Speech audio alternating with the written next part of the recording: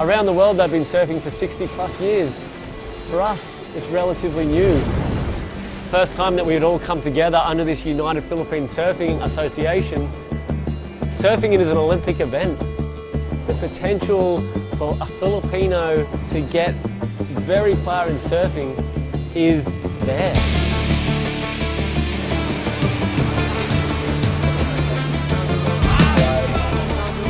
It takes a village to raise a child. It takes the Philippines to raise surfing.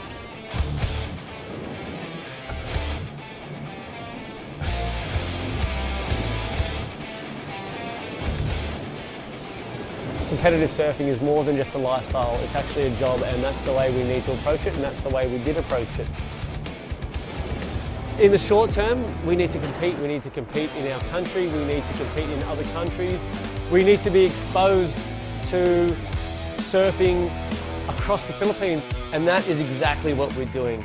2022, we went aggressively into competition mode. We had 4 legs in 3 months. An international event in Siargao. We had our national event in Siargao, Belair, Borongan and Cabugao. Next year we're going to double that with 8 legs and 2 international events through the WSL.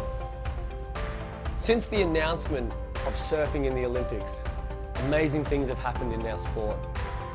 We've put our focus on the youth, the stars of tomorrow. We have a caravan that goes around the Philippines. We go from province to province and train them and educate them on how to become Philippines' greatest surfers. We want to raise up champions, the glory of victory. We want to mix this all together and showcase the talent we have right here in the Philippines. We want to raise up athletes who will raise up gold for the Philippines. Without the support and love of NextGen, the next generation of surfers in the Philippines wouldn't be where they are today. Maraming salamat, NextGen, and we look forward to continually working with you.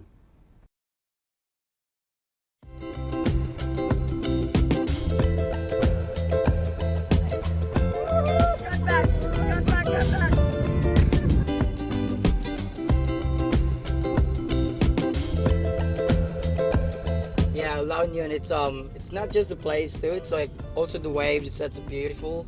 The food, it's so good, and yeah, I'm so happy to be here, and the people is so amazing, like they're so caring. Wow, this car is like feels so special. I never ride a car like this. This is my first time, so whew, so happy to ride in this car. So good. You know, I actually love driving Volkswagen. When you go really fast, you don't feel it that you're going fast. I don't know, I feel like we're not driving, I feel like we're flying. Because it's not even like bumping. So it's so good. I like this one, look at this one. This one with turbo ba? The backseat people can enjoy the car as well. Normally like it's like this front and then the back is always normal, like a roof. That's true. And now this one's like, oh, no, you get to enjoy the car as well. When you rev it up, you can feel the nice, smooth transaction. That's the main part in the car. You can just push it down. Oh yeah! Oh yes! He's a dream car, bro.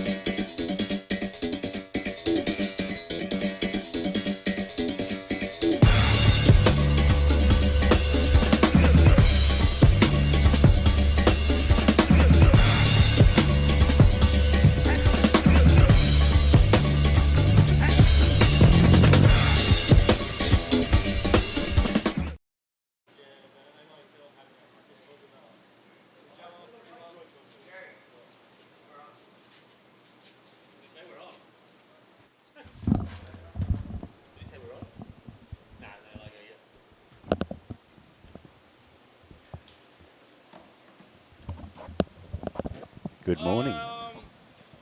Sam, 35-minute heat, right? 30 minutes.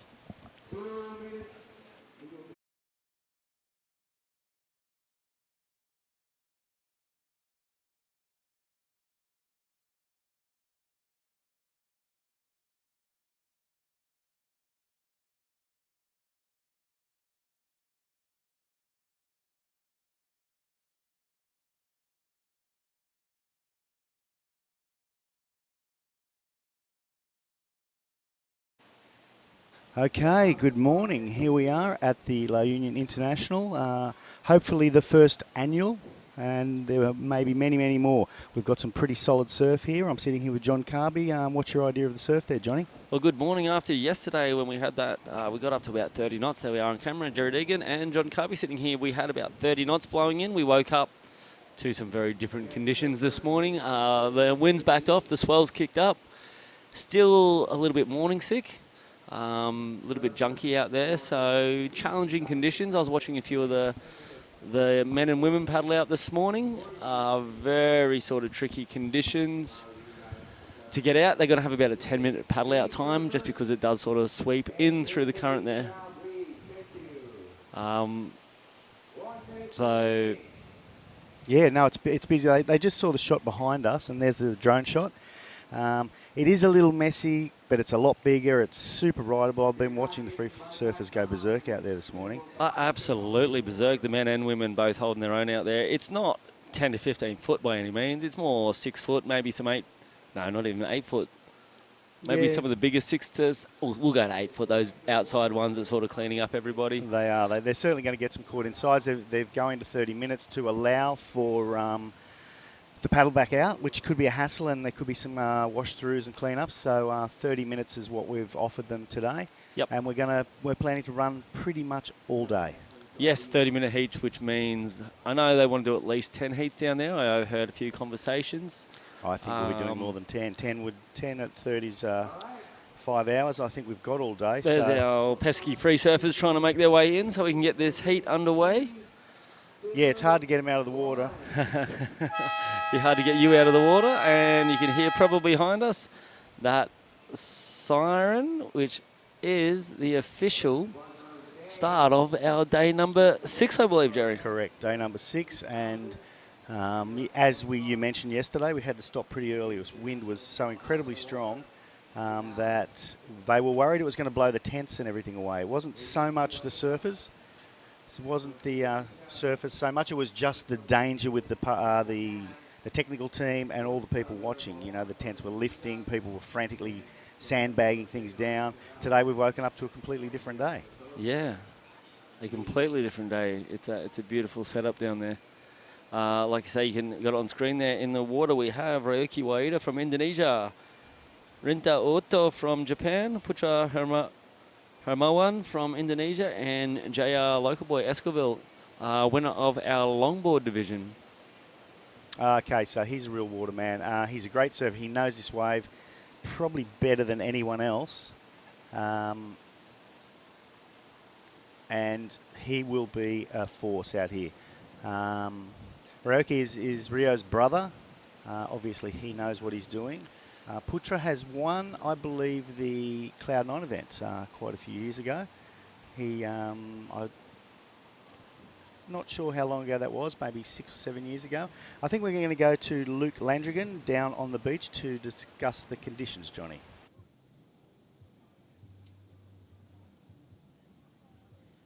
Morning, this is our 6th day of the La Union International Pro. Today we are running the round of 32 for men's shortboard, and possibly we will push through with the women's quarterfinals and the men's quarterfinals after this round. Yesterday we had to call the competition off time due to strong winds. So today the conditions are better, there's no wind, and expect an action day packed of waves. So back to you guys at the booth. Thanks, Luke. Appreciate that. I'm told they had a little power outage downstairs at some stage, so they were getting together again with the scores. and our graphics, so we know what's going on there. That you can see the surf there. It is a bit lumpy and a bit weird. Hopefully during the day it'll start lining up a bit better. A bit weird. Well, you know, every surfer out there knows what I mean. You paddle out, it's like, they call it morning sickness, I think.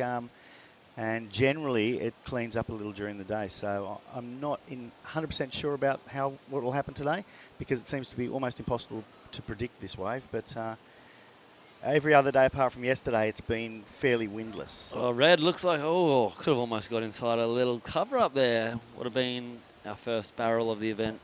So that was Raeki, probably a little too deep. It's going to be hard to know where to sit. I would be sitting as close to, there's Rinta. I'd be sitting as close to JR as possible if I was out there, because he's a local and he knows what he's doing.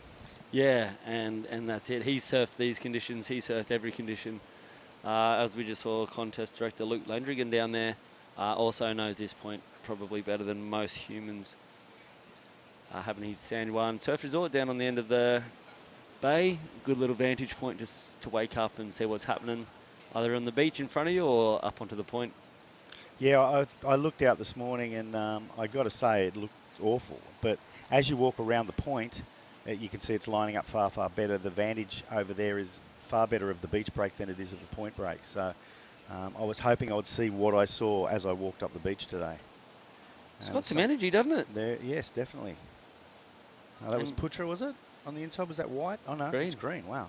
That is JR. Like you said, he looks like he's going to get, from what we've seen anyway, until we can get some replays and some of that judging tower rebooted, the best little, definitely the best wave that we've seen so far. Oh, absolutely. Dual discipline champion of the first ever WSL QS 1000 here in the Onion Point. And he finished that really well also. I mean, there was 3 or 4 big backhand slashes there, so, you know, I'm anticipating the judges are going to really like that. Yeah, absolutely. And by losing power down there, our judges aren't affected at all. It's just our graphics on screen that we're losing.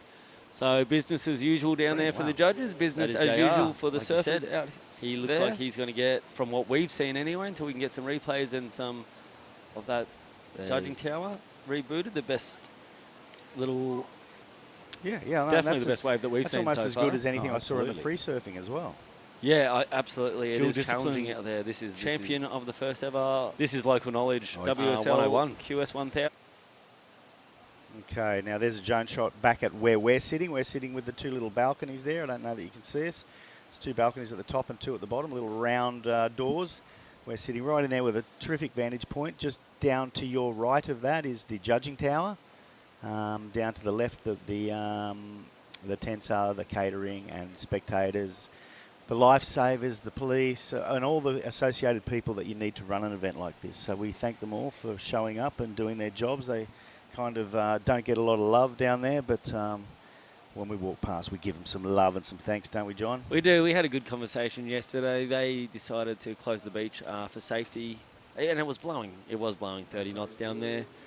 We had good discussions with them. Jerry, obviously speaking from a surfer's point of view, that this is no big drama for surfers. We're quite capable and very willing and wanting to go out there in the water, but being the responsible LGU and government body, they made a call with Coast Guard that it was just pretty wild out there, and it was.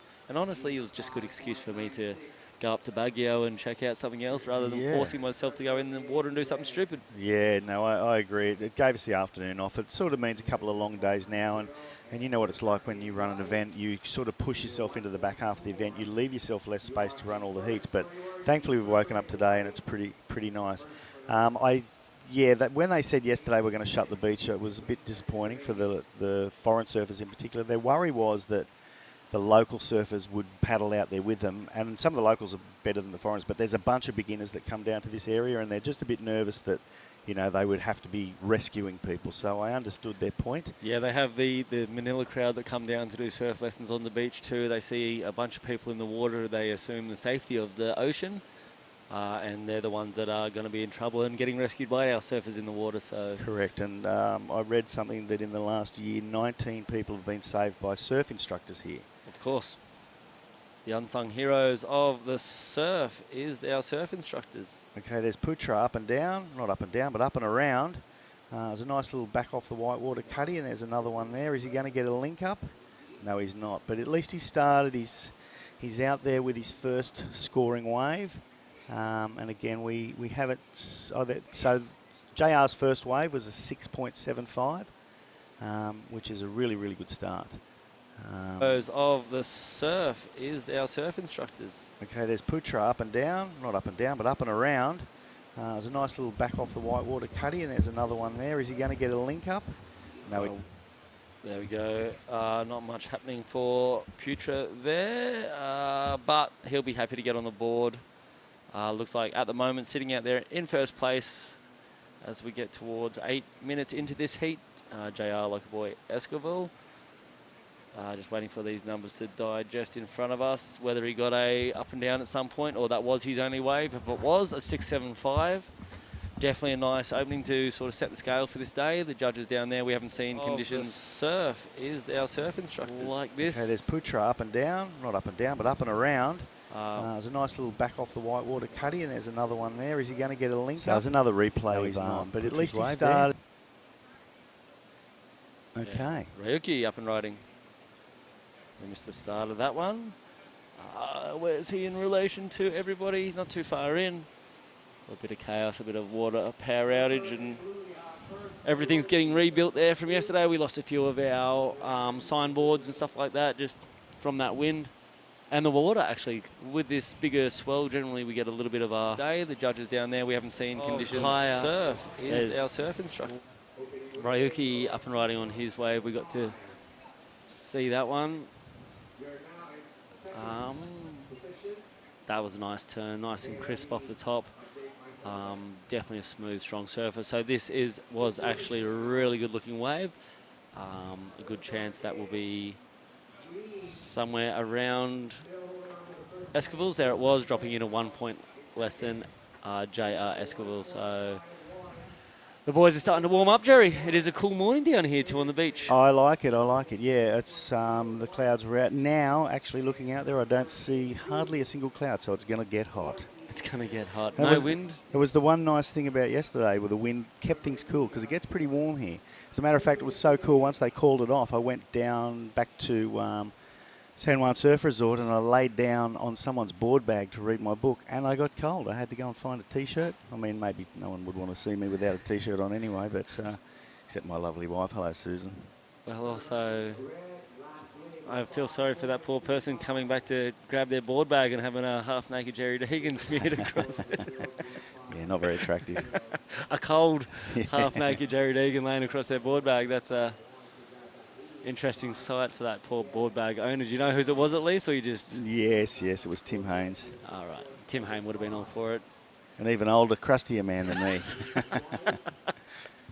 Sorry, Tim, if you're listening. Shout out to Tim Haynes. I'm rooming with Tim here in this place, and Tim's really good to room with. He's quiet, he goes to bed early, doesn't make a lot of noise, gets up, he has his muesli every morning. He doesn't go to bed early, Jerry, he just goes to bed earlier than you. There's a big difference. Yeah, that's true.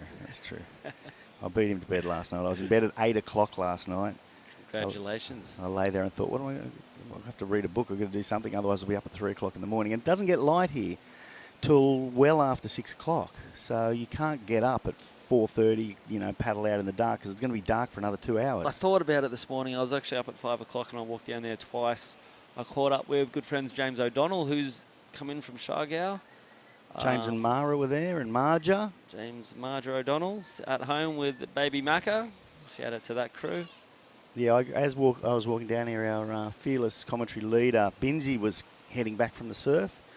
And he said he got a few ones. He said it was pretty solid. There was some wash through. He said it wasn't overly, wasn't super powerful, but there were some sizable ones. No, and depending on where you come from in the world, if you're a beach break specialist, you sort of understand this is about that sort of power of a good solid beachy on a solid groundswell. Definitely a lot of punch and push to it. Yep. Well, Binzi's a WA surfer, so he's used to power. Yeah, so there's also those guys from the reef breaks, and if you get something, for example, Cloud 9 on your head at something like this, you could probably forget your leash, possibly forget your board.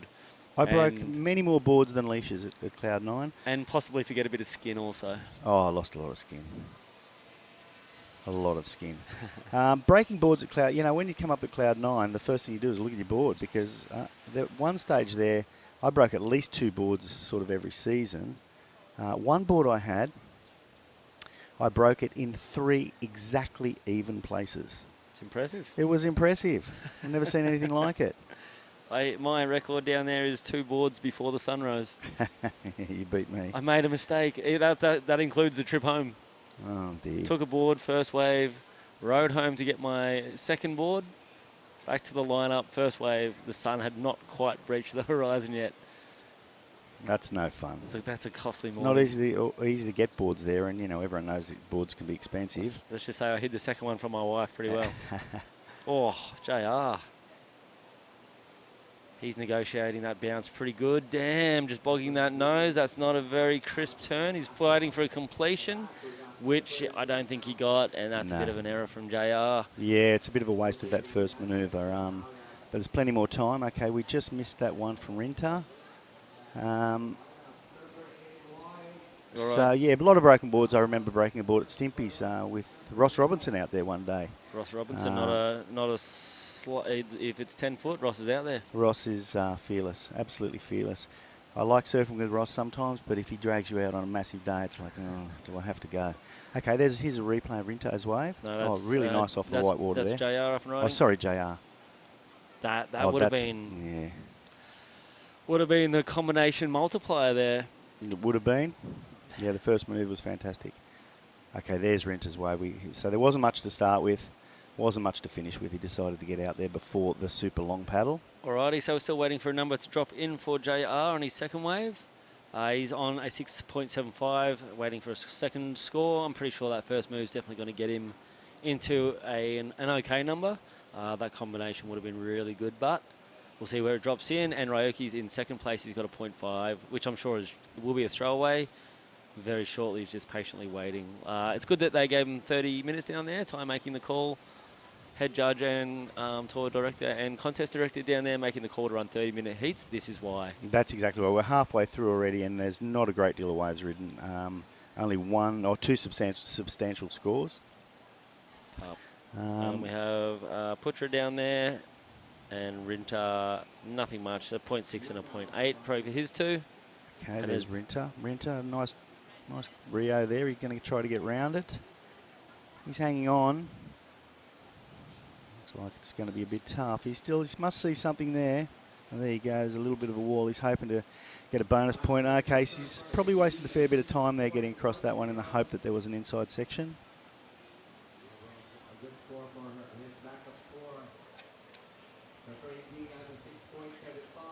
Okay, so we haven't got the actual scores, but we know what his first score was a 6.75, and we just had a total there. So it was up in the... That was a nice off the lip from Rinta Utto. That's cementing him into second place. Like I say, a lot of downtime on that second wave. Might have milked that a little bit through. Might have been far more beneficial just to hit that first manoeuvre, see the way for what it was, and kick off out of there. Yeah, correct. And JR's sitting on a 12.85, so we know his first one was a 6.75. So he was scored very well for that second wave, up in the 5 mark. Puncher's out there with priority at the moment, currently in 4th place. And Ryoki also in 3rd place in second priority.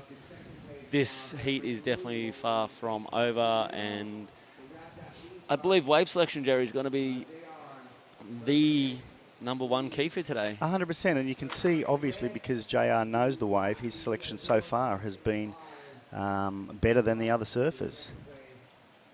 Yeah. So it was a 6.7 and a 6.10 he got for that one manoeuvre. So the judges absolutely loved it. Had he made the second manoeuvre, that could have really gone up into the excellent range. Yep, so wave selection and hitting those critical sections. It's big enough to give that wow factor today. Definitely committing to one of those lip lines. Sending it above the lip's going to be pretty epic. I'd love to see a bit of... some air. Some solid air sections. I do love a good rail game. Nice lashes through the lip, rail games in the roundhouse, cut back and all that sort of stuff. But I also do love it going above the lip.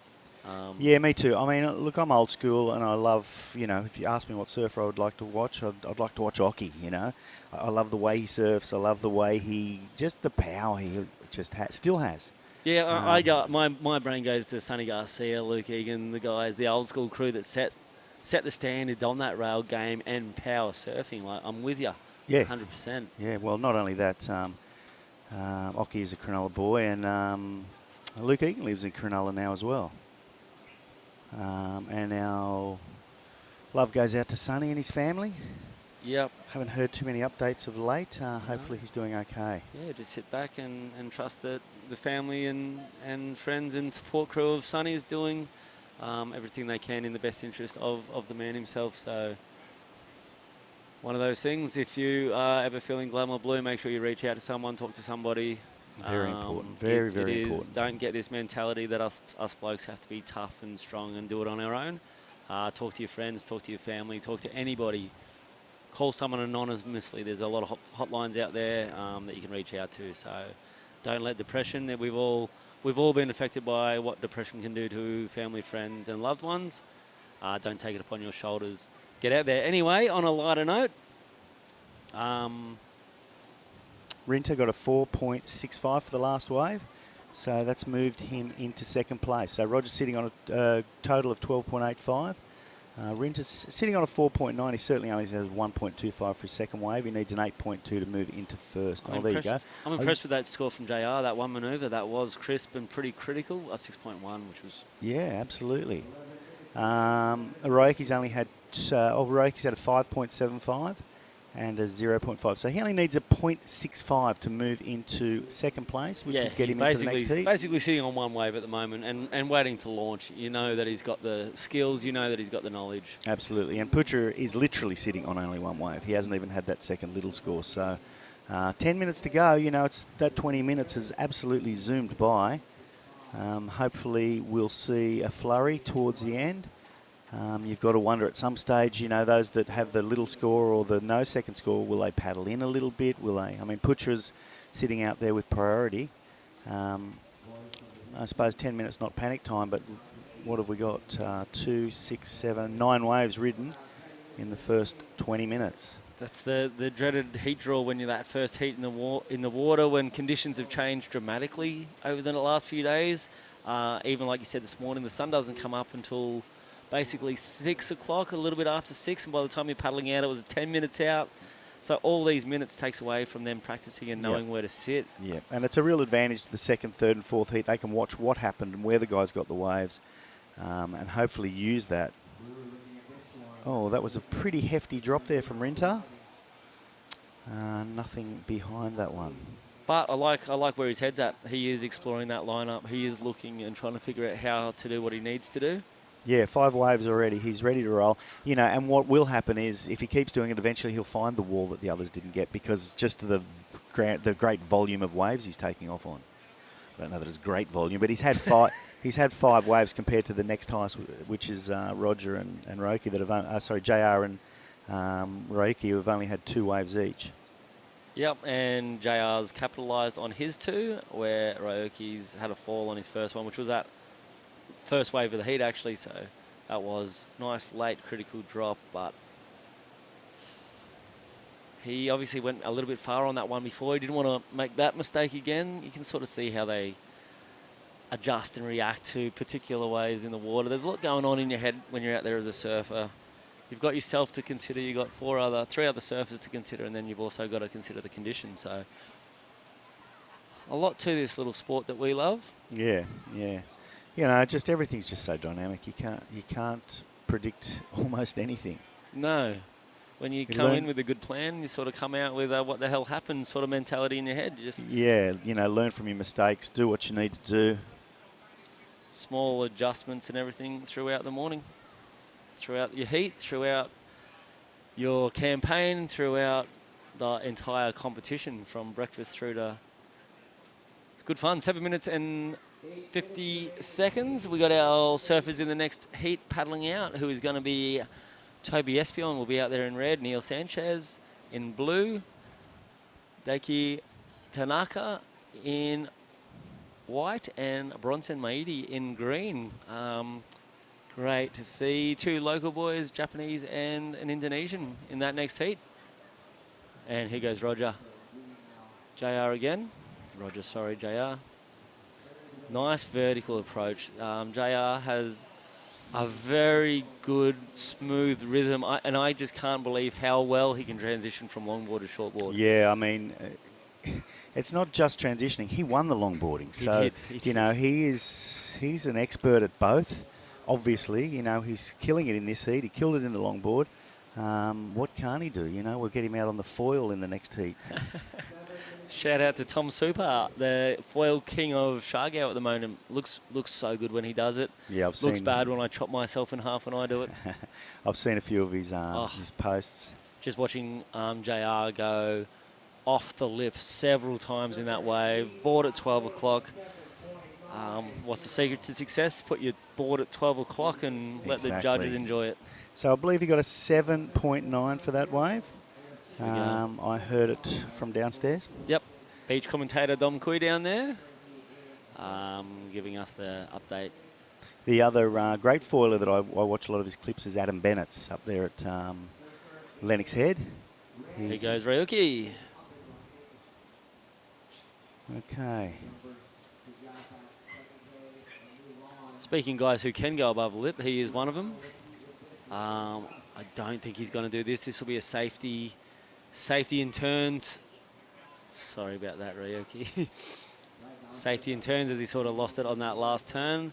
He's looking only for a 0.65, but I know he's going to want to jump up above Rinta Utto and make it a lot harder for him. J.R. Esquivel now basically has second place in combination, and there's Ryuki taking that second place very, very quick, as we thought he would. And here's a replay of it. Not much on that opening section. He's actually dealing with a little bit of whitewash. Then he gets a nice little lip line sort of transition floater. Once again, this is where the action starts happening. There's a nice little tail slide and off he goes. Judges liking that first committed lip line float. Yeah, look, it was enough to get him what he needed, a 5.0. So he's certainly not comfortable given that Rinto and Putra really haven't backed up their first waves. They must be getting super frustrated. Putra hanging on to priority, just waiting for that. You know, he only needs 6.5 to move through, but I don't know. It's a definite contrast to what we had the other day. We had that 2 to 3 foot little perfect running point break style, bit cleaner, bit crisper, and the boys were dropping 8.5s, 7.5s almost every second wave. Exactly. It was actually pretty hard to separate the quality of surfing because they're all quality surfers out here. We've had just a little mix of the conditions here today, and it's definitely challenging. So we may see some upsets throughout the morning. It's going to be more about, like I said, wave selection and committing to those sections throughout the morning. So with about 4 minutes remaining, we still have JR, local boy, out there in the lead. I was actually talking to him about how it rolled through, transitioning from longboard to shortboard. And he said he's very happy that they've done the longboards first because it's a lot easier to jump off your longboard with struggling to turn and onto a shortboard. He said it feels like you're on a little paddle toy car, basically. Yeah, okay. And he felt the freedom to turn and rip, and his turns just feel a lot easier and a lot looser. So he's out there with a 6.75 and a 7.90. In first place, Ryuki's chasing his heels now, still needing a 9.40. He's on a 10.25 at this stage. And like I said, by no means safe, with Rinta Utto chasing him, only needing a 5.60 to progress at this stage to get into the round of 16. And Putra Hermawan also well within striking range, needing a 6.50. All these surfers are capable basically of all these scores, including Ryuki, who could take the lead. 3 minutes to go, anything can happen. These guys, especially Putra at the moment with priority, he's got to be getting nervous, Jerry. Well, he's going to have to pull the trigger pretty soon. I mean, you know, because if he If he pulled the trigger 3 or 4 minutes ago, he then would have a chance of a second wave, but he's not going to have a great chance of a second wave. So he's left himself, you know, one roll of the dice in reality, considering how long it takes to paddle out, unless he just did 2 massive manoeuvres and quickly got out the back, and then he would have last priority. So, you know. The other thing you'll see on screen, those guys almost continuously paddling. So there is a little bit of current out there, so they're forever having to adjust and make sure that they've got their markers lined up. I would be knackered already. I'd be in. we had the Masters division of the national comp at quite a long point break. Some of those boys hadn't been in the water for a while. Let me tell you, it was pretty fun to watch. I think they were signing off after 2 waves. It wasn't the best 2. It was the only 2 you could manage. Just couldn't do it again. Couldn't do it anymore. Good fun. Okay, so Putra has finally pulled the trigger. Let's see what he can do. Straight up over the whitewater. That was a really nice start. Boom, up through the lip. And he's, that mega slash. Oh, he's really making the most of it. As I said, he only needs a 6.50, and I don't know, compared to what I saw before, that certainly is going to go pretty close. That was comparable. That was the natural footer version of JR's wave, basically. I think he might have got a little bit more critical into those first 2 turns. Yeah, so look, I'm feeling good for him. And maybe us, you know, talking about him waiting too long and this and that, you know, he knew what he was doing, possibly. Could be a better surfer than us, you think, Jerry? Here it is, look at this. That first one, nice 12 o'clock vertical snap, and this one's a little bit more critical in that lip line. And he rides it out really smooth. And this snap there, that variation, a little bit of speed variation through that turn, it looks good for the judges. The buckets of spray coming off, that's going to be a good score. Yeah, that was without question. Oh. Okay, Oroki's backing it up. All right, we don't know what happened out there. We don't see any claims or anything. And we only have... well, we'll need the graphic because our others is... We've got to be under the minute, 50 seconds. Okay, so we're just waiting for those scores to It's drop going to be intense. There's 2, 3 surfers. That second spot is going to be hugely important right now. We may have a new even heat leader after this. Nice little mid-face hack there, looking for that combination of that, just a little bit off time. So Ryuki probably not doing what he wanted out there on that one. No, with 30 seconds, we're just waiting for those scores. Okay, so Putra has come through with a 7.8 and moved into second place. That was an epic wave, almost as good as Roger's wave, exactly what you said, similar amount of manoeuvres and similar quality of manoeuvres, and it's done the job for him. And I don't think we're waiting for any other waves, and they can hear the hooter just about to go in the background. Well, that was a nail biter right at the end. And unfortunately for Rinta, jumped from second down to fourth, just like that.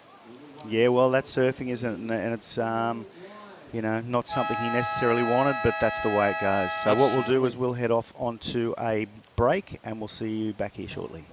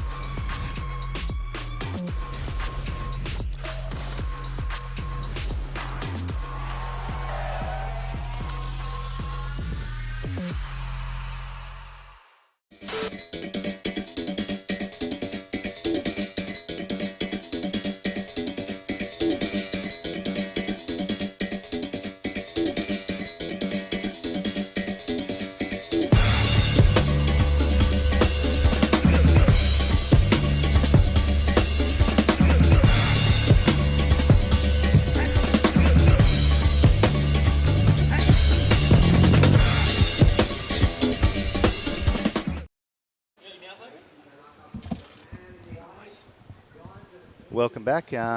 Thanks for that present, John. I won't tell you what it was, but it's pretty interesting. So we are now into Heat 4. Toby Espihon, Neil Sanchez, Daiki Tanaka, and Bronson Mede. I think John Carby was meant to go for a walk, but I think we're going to get Luke to interview JR as Yep, which is they're, great. They're good mates, and they know each other. And coach Luke Landrigan's the head coach of the Philippine national team. He's based here in La Union with JR. And you'd definitely be boasting about that guy in your quiver, wouldn't you? Oh. How old's JR? Do you know how old he is? I believe he's in his mid-20s. I'm going to say 26 or 27. Okay. Has the mentality of far above me. You know what I mean? Just a cool, calm, collected, mature soul. He's experienced a bit of life, as we all have. He's basically the leader of his family now, and just a really good guy. So I'm excited to hear Luke and Roger have a chat down there when he gets there. I'm sure Roger JR has got to always go through the series of the congratulatory people who meet him on the beach. It's hard for him to get to from the watermark to the beach. That's for sure. And I don't even know if he's on the beach yet. We've also got to add a few minutes. We won't have the interviews so quick this time because getting in is a little bit more challenging these days. That's right. And there's Bronson. Bronson from Indonesia, up and riding. I'm looking forward to this heat. Bronson Maeda recently signed with Billabong. Saw a little campaign there. He's got the sticker on his board, and rightly so. Really, really, really, really good surfer, Bronson. Yeah, okay. Well, after Bronson's little wave there, he's got another one we'll talk about later. We'll head down to Luke on the beach. Guys, I'm here now with JR Esquivel, last heat's winner. So JR, tell us about the condition this morning. It was a little bit hard because the wave was close out. It's hard to find the good one, and the current was really strong. So it was really hard to find the good ones, but you scored 2 waves above the 7 range. So tell us about those waves. I was lucky I got that one. I picked the medium-sized wave and try to go harder as I can and do what I can on the wave. Yeah. So JR also won the longboard division for this. We kinda been scratching our head saying, how can this guy be so good at longboard and shortboarding? Can you tell us something about your joys with longboarding and then going to shortboarding too? It was really hard, but we grow up doing it, and we always doing it on the contest, joining both longboard and shortboard, and yeah. So JR, hopefully you're into the quarterfinals now. Hopefully you get to win more heats, and hopefully we'll get to interview back here. I hope so, and I will try to focus and do harder what I can on to the next round. Yeah. There you go. There's JR Esquivel, our last heats winner. Back to you guys at the booth. They are. This is Neil Sanchez ripping it up absolutely. So this will be his first wave. We missed a couple during that interesting interview. A lot's happened. So yeah, a lot has happened. Hopefully there'll be a replay or two there for us. Everyone's on the board. This heat has started off with a bang compared to that last heat. Absolutely, was and maybe remember we were discussing the surfers in this heat, watching that heat and learning a lot. Whoa. Oh. What's happening out there? That was a big spitter. I don't know that anyone's going to want to sit out in that spot, but that was pretty amazing. And we caught that on camera. I think our folks out there saw that as well. Yeah, I heard a bit of a roof from the crowd as well. Yeah. So, yes, everyone on the board at this stage, which is pretty nice. Bronson Maeda having 2 scores, dropping in.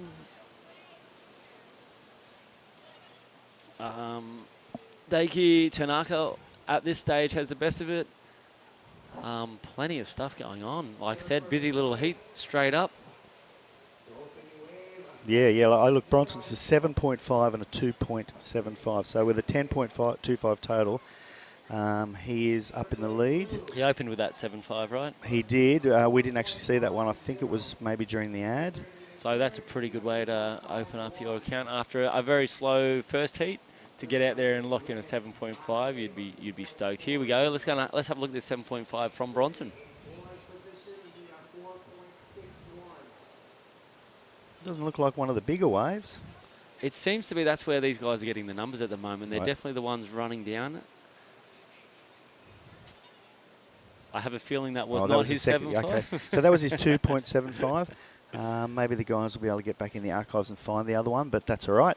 That was his second wave. Had he made that epic manoeuvre there, then he possibly, wouldn't be able to reach by any stretch, but he would have made it far. He would have had far higher total score. But either way, starting with a 7.5 is yep. Very, here he goes again. Friendly. Speaking of the man himself. Oh. He did sort of half commit, pull out to that. That was a huge section, though. I actually flipped my neck around and watched that one in real time. Well, he hasn't given up. He made it across that section. I mean, the amount of speed to land from that, pick up so much speed and get across that section was pretty wild. Yeah, that was. I'll be interested to see that on the camera. Like I said, I sort of watched that from the 30-meter mark from back here. I can't wait to see the replay of that one because it was a big section that he was attacking there and he didn't hold back. Okay. Sort of had that double up wobble. Boom. Bah. Okay. From here, it looked like he held back a little bit. He didn't. He actually got his fins up in there and just sort of had to ride him through. And like you said, worked his way around. From what we saw in that last one, the judges are going to like it. The judges will love it. Waiting to see because that's probably the most committed turn on a big wave that we've seen so far. 100%. 100%. We're not getting the scores overly quickly. We're having to wait for a thing. Got a few technical issues. Sam, our man here, is Sam the man, as he's known as, feverishly working away. I can see Tippy over there waiting for the next heat. Good morning, Tippy. Here we go. Some scores. Yep, not quite dropping in there. You can see on your board there. Still Bronson with definitely going to throw away that 2.75. That one I can guarantee you I'm no judge, but I got a feeling he's going to go with bang. There it is. I think you were going to say into the excellent range and it didn't. Come on. I was going to say the very good. I was going to say into the very good. I was going to say up around his last score. 7.0 for those, basically for that one that was magic manoeuvre at the opening. That's, to have a 14.50 only 10 minutes into the heat. It's downright heartwarming. Okay, out the back, is that Mr. Tanaka? It's a little hard to see the colours. The blue and the white are sometimes hard to separate. Yep, there you can see from the takeoff he had that section coming at him. Almost.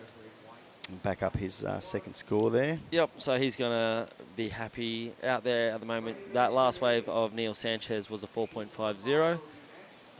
Probably largely to do with that. He sort of mistimed his last one. There's Tanaka up and riding. Little opening wrap, and then he's racing towards that section at him. Nice and safe. Yeah, kind of commercial, so you've got to be thinking around the 4 mark, I guess. Yeah, but there it is.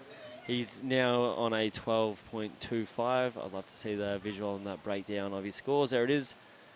So 5.25, that's pretty, that was nice. They liked the first manoeuvre, but I think they really liked the finishing manoeuvre there. Well, start to complete. Yeah. And what he wanted to do, he wanted to get his back up on. He's going to want to build from there with 20 minutes on. He knows he has getting to the very good 7 and then a 5.25. Here comes Neil again. This guy has a way of generating speed and doing turns like that, which is sensational. Finding 2 turns in a space for only 1 turn. It's sort of the Philip Toledo approach. Mere humans are looking at one section. He's looking at it as a multi-section section, if that's a thing.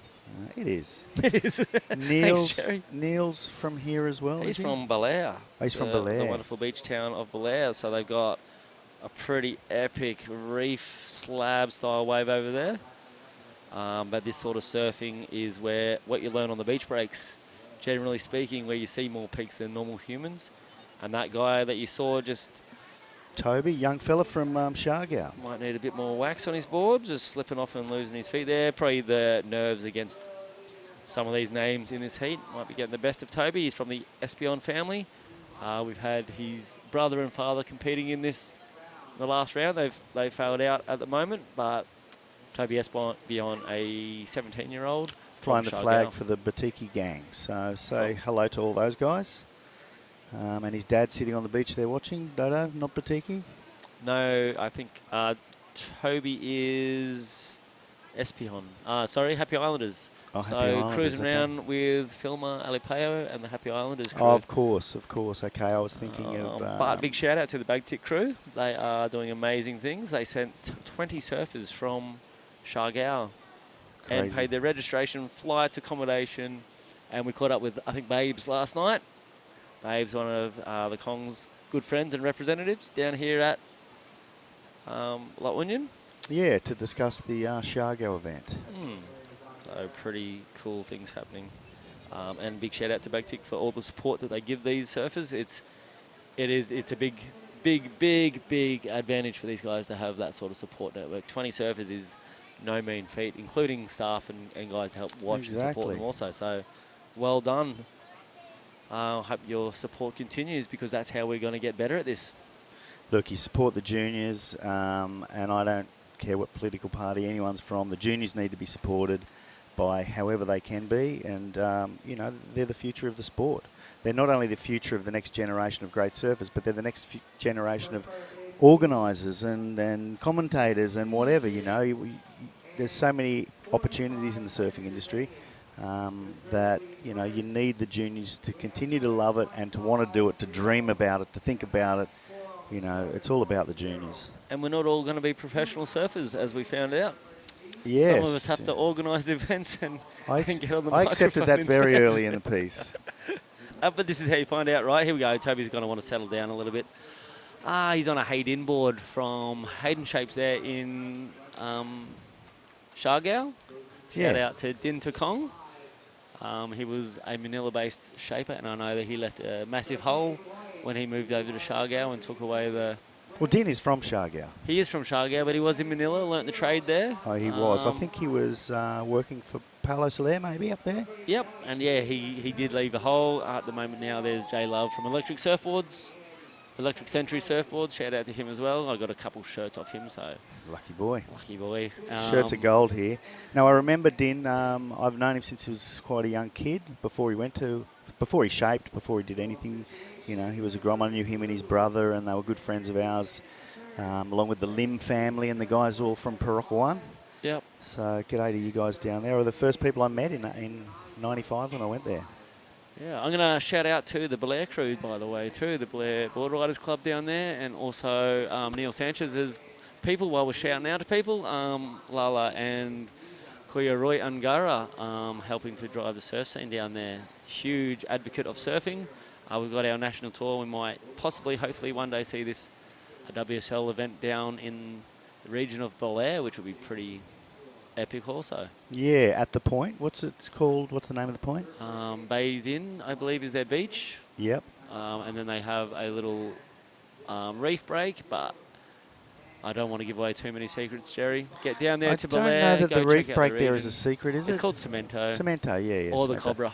The guys that always went to Shargao, they would traditionally go there as well, because even though on this time of year it's onshore on the east coast, Cemento was a bit protected by the mountains. Yeah, they're sort of in a bay, so they sort of lose a whole bunch of the swirling northeasterlies and all that sort of stuff. Yeah, the wind can be good in the morning. I think that was Glenn Rickson that used to tell me he used to go there, and I'd go, why would you go there at this time of year? He said, because in the morning it's still clean. Glenn Rickson, Shargao. He's wonderful. His little girl, Shiraz, good mates with my little girl, Chili. So sure they're together, sitting on their iPhones playing. As they do. One of the stupid games they play. They might even be at school. I hope so. All right, so Bronson's quite well ahead. He's 14.50. We've got the surfer in white there. Dakey, sorry. What's he going to do? Well, this one looks like it's bowling up on the Yeah, it was a nice wrap and cut back. And there's a little section, standing up a little bit. Another pretty nice whitewater bounce there.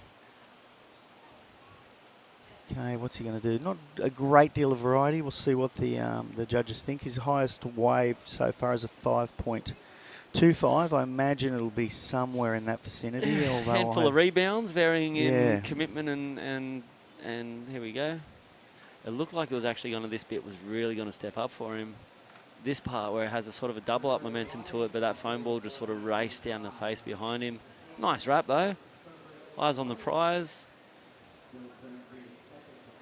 Nothing too really critical going into the highlight reel there. No. So, well, there's your scores up there. I'm not Yeah, it sure. hasn't changed a thing. I don't think that would have dropped in by now. Yeah.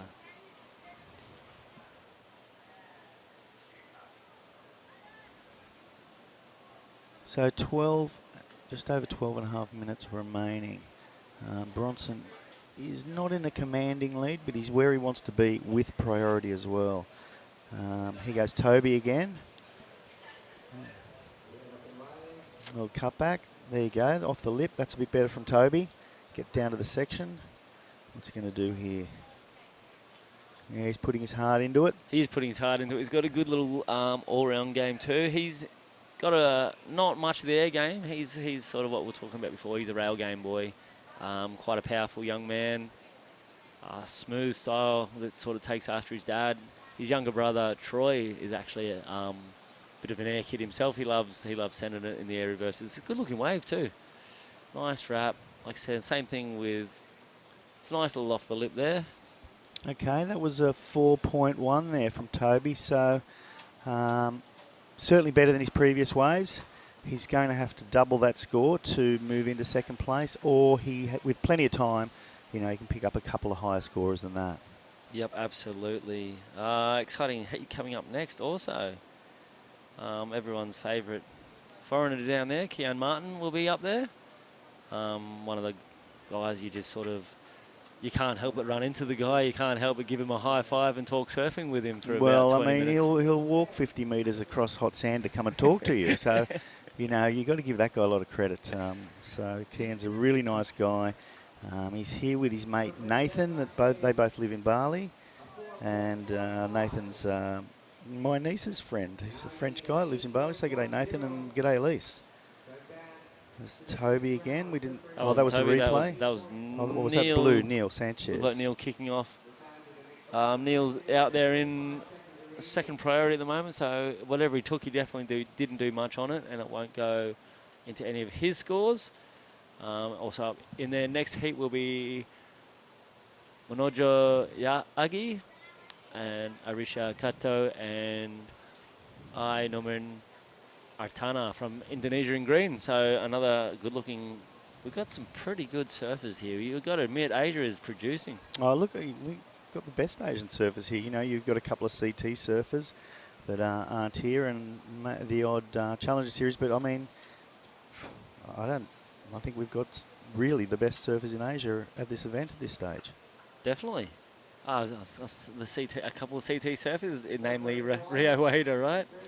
Rio Waida, no, we've got the Japanese surfers. I think Conor O'Leary is considered a Japanese surfer these days. Yeah, of course. And we've also got... Yep, on the tip of my tongue. That's embarrassing, isn't California guy that is Japanese.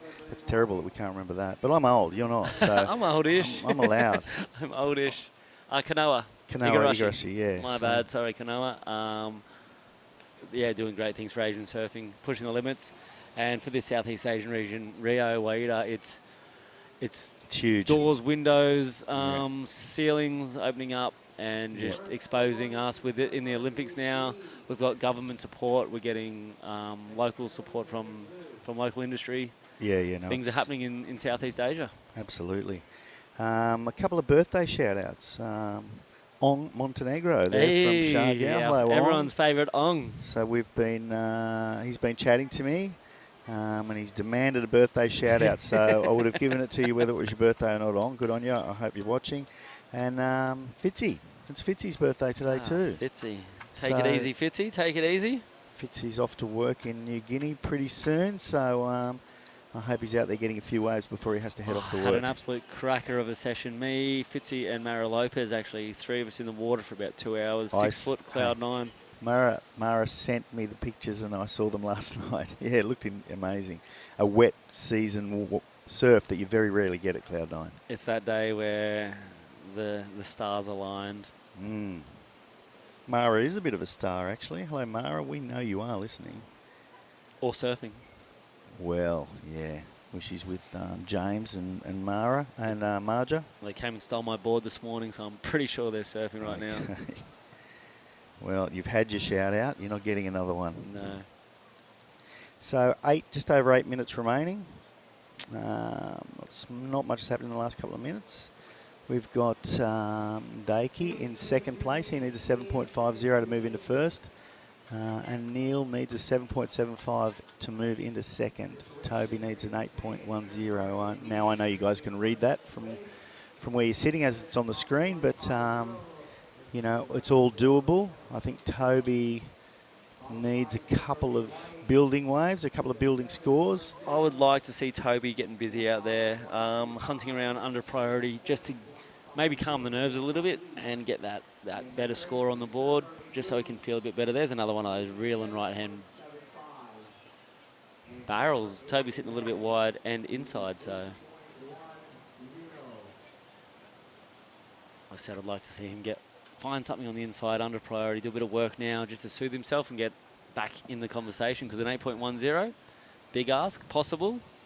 This would be the biggest event Toby's ever been in, so there must be some nerves going on there. He was probably surfed in Shargao, but that was only a 1,000. We had an opportunity to take, thanks to NextGen actually, to take them to Indonesia. So we took part in the Indonesian NIAS and Krui campaign. Oh, Toby went to that as well, did he? Okay. Toby was a part of our junior grassroots team, supported by NextGen, to go over there.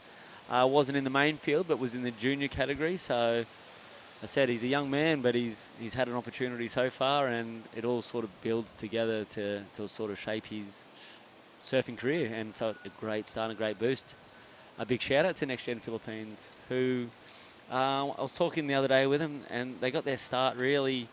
Everything came together for them during Typhoon Odette, where they had an opportunity to put their words and their plans and their vision and mission into action, and they stepped in there in the local sect and did great things for many, many people. I was actually because we were out phone signal and internet for many, many, many days over there. NextGen were actually part of the team that brought a satellite phone, which got my wife first contact with her family through a satellite phone. So great personal connection there for me, for NextGen, that we could actually let our friends and family know that we were alive and safe after getting a Category 5 typhoon over our head. So yeah, well, good on them, and it's nice to know that there's people like that there, like the many, many other people that, you know, put their hands in their pockets or picked up some tools to help. Yeah, after absolutely. The typhoon. And then, then they sort of connected with the surfing community there through even Wenner and karting. Great community down there. There's Neil. Okay. I know what he's capable of, so these little things hurt, because I know the guy's got. He's like I said, he's almost Toledo-ish. He holds all his energy in, and then he just unleashes it, and he can whip across a wave, air reverses, massive airs, and just those speeds. You know those speeds where you can change like about 4 gears through one turn? No, not what we can do. I don't. The guys that you can see. And yeah, absolutely, yeah. I mean, the speed is where it's all about, and again, that's why I think those Brazilian surfers are amazing, and John, and you know, the speed is just phenomenal, and when you've got the speed, you can get around sections, your moves are bigger, you know, there's more spray, there's everything about it. Your airs are higher. It's, you know, for me, it is all about speed. Yeah. And I know there's a bunch of guys my age out there. As you get older, I've decided I'm going to get a bit more foam under my feet to get that speed back, because, you know, it's not about how you look. It's about how many waves you get in reality, you know. Exactly. And as you get older, the fewer waves you get, you know, the worse you surf. So it's just a matter of getting as many waves. And that's the same with beginners. You know, you see these beginners on tiny little boards, and you think to yourself, get some foam and you'll get a lot more waves and you'll learn a lot quicker. Here we are. Here is Toby reacting sort of exactly how I was hoping he would, but it's not working for him. No, he's obviously feeling pressure there. Yep. But yeah, foam can be your friend. Foam can be your friend, and you're right, catch the waves. Yeah. There's a lot going on in the ocean. If you're a beginner or you're moving into your senior years, the more grey hairs, the more people think that they should jump on the shoulder of your wave and join you. Yeah, well, no names mentioned there, but that's a replay of Toby's wave. Yeah, it's not going to go towards his top two. That looked like his back foot sort of buckled off that one. A few bounces and wobbles in these waves. definitely won't be anything impressive for him. A shout out to Tom Supart too. I know he's down there watching in Shargau. Sent me through a message cheering us on, Jerry. Yeah, and it was actually creative enough to put it in a little group chat. I did notice that. I thought, there's my 70,000th group chat. Yeah, there's going to be a lot of Jerry Deegan's left the group chats after this. Yeah, when Fitzy gave us a big thank you for our birthday message to him. Big love to Fitzy, big love to Tom Supart down at Shargau Wake Park. Wake Park, Shargau, good little spot behind the trees there. And something interesting to do in Shargau that you wouldn't really expect. It's something that everyone should do in Shargau, you know. It's not, the surf's not pumping all day, every day. And they set it up so that if the kids go out there, they have a great time too. You know, they can just be dragged along. And I think what he's set up there is pretty amazing. I was quite dubious when I heard that was going in out there. And I love the joint now. I think he's done a terrific job, and congrats to him. Well, my little daughter, Chili, is taken to the sport really well. I'm stoked with the way she's progressing down there. It's a great little way to like get your level up before you can take to the full circuit. Yeah. And well, then I think that transition to surfing, it's a great little startup sport. And Asha she's a bit younger. She's dragged herself about 48 kilometres on that thing along her belly, and she'll continue to do that. Well, there's some other locals down there. I mean, I know Hippie, our great friend Verity Wigley. Her daughter Tomoka has really took a shine to it, and now they've moved back to England after the typhoon because their house got knocked over. But she's wakeboarding in England now, so and could see why she was also ripping. So Tom's producing some really good, talented kids out there, and also doing massive things for the locals. I'm a huge fan and advocate of Philippines being in the water because they do it so naturally. Power, strength, got everything. That's why they make great surfers. That's why they make great sportsmen and women across all sports, basically. And it suits their size. Yeah, absolutely. I like the Philippines because I'm vaguely tall in the Philippines. my wife feels the same way. Here we go, 1 minute and 20 seconds. Bronson. Using his priority very well there. Same manoeuvre almost in the whitewater, but I think more than anything that was to stop that other surfer from taking that wave. Yeah, that first manoeuvre was sensational. That's that sort of layback tail slide jam. Looks good every time. Probably not looking as good the second time just because it was almost a bang-on repeat, so the judges wanted to see a bit more variety than that. But that first move, look at this thing. If you're going to do it, this is one you want to put your mind onto. This one a little bit smaller section. Almost carbon copy though. Yeah. But again, I think that was quite strategic. Yeah, he's definitely keeping our surfer in blue, Neil Sanchez, off that one. Actually, it would have been surfer in white, who's currently in second place. 30 seconds to go, 24 seconds. And there's Neil, you know, the last chance hurrah. I think he's going to have to accept the fact that at this stage there is an inside section on this one. Okay, see what he can do. No, there's not. Okay. Looks can be deceiving. Well, he hasn't given up. There it is. Okay, well, and a last wave from Daiki, who is sitting safely in second place anyway. So congratulations to Bronson and Daiki, and what we'll do is head on to an ad break, and we'll be back shortly.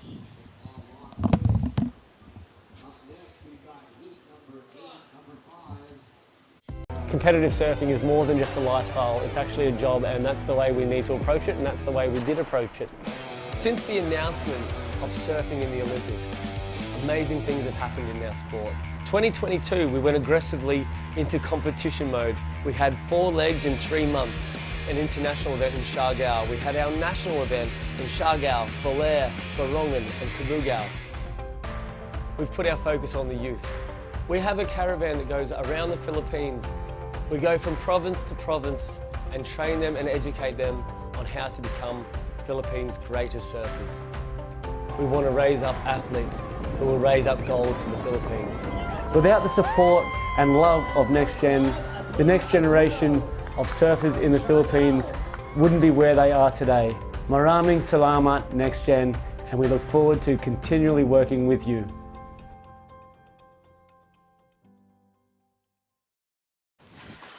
All right, welcome back to the booth down here at the La Union Pro. We've got some great sponsors. You just saw an advert for NextGen there, doing great things in Philippine surfing and presenting this event along with Department of Tourism Region 1 and the Provincial Government of La Union and San Miguel Infrastructure. I'm in the booth here with Georgie May Hicks, who's struggling to get her headset together. There you are. It's a bit big. All right, there you go. Sorry, that was my head. That was in that one. I've had 40 years to grow my head. Welcome back to the booth. We're loving having you up here. Yes. It's been a bit of fun and something interesting for you, I'm sure. Yeah, thank you guys for having me. I've really enjoyed it so far, and I'm excited for today. Looks like it's going to be a big day of competition. Looking forward to it. I saw you go out there for a early bash. Yes. I saw you get hammered on the way out. You took the long way out. I took the long way out. I was the only one to do it in the morning, and then after that, I saw all the other girls coming out my way because they all got pounded down there. Yeah, I saw a few of the girls run up to the top of the point, and they ended up in the exact same position you were. Exactly. It's one of those easy make or break or makes situations. Yeah, it's pumping. There's a few bigger sets, which is nice after the the flatter lay days. It looks like kind of like the higher scores seem to be coming from the smaller ones that just are running all the way through. But yeah, definitely some big scores going down, and this heat looks very exciting. I was talking earlier about Kian Martin. It's like he's the guy that you can't not love. He's like our own Marimata Kong, walking around everywhere with his smile, trying to talk to everybody, and everyone wants to talk to him. So he's a super busy man. Yep. Yeah, Kian. Kian's a really great guy. He's Swedish, but lives in Bali, half Brazilian as well. Yeah, so definitely rooting for him in this heat. A little mixed bag. I'm going to go down to Jerry Deegan, who's going to meet our last heat winner, which was Bronson Maidi, who did pretty solid scoring down there. Down to you, Jerry. I'm here with Bronson Maidi of Indonesia, who dominated in that last heat. Firstly, congratulations. How did it play out for you? Was it what you thought was going to happen? I didn't know because I paddled out this morning and I didn't catch a wave, so I didn't know what was like the wave out there like. And then yeah, I just paddled out there, caught like 2 quick ones, and it was pretty fun actually. Super good, big walls and some big sets, but it was. All right, nice, yeah, because you got too early and, you're in a commanding position the whole way. Right towards the end there, a wave came to you and you held priority.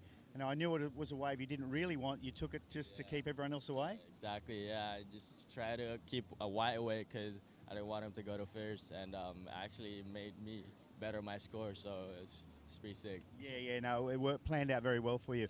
Will there be some kind of strategy for the next heat?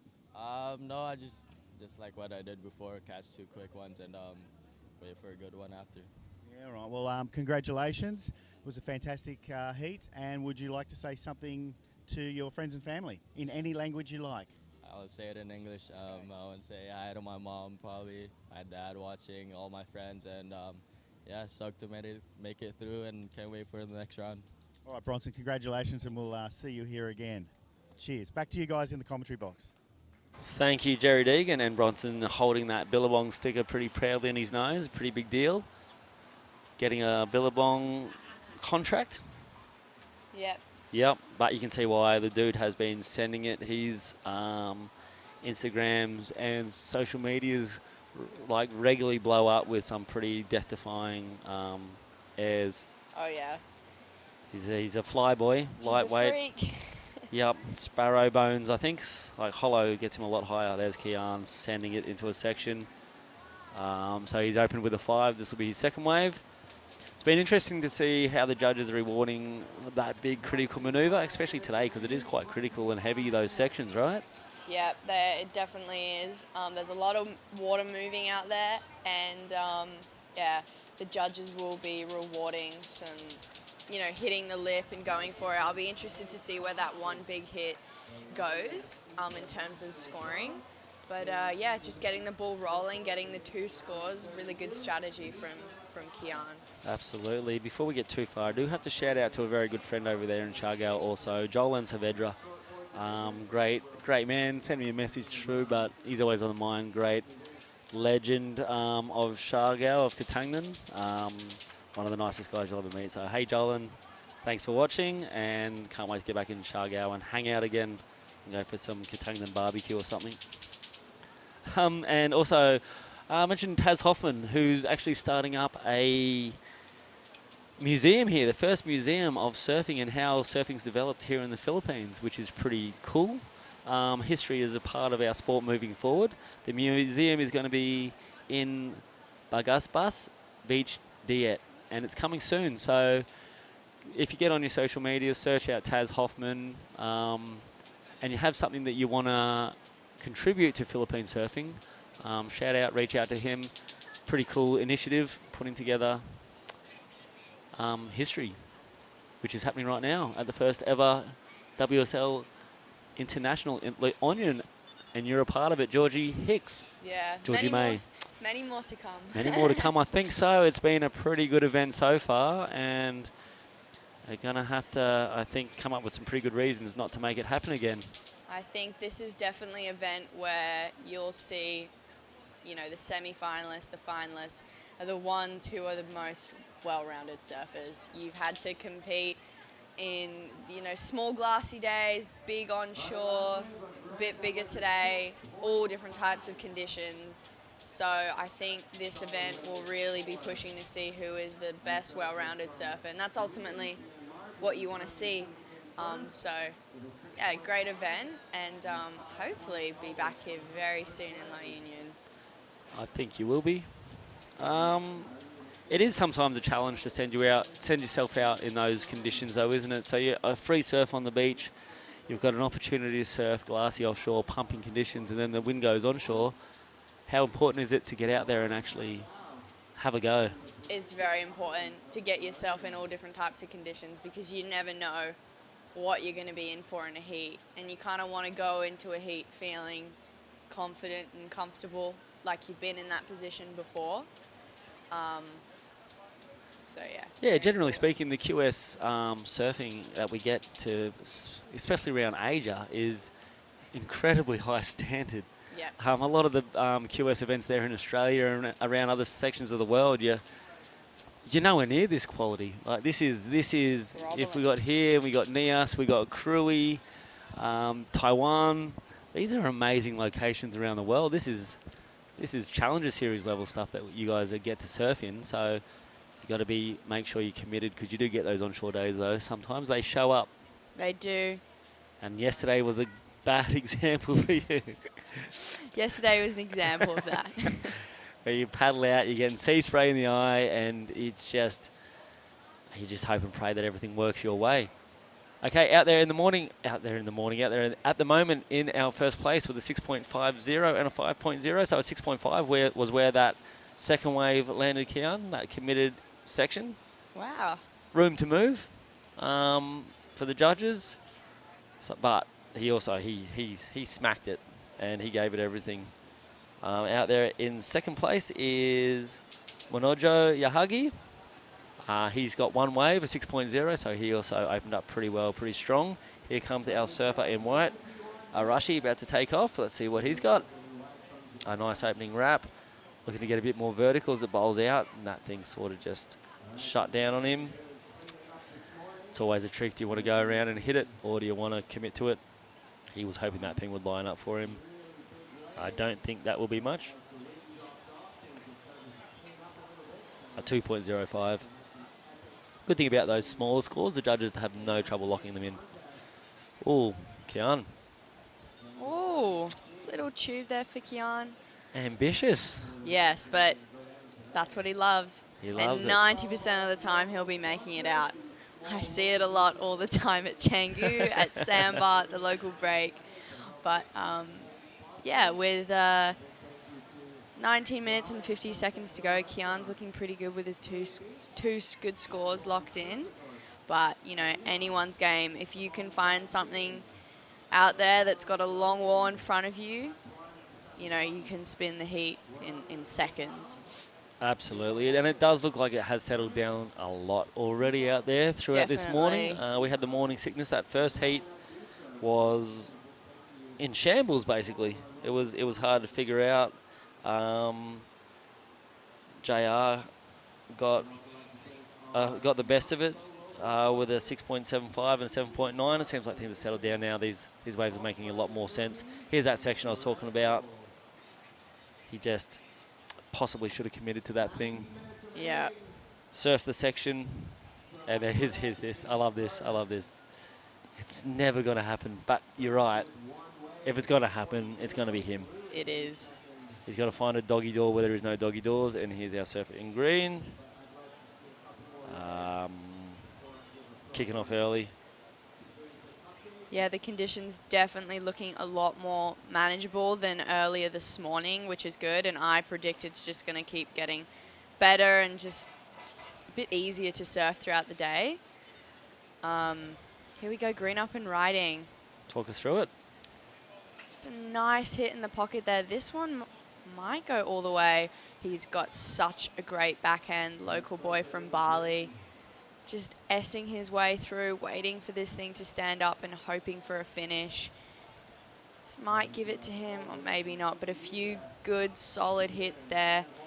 And yeah, like I said, even the smaller ones just rolling down. You don't always have to get the biggest wave that comes through to get the biggest score. Yep, I know, man. Artana showing us there on that one. And great backhand approach. Here we go, nice little replay. As the set rolls in out the back, nothing much on that opening maneuver, just a little quiet wrap back. He's starting to get to work here. Nice little off the lip line there. Really liked this turn here. That one, there's your money turn right there, and into this combination. Judges are going to like that. Buckets off the back. They want to see those crisp sections and the combination, so he's got his flow together. Local Bali boy, he'd be pretty happy out there with 4 people, not having to hustle. Oh, yeah. Especially in Bali at the moment, it is so crowded. So to be surfing a heat with 4 people is pretty cool. Great for tourism, not so great for the local boys. Exactly. But one of the best things about Bali is they've always been very welcoming and open to tourism because they get a lot out of it. Just go in, make sure you take your respect. If you're a traveling surf tourist, take your respect and make sure you acknowledge the local boys. No matter where you go, always good to give due diligence to the local community in and out of the water. Respect customs, cultures, and appreciate what they have. Mm-hmm. And what they've built. What they've built, exactly right. What they have built. That's deep and insightful. Are you sure you're 16 or are you 16 going on 63? So there's conversations I had with my nana.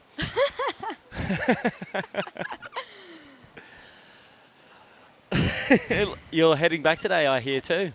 Yes, I am heading back to Bali. Sad to be leaving here in La Union, but like I said, we'll definitely be back soon. But I'll be watching all the action from home. Here we go, blue up and riding. Looks like a little one here. This might give him a nice section. There it was. Throwing out the tail. Nice bit of redirection on his board. Finishing that one. Yeah, you're heading back to get back to school and back to the real world. Back to the real world. Back to the real world. Even when you're living in Indonesia, you've still got some sort of real world you've got to deal with, and school is hugely important. How's school going? Yeah, school's going good. I'm not the biggest academic, but I do give it a good go. But balancing the QS and being at school is definitely tricky, but yeah, just trying to figure it all out. I actually applaud your willingness to get back to school because it is important. I know, I don't think any 16-year-old loves the concept of school, but especially 16-year-old surfers love the concept, but the outcome definitely is what's needed. I'm not going to sit here and get into father mode. I'm sure your dad does that enough. Here we go, surfer in blue. This is his wave. This was, I believe, his good score for the morning. Some nice early wraps, and like you said, that's another one of those medium ones, and that section there, he gave it everything. That redirection, fins blowing out, and super nice control. I'm pretty sure that would have been his 6-0. Yep. Putting him up into second place. A 4.75 for the last one of Artana. And Kato's still sitting there with 2 throwaways, basically. Still yet to get really fired up. He's now in a situation needing a 9.45 to advance. And a surfer in green looking for a 6.80. So busy, busy, busy, busy out there. Noman Artana looking for a 6.8. And Arashi Kato looking for a big score, 9.45, 14 minutes. We've just passed the halfway mark. How do you feel about those long heats out there? Yeah, I think the 30-minute heats, great opportunity. I mean, it's exciting, more surfing to watch, so it's always good. Especially, obviously, it's kind of calming down, but this morning, just giving the surfers, you know, time to get back out there after a long wave. Here we go, green up and riding, a really nice first turn. Little spray turn there, just trying to work it back to the power source and connect all the way through. And that's definitely a smaller wave. That yes. one might be, he was on probably 4th priority at that stage, so there's nothing to lose in going for it. Maybe 3rd or 4th priority, but that one was pretty small with the standards of today. I don't know if the judges will take him down for that. But there we go, 4.85. So no, because he put together a really good wave. Look at this thing, straight into it. Just hitting that first section really vertical there. Love this spray turn, throwing buckets. Just wish this one would have linked up for him, but, you know, a bit of a smaller wave there, but under priority. Always good to just get on the board, get the feet in the wax, but here we look like some sets are approaching. Yep, he's going to have to do the work still a 6.65 for him, so now might be time to get out there and sort of get in that priority situation and make some... That choice that is going to get you the 6, give you the opportunity at least to get the 6. Looks like Kian's liking the look of this one. It looks like a long wall in front of him. He's going to try and hit this section. Bang off the top. Oh, and just not landing that. That was commitment. He's getting a little disconnected. You could see from the start that he had a bit of up and go about him. Took off like he was out of a shotgun, sort of setting up that first check turn to get his speed because his eyes would have been always on that section. And there he goes, 2 pumps and he's doing about 50 kilometres an hour. Straight up into the lip line, which he's going to come down about 90% of the time, to be honest. Yep. I mean, that's what the judges are looking for. Straight up commitment and high risk, and that'll get you into the excellent range. And obviously Kian wants to do that to make sure he's well in front, because he knows all these boys in the heat are very, very capable of getting their scores to advance to the next round. At any point, and that's the problem when you know you've got great competitors and you know you've got great conditions, and you're out in front, you want that time to go as fast as possible. Yeah. Kaito, on the other hand, sitting there hoping the clock stops for a minute so he can actually pick up a few decent scores and get back in the game.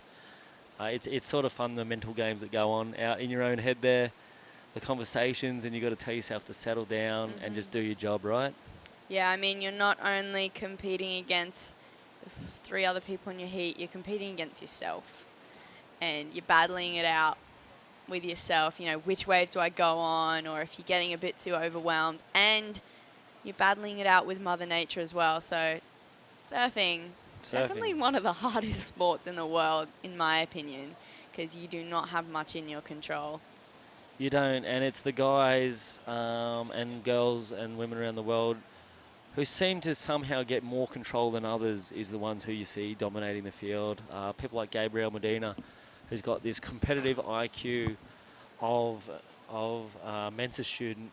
It's incredible the way that he can sort of set himself for a heat from the minute the buzzer goes to the time it ends. Looks like Kian's sending our surfer in blue to use his priority. Finally, a bit of above the lip stuff. I've been hoping that we'd see some of this morning. Incomplete on that one, but he knows he's, maybe, I don't know.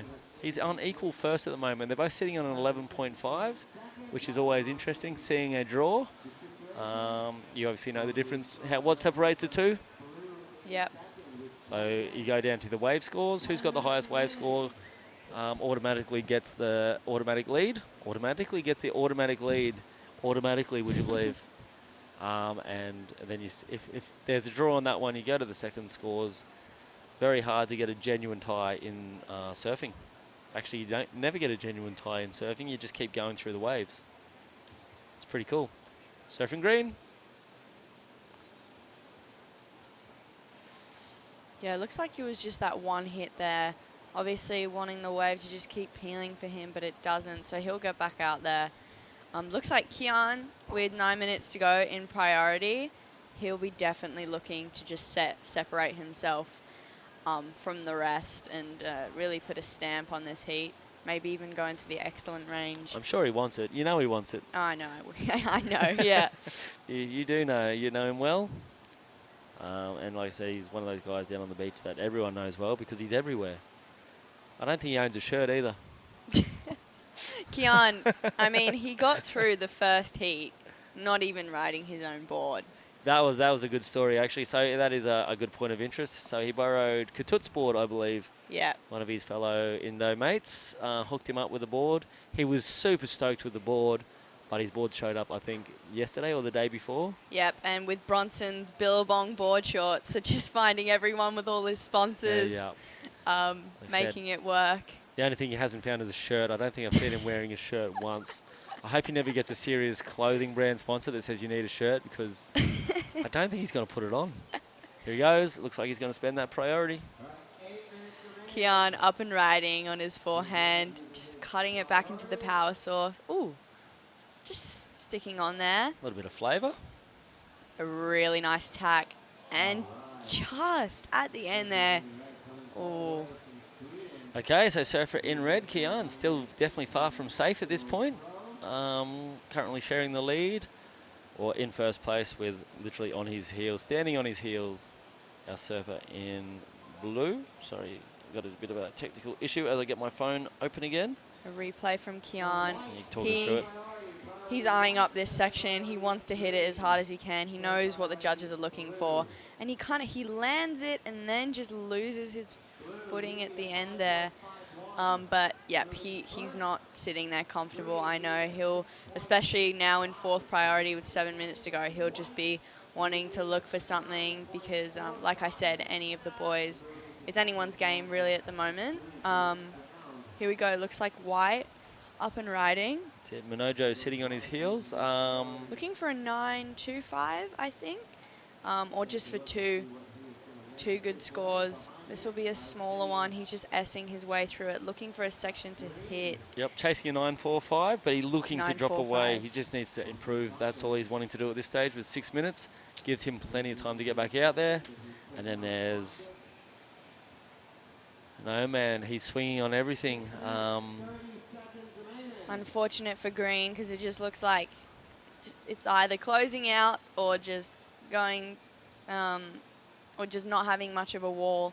But here's the replay from White.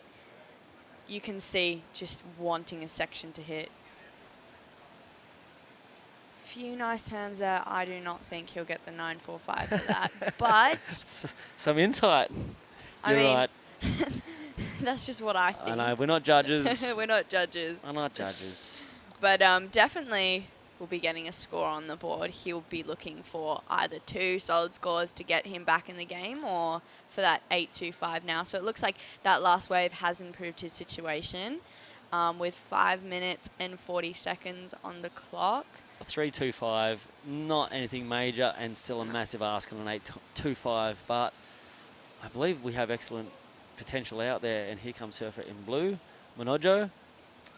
Not quite connecting on that section. Everyone seems to be missing or tumbling or incompleting those big sections at this point. Yeah, it's really tough. You hit a bump, you lose all your speed.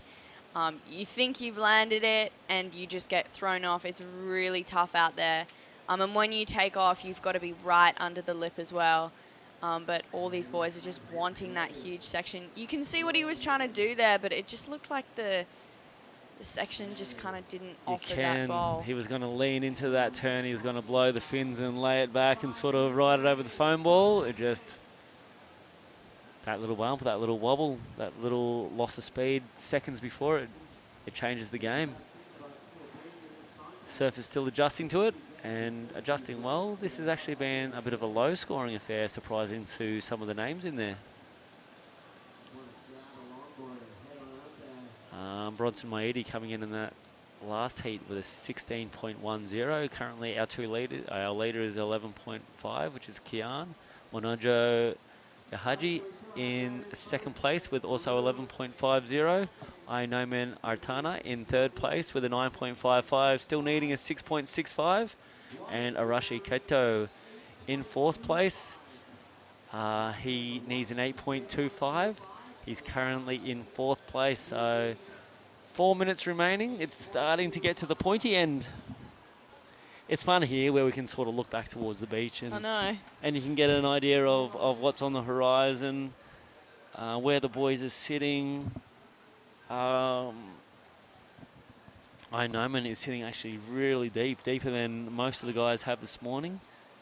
He's looking for answers out there. He's trying something different, which I love a good strategy change. Definitely, especially sitting in that third priority. It's risky because he could be on a sick one, go down the line, and someone could take it off him. And here we go, Kian up and riding. Just trying to find a section here. Nice first turn in the pocket there, super vertical, and a huge section in front of him. Oh, just making that there. Just trying to climb the whitewash.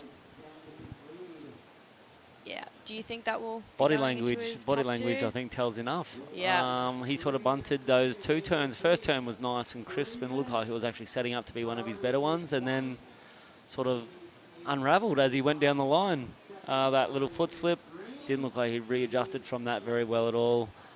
Whether it's either in the head or just sort of lost motivation after that, I don't know. But here is the replay. This first turn you'll see nice and crisp. It was like setting up for this a little bit different. And this was going to be the money turn again by the looks of things. He didn't even throw everything at it, so I think that might be hard to get into his top two. He could throw away a 5, I don't know. Let the judges be judges. What do you think? It'd be very hard to be a judge. I think they will reward him for those first two turns. It is better, a 5.90. So 5.90. He'll be happy with that. Now he's like properly in the lead, and second is needing a 6.41. I think he'd be happy with anything, to be honest. Yeah. I don't think he's too unhappy most of the time. Yeah. He's a rare mix. He's Swedish, Brazilian, Indonesian, a multi. I love that about the world these days. When I grew up, it was a lot more, I'm from here, I'm from there. Here you can be from anywhere, doing anything at any stage. So great to have our world getting smaller and cross-cultural. Like me, I'm a Australian man living in the Philippines. So thank you, Philippines, for letting me in. 1 minute and 25 seconds. We'll see if there's some waves approaching here at the point. Looks like White will be taking a look at this one. He really needs a score here. Here we go, up and riding White. Just a nice first turn there and just nothing after that. So with 1 minute remaining. Tricky heat.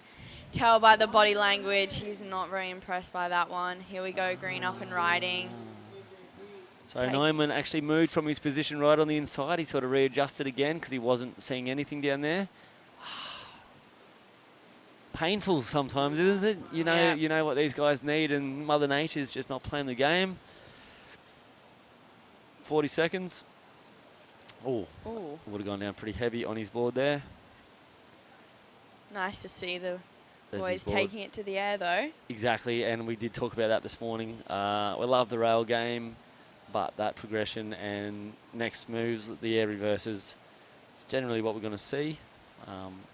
And everyone out there can do them. It's changed. 15 seconds. Monojo trying to cement his part in second place. Every other surfer in the field, I don't think anyone's in the lineup at the moment. So he's still waiting for some scores to drop in for Iman and Rashi. Didn't feel safe, and he's doing pretty well on this one. Yeah, this one really just allowed him to take it all the way to the inside. So we'll wait for this score to drop in for our surfer in blue, Manojo Yahagi. I believe he's the only one that may upset the apple cart at this stage for Kian. So we'll wait. I'll wait for the scores, and we'll catch you after the break, and we'll let you know who our heat leader was. See you in a moment. See you back here, Georgie Hicks. See you. Stay on. Yeah, you'll be on with Binzi. I keep calling you Georgie Hicks instead of Georgie May Hicks. Your mum's going to have me. Your mum's going to have me.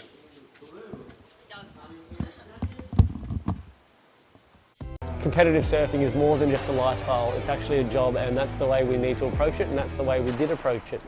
Since the announcement of surfing in the Olympics, amazing things have happened in our sport.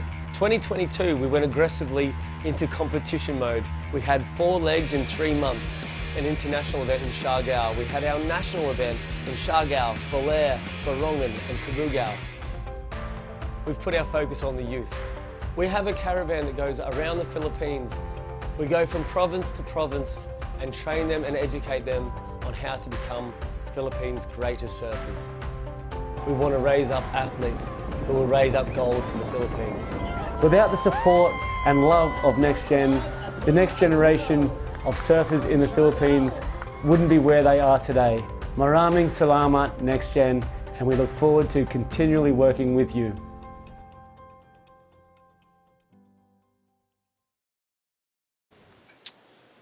Morning everyone, and welcome back to the La Union International Pro here at Mona Lisa Point in San Juan. La Union, the Philippines. Crispin's in the booth alongside me, Georgie May Hicks. Good morning. Good morning, Binzi. How are you? I'm well. Saw you out in the water this morning. It was a bit of fun, wasn't it? It was. Definitely looks like the swell's kind of dropped off a bit. Lot of water moving around, and a lot of big wide closeouts that can land on your head at any stage and fold over on you, but also definitely the odd diamond in the rough out there. Definitely, lots of opportunity out there. We're just getting a drone point of view at the moment. Look at that point, pretty amazing. Yeah, that was, I think, Roy Kanazawa taking off. We've lost him, but yeah, 4 surfers in the water right now. And this is Ota, the Japanese surfer. He's found himself a good-looking wall. And there's going to be all sorts of sections that just get thrown at our surfers today. They're going to have to be on their toes. It's definitely not the predictable, slow peeling point break of days previous. It's a sectiony, racy wall that changes speeds, it stands up and wobbles and bounces around all over the place, but I think we're going to see some real big sections to throw all sorts of dynamic manoeuvres at. One of those guys who threw a few dynamic manoeuvres won our last heat, and he's down with Tibi Jabrick to have a quick chat now. I'm here with Kian Martin, the winner of last heat. Just tell me a little bit of a situation out there, Kian. It looks like you're having fun. You catch the most wave. Explain a little bit. Yeah, so today was kind of like we woke up and it was a lot bigger than every other day, and I was kind of stoked on that because I feel like I was struggling more with the smaller waves, but it was tough out there. It's actually like it's super big, so if you do catch the wrong one, it's not the right one, you waste time, and you kind of got to be a little selective. But in the same time, like you said, I got the most waves out there, but I was just trying to feel my flow. I had a few that I fell on, which I wish I got it, but I kind of know what I need to do for the next one. I'm just gonna keep doing what I'm doing and just hopefully, yeah, keep going. Yeah, there's a story that you just came back from the World Junior in California, and you missed your boards, and you were surfing with board, but now your board is back, and how do you feel with your equipment? So that's also like the biggest relief I had from that heat. It was kind of like, instead of thinking a few things, I don't have my board. I didn't even have my own board shorts, but having my board, having my own equipment, I kind of like, it gave me a different feeling of being safe and just having fun. So I kind of had, that was the most fun I've had in a heat in a while. I really feel like I needed that to just keep me going, and like, yeah, I'm stoked they came. I'm stoked they came in one piece, but let's keep it going. It's not over. You want to say anything to friends and family back home? I want to give a big shout out to everyone that's watching back home, my family, my friends. Also my sponsors for supporting me. If it wasn't for you guys, I wouldn't be able to get here. And mainly family support as well. You guys have been pushing me as hard as you can. So with all those good vibes, I just want to give back as much as I can, and let's keep it going. Let's go. Let's get it. Hey, your board is working really good. You want to tell me a little bit which model is this? So it's actually the new CI Pro that CI's been working on, and I kind of played around a little bit with it. I put a little swallow, and it's just kind of like my all-around dims. But I'm just happy to be on my equipment. It's completely different, and like you don't need to think, like the board does everything you want to do. So it's kind of like this is definitely the magic one. And cheers to the boys in CI Bali, Chris Kutch. We got the magic stick here, and let's take it to the finals. Yeah, Kian, still a long way to go. Stay focused, and hopefully you can get what your goal. I'm pretty sure your goal is to qualify for the challenger. Stay focused and see more action of Kian. And back to you guys. Thanks a lot, Tippy. All right, we saw a few waves ridden while we're in the break. Roy Kanazawa, I think just the one wave, a 4.2. And Ota, a 5.5 to move into the lead.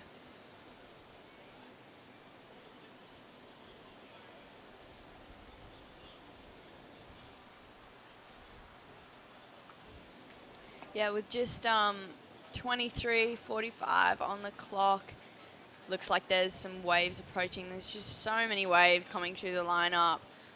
Always here in La Union, lots of waves to ride. It's a beautiful point break. We're very blessed to be able to have a contest here and compete here, especially at this level in the QS.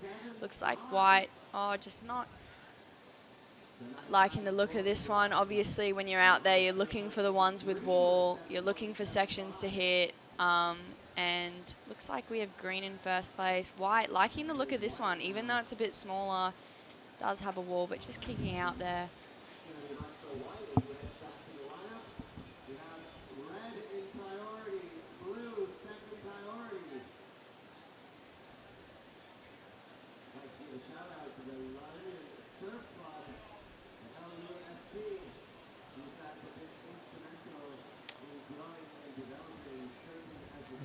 Couple of minutes off the clock. It's Roy Kanazawa with an 11 out in the lead. We don't really have much info beyond what you guys can see on the screen at home, so yeah, we'll do our best to keep you updated. Looks like Red is just yet to start his campaign, but sitting there with priority. What do you think the key strategy out here is? Getting lots of waves or waiting for that gem? I think you want to be somewhere in the middle. Yesterday when it was a lot messier and a little bit more all over the place, I think just staying really active and taking off on as many waves as you could on the hope that one of them would open up was a pretty good strategy. Today there's a little bit more structure to it. There's a lot of water moving around.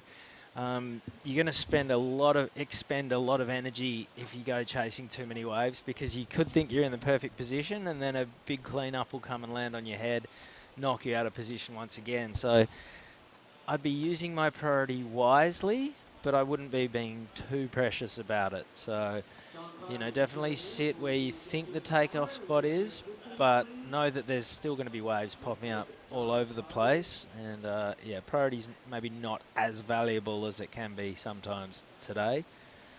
And here goes Okamura on his first wave, and we saw that was with priority, and it turned out to be a bit of a dud, so that can happen to you as well. Yeah, it's a huge playing field out there, as you would have discovered this morning. First time it hasn't been that crowded, and it was probably the time you could have done with a bit of crowd, because basically everyone was getting pushed around all over the place. It was really hard to figure out where exactly to sit. Here goes Suda in blue on his backhand. That was a strong turn. Yeah, I really like Suda's backhand, especially in the free surfs. He's just been one of those goofy footers who really impressed me with their backside attack. Very confident, comfortable. Looks like he loves to hit the lip, and he's very, very consistent. Looks like we might be seeing a left here from green. Oh no, just kicking out there. But yeah, this morning, like you said, Binzi, very, very tricky. was probably one of those sessions where you needed a little bit more people to kind of find your footing, because it was hard to kind of make out the takeoff zone, but definitely tricky with 4 guys out in the water.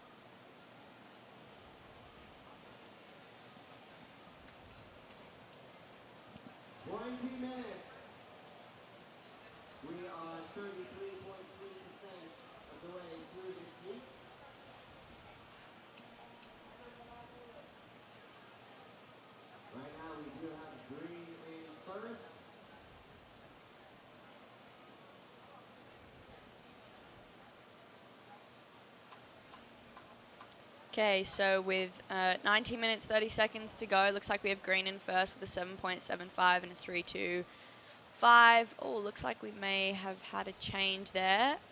White in second with a 5.5 and a 0.55, so he'll just be looking... Oh, and another change.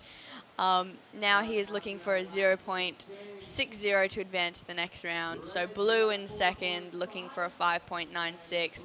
So green looking pretty comfortable with that 7.75, a great score. He'll be looking to back that up nicely. Here we go, up and riding. Yeah, so this is Roy Kanazawa again, the surfer in green. Hopefully we can catch up on a replay of what he did on his 7.75, because that is one of the better waves we've seen this morning. That would have been an incredible wave if he could have ridden out of that air reverse. Wasn't to be.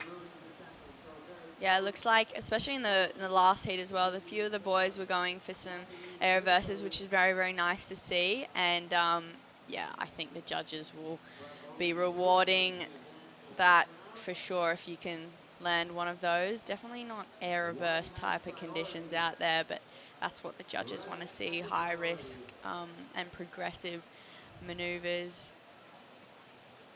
Sitting out there with priority at the moment is White. He may take a look at this wave and no, doesn't want it. So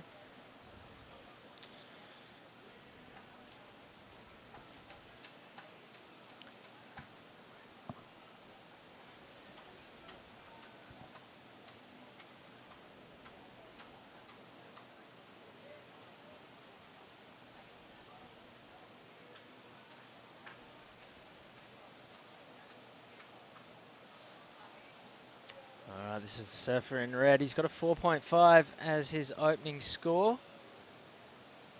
And handling himself very nicely down the line here. A couple of decent turns. This is a smaller wave, but it's running across the inside bank pretty nicely. Would love to have hung on to that last turn, but not to matter.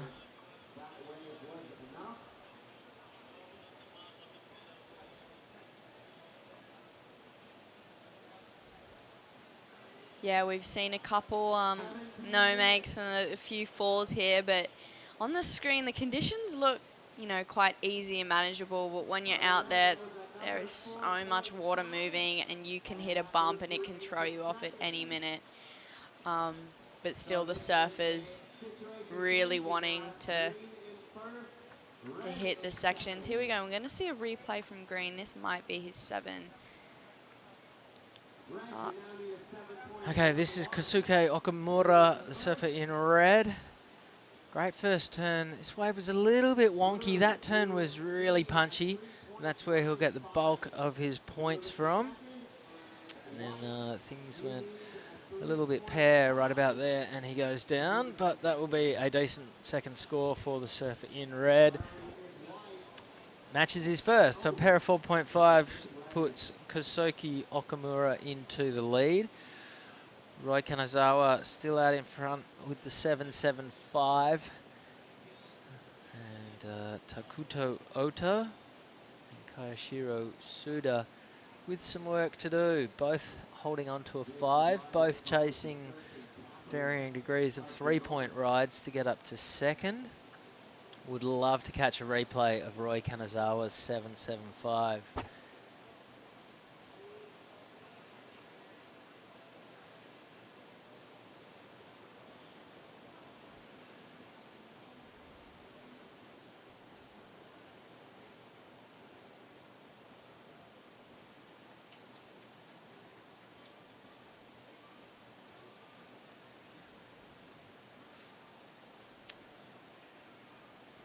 And Georgie May, you're out of here soon?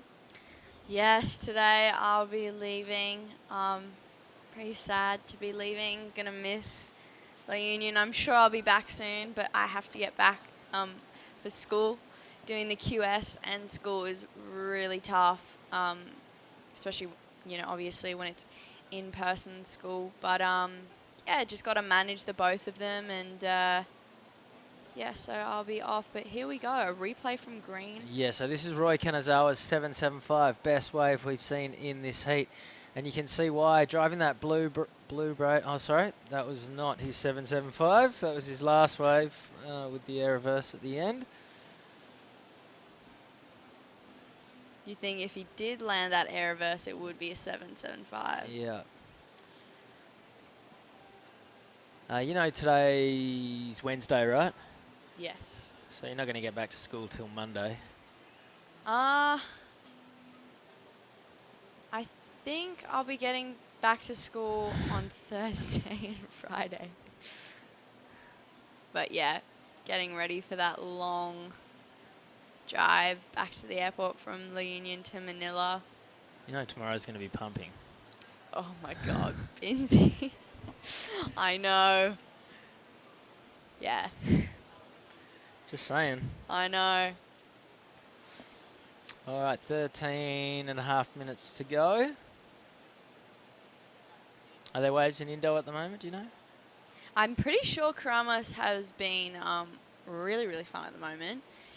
That's usually around this time of year where everyone kind of is on the east side. That's where I was before I left. But no, we'll be definitely surfing a bunch when I get back home. Definitely going to miss this point break though, for sure. Looks like a nice wave approaching here with white in priority. Looks like green's going to be taking off on this one. All right, so some wide sets pouring through. Roy Kanazawa took off. And, oh, there he is. Okay, this is Takuto Ota on his forehand, opening the shoulders, throwing some spray. Racing down the line, looking for a big section, and loses it out of the lip and goes down. That's not going to help his cause. We're halfway through this heat, 12.5 minutes done. 12.5 minutes still to run. And looks like we're seeing some sets right now. This is Kazuki Okamura having a look. Kashiro Suda is in priority.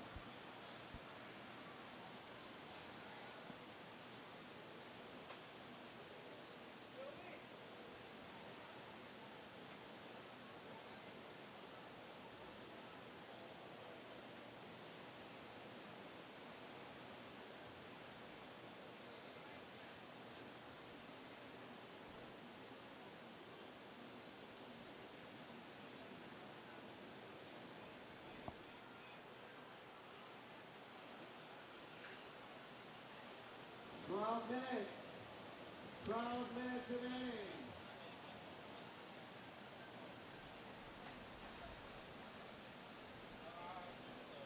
Right, coming up in the next heat,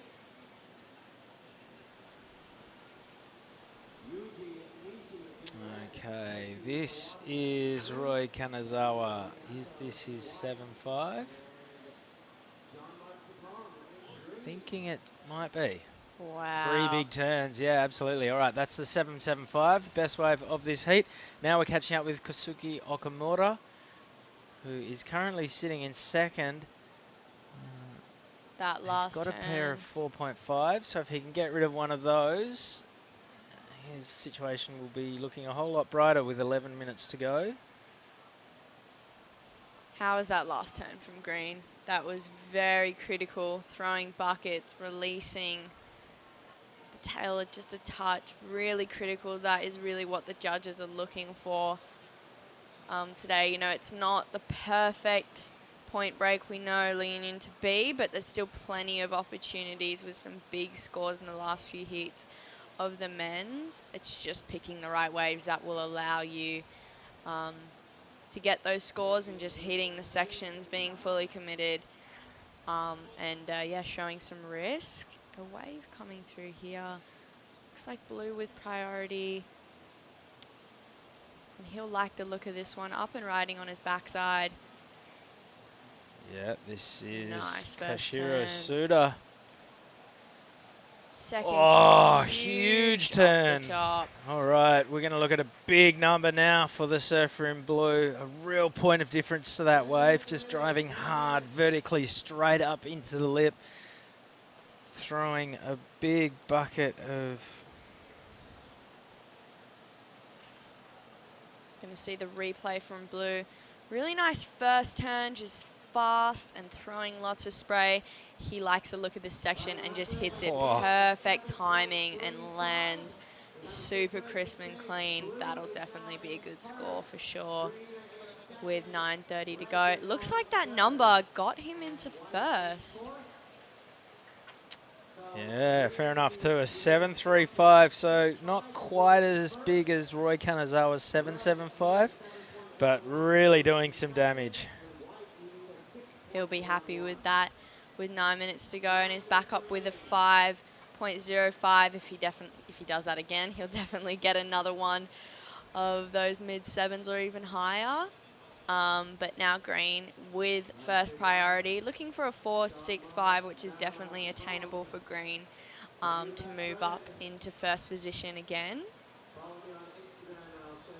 Red needing a 7.11 and white needing a 6.11 to advance to the next round with 8 minutes, 30 seconds on the clock here.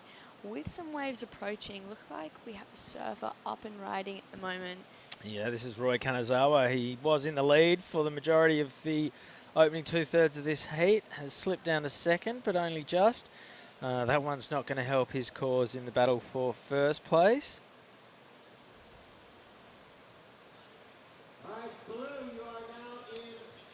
And so this is the replay of Roy Kanazawa. And just, yeah, never really sort of in charge of that one. The wave was dictating terms and had a win in the end.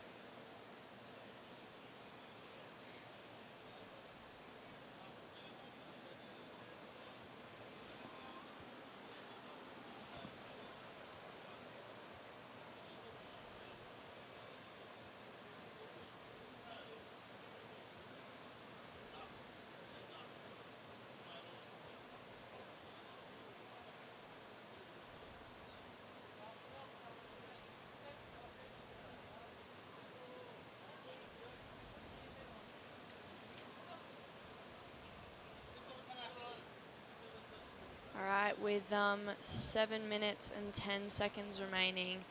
White with priority, just needing a number to move up into second or first, sitting there with priority. So he's in a pretty good position right now to get a number. Probably just looking for one solid wave, as it will be tricky to get one and paddle back out there, but obviously anything possible with lots of waves coming through and lots of opportunities here in the Union at the point. Looks like blue in first, green in second, red in third, and white in fourth position.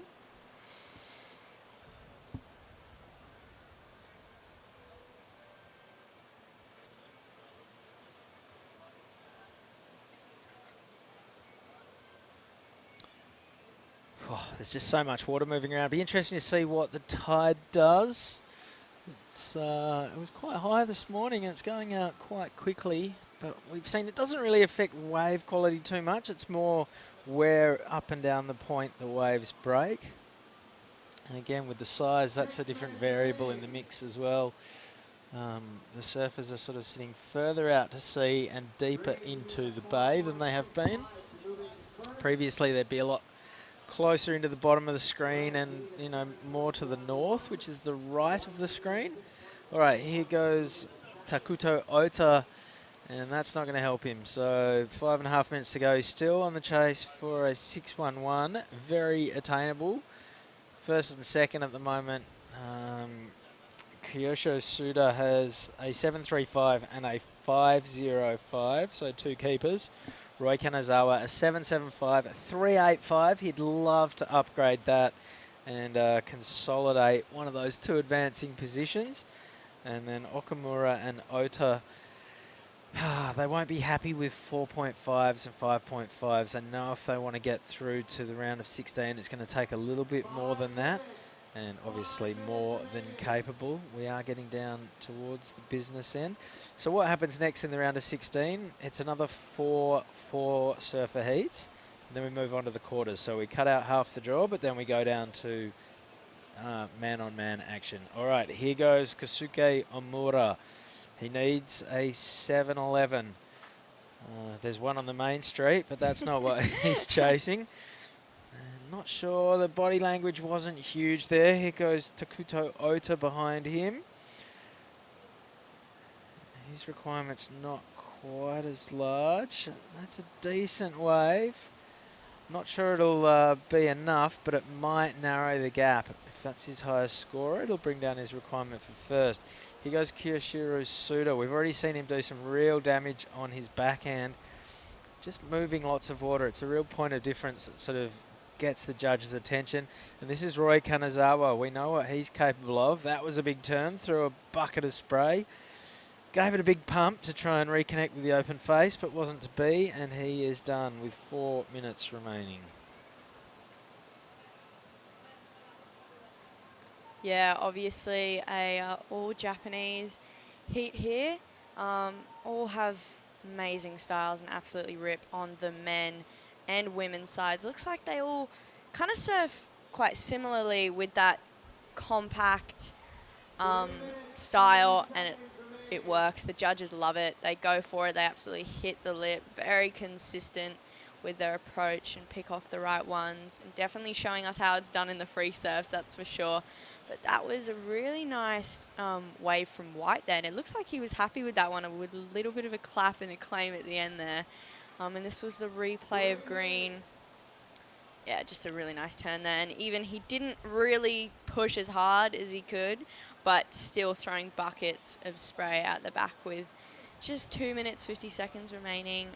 Blue still holding that first position, and green in that second position. Yeah, interestingly, no priority. Well, there it goes to Koshiro Suda, but yeah, priority judges obviously wanting the surfers to make a bit more of an effort to get back to the top of the point, which they're calling the takeoff zone. So you'll find that we have a priority judge who sits there, and his sole job is giving out priority to the surfers all day long. And he'll be wanting to let the surfers know very clearly where he thinks the takeoff zone is. So it's, you know, you catch a wave, you paddle back out, you still have to keep going to the top of the point. You can't just pull up short and go, this'll do me, and expect to get priority every time. 2 minutes remaining. Koshiro Suda with that 7.35 and a 5.05 in the lead. Takuto Ota still has that 5.5. Last wave doesn't go into his top 2. So it's still a 7.11, the requirement for Kosuke Okamura, a 6.11, the requirement for Takuto Ota. 90 seconds remaining.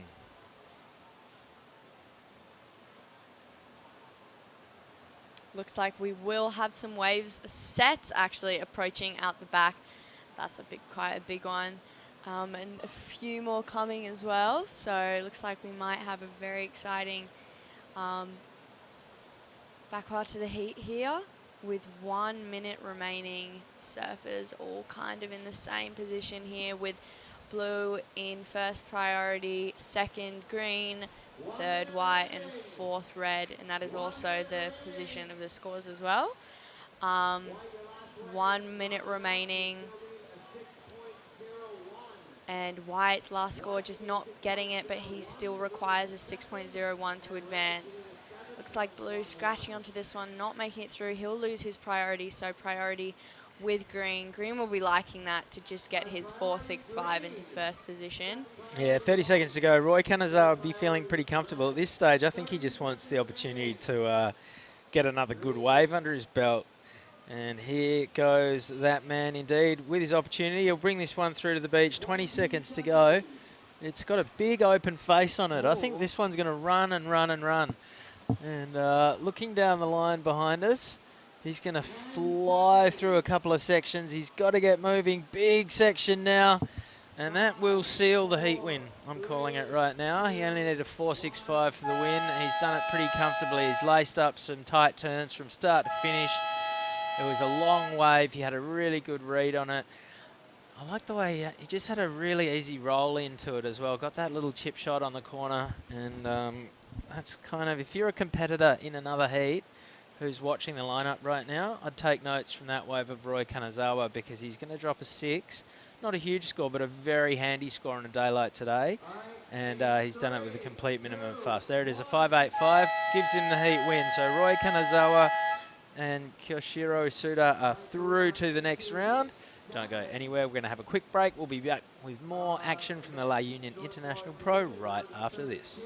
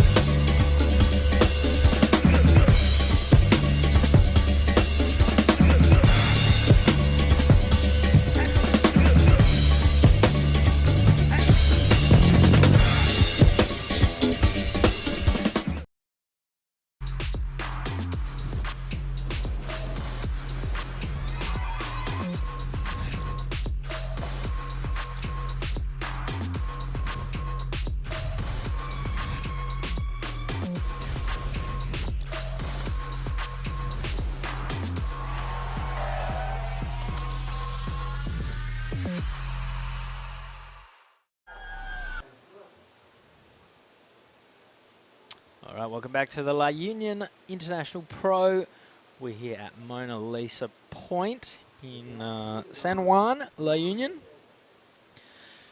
Big playing field, lots of water moving around. We just saw Roy Kanazawa lace together a pretty tidy heat to take the win. In the water right now, Yuji Nishi from Japan, Tenshi Iwami also from Japan, Daddy Widianto, and John Mark Takong from right here in the Philippines, and arguably the best surfer the Philippines have ever produced. He's had a couple of wins at home in Siargao at Cloud9. We know that he's a barrel demon, but we also know he can mix it up out on the face as well. He will have surfed here plenty over the years, and looking forward to seeing what John Mark, aka Maramar, brings to the lineup. Chris Binns in the booth, Georgie May Hicks alongside me. Have you seen much of John Mark Takong surfing? Oh, yeah. He won the event in Siargao, which was amazing to watch. As you were saying, he is an absolute phenomenal tube rider, but also proving that he's great in smaller conditions as well. And his rail game is amazing as well. And he likes to send it on some of the bigger waves. So this will definitely be the conditions that Marama likes. Looks like Danny Widianto's in this heat as well. Blue up and riding.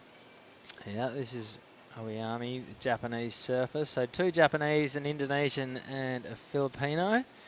And this is a pretty tidy wave.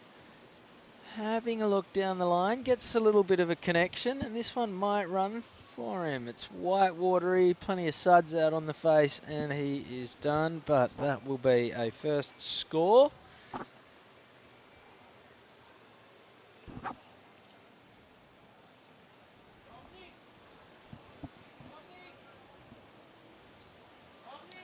All right, Maramar, here we go, up and riding.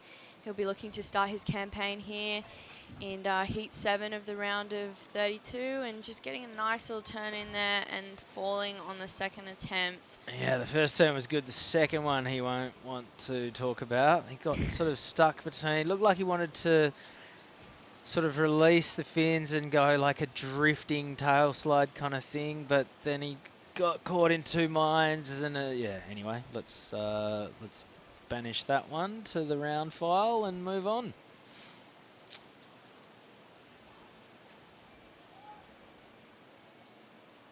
Yeah, with 25 minutes and 50 seconds remaining. Looks like some of the surfers today are really liking getting the ball rolling quickly. And it seems to be that the two surfers that kind of get through to the next round really like getting the ball rolling early and getting a backup straight away to really apply that pressure, and finding the ones that allow them to finish up strong. I know Danny Widianto, big shout out to him, rooting for him in this heat. He really thrives in these conditions as well, an amazing surfer from Indonesia. Speaking of surfers who thrived in these conditions, Roy Kanazawa just took a great heat win in our last bout, and we're going to cross down to Jerry Deegan, who's having a chat with him right now. Roy Kanazawa of Japan, congratulations, that was a fantastic win. Very difficult conditions there. Yeah, so heavy. So heavy. And you caught a couple of really, really good waves and you timed it perfectly. What was your strategy? What were you thinking? What was your style of surfing out there? Paddle inside, paddle outside? Inside. Inside, yeah. And I try many waves. Okay, so your idea was get as many waves as possible and just get the score up. It worked very well for you. You think the same strategy for the next heat? Yes, of course. Okay, well that's fantastic and congratulations. Would you like to thank your sponsors or friends in Japanese? Yes. Japanese okay? Yes. 次は頑張ります。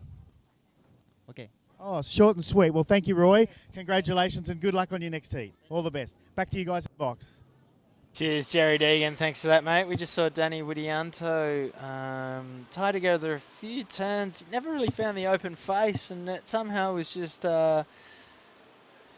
tying it all together. Not too bad. We saw a freight train come through behind it that none of our surfers could go near. And now Danny Widianto is a mile down the point. So there's a lot of water moving around. It's not that powerful though. You cop a set on the head and you see a 4-footer coming your way and you're used to, say you in Bali or me in West Oz, you know what it's going to feel like. It's a pretty fluffy little shake up underwater, so you're not getting dragged too far backwards, but there is just that current going from north to south. So there is a lot of paddling to be done out there. Yeah, I definitely noticed coming here to La Union, like you said, the waves are not as powerful as back home. Can take the duck dives, but it looks like there is quite a bit of current today and a lot of moving water, so it does make it difficult. And the surfers have just got to adapt to that and be ready for... It looks like it's honestly changing every heat, the conditions out there. It looks like the swell's actually dropping off a bit. The wind's definitely dropping, and it's, there's a few waves with a really smooth face. And then, once you've had a couple of waves, the back end of the set's a white, watery, sort of sloppy affair. So there is definitely going to be a bit of luck involved. But as we heard from Roy Kanazawa, there's definitely tactics to be employed as well. He made it pretty clear he's just staying busy. And I think that's probably sound advice on a day like today. You go into it knowing that there's going to be a lottery, but you also know that you can stack the odds a little bit in your favour and stay on the move, stay active, and just be prepared for whatever comes your way, because you might not have priority, you might not be sitting in what you think is the right takeoff spot, but a wave can pop up that is just a gem on a platter, and all of a sudden you're looking at a big score. Right now, Yuji Nishi is in a pretty decent looking slot, but lets that runner go past. Down the line, John Mark Kong has a look. So we've got some scores in. Opening wave for Tenshi Iwami was a 4, which has him in the lead. A 2.9 for Daddy Widianto and a 2.4 for Marama, the results of the other couple of ridden waves we've got as some big sets approach. And a couple of heads turn to have a look. 21 minutes remaining. And now who's this? Is this Tenchi Ioane once again, our heat leader? Big pump off the bottom, and then I'm not sure if he dived off or slipped off, but there was nothing. That was a closeout. And what was it, Marama?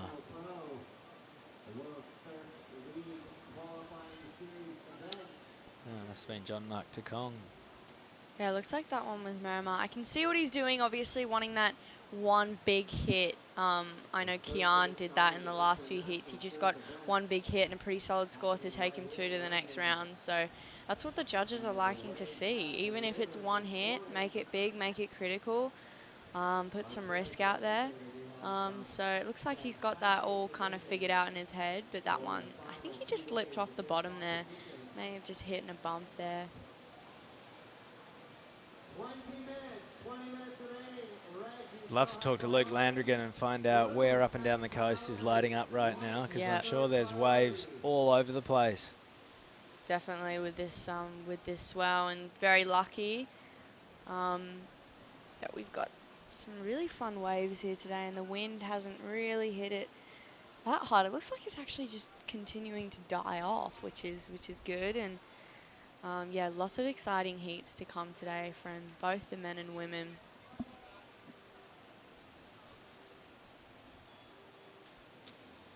Yeah, so the plan of attack, we are finishing off the men's round of 32. Then I think we're going to go into the men's round of 16, followed by the women's round of 16. Whoa, Tenchi Ioane, he is our heat leader. He's really wrenching some torque into those turns. Big dynamic closeout finish. And that's going to be a very strong number for our heat leader. Behind him, Yuji Nishi in action. Really powerful Japanese surfer. Low center of gravity, gets plenty of grunt into his turns. Not sure what he got up to out the back. We'll have to catch up with that one on a replay. But Tenchi Ioane, wow. Yeah, that was... I'd love to see the replay of that one. That was really great. I love his calves in the pocket. No pumping in between, just really nice flow. Looks like he just gets speed from just even paddling onto the wave and taking off. And that last hit, the judges will really like that. Here we go, a replay from Blue. Really nice first two calves. I love it, just right in the pocket. Really nice talk from him. He sees he's eyeing off this section and just throws it down. Gives it everything. Riding the lip there. A lot of risk there. And we see the replay of Red as well. He's obviously wanting this one to really bowl up and just not getting the opportunity. Yeah, that didn't cooperate for Yuji. Tenchi Ioane, however, a 7-point ride, the result.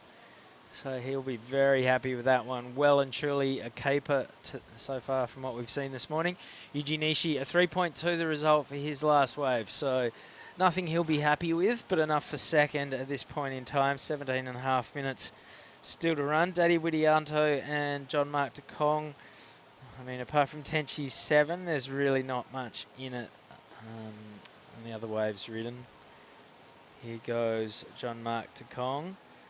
It's only a smaller wave, this one. It's on the inside, but we've seen before, these can be the ones that run a little bit better and have a bit more shape. This one's not cooperating so far. And he is out of there.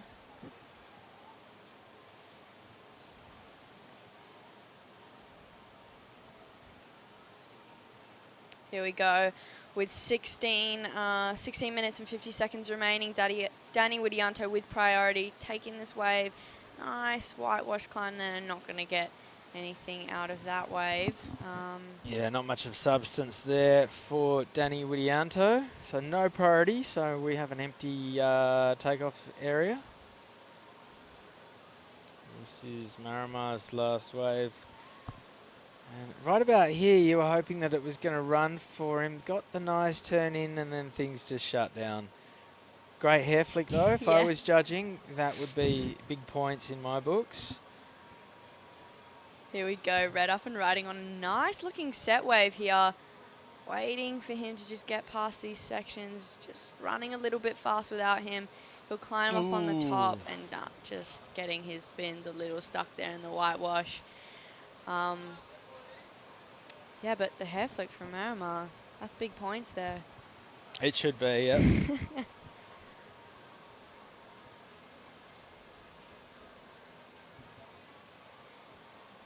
Head judge Ty Conahan's got a bit of a mop. You'd hope that he recognises that kind of, decent hair work on the closeout. Yeah, Miramar was doing that a bit in Chicago as well, which was cool to see with the long, luscious hair. It's the ultimate claim. I mean, we saw Kelly Slater do it at Pipe the other day, and he doesn't even have hair.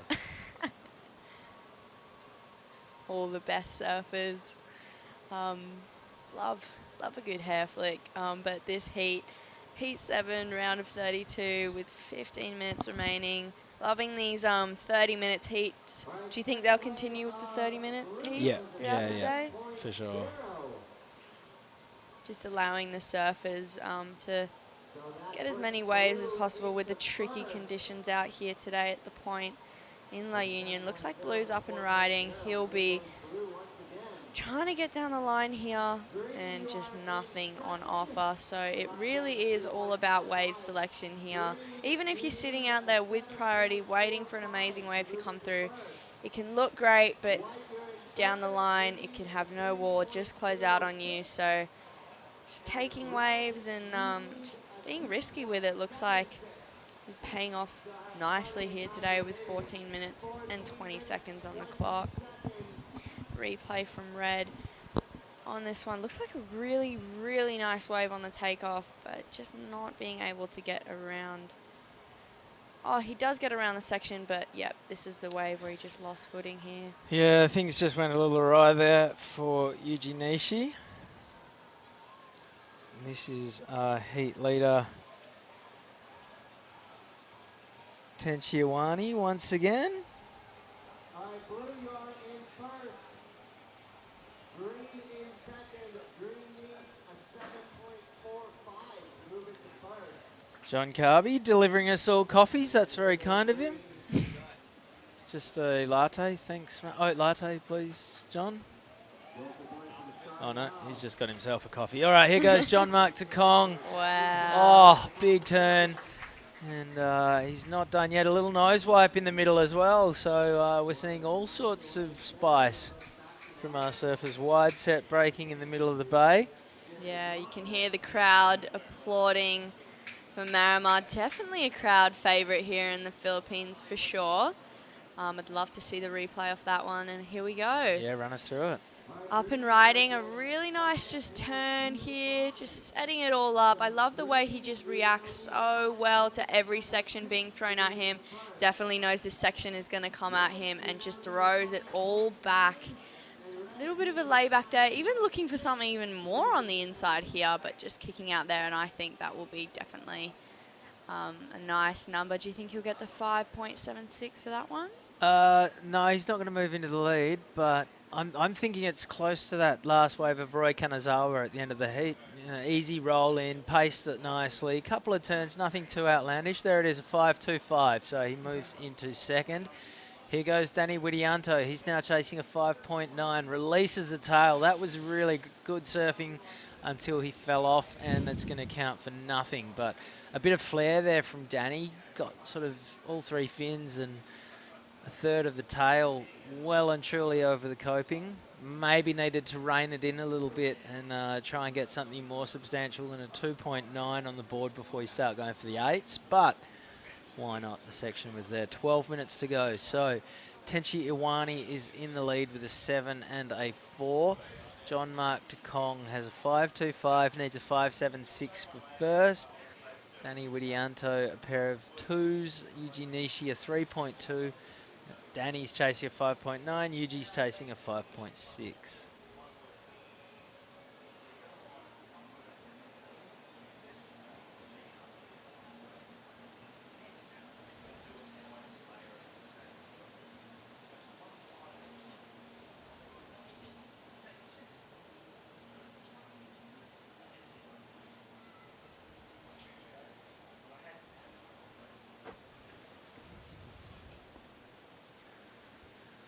Okay, 11 minutes to go. Second last heat of the round of 32 men's side of the draw. Yuji Nishi, speed to burn on this one. Flying off the bottom, just an open face carve. Now he gets a big section, deals with it very nicely and gives himself the big fist pump, and why not? That was a really strong turn. He was committed, he was in control from start to finish, and I really like the tempo of that wave. He was just building up down the line. You always knew something strong was coming to sign off with, and didn't put a foot wrong. Yeah, that was a really great hit from Red. Just a really nice setup here. Carving it back to the power zone, and he eyes off this section off the bottom and just throws everything at it. Really likes the look of that one. So that will definitely help his campaign, needing a 5.60 to advance to the next round with 5 minutes. Love to see where that score is going to go. 10 minutes remaining.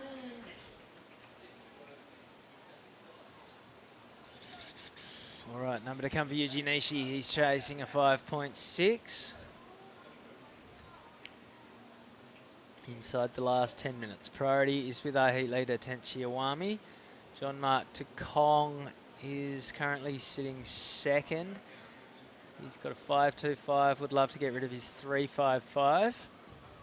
Danny Bidianto's in third, just with a couple of twos to his name. Yuji Nishi has a 3.2, and he's about to drop his best score. You'd imagine it's going to put him in the mix for second. The judges might take their time with this one. They realise it's a pretty important number. Here we go, Miramar in third priority. Looking at this wave, looking to get a 5.76 to move into first.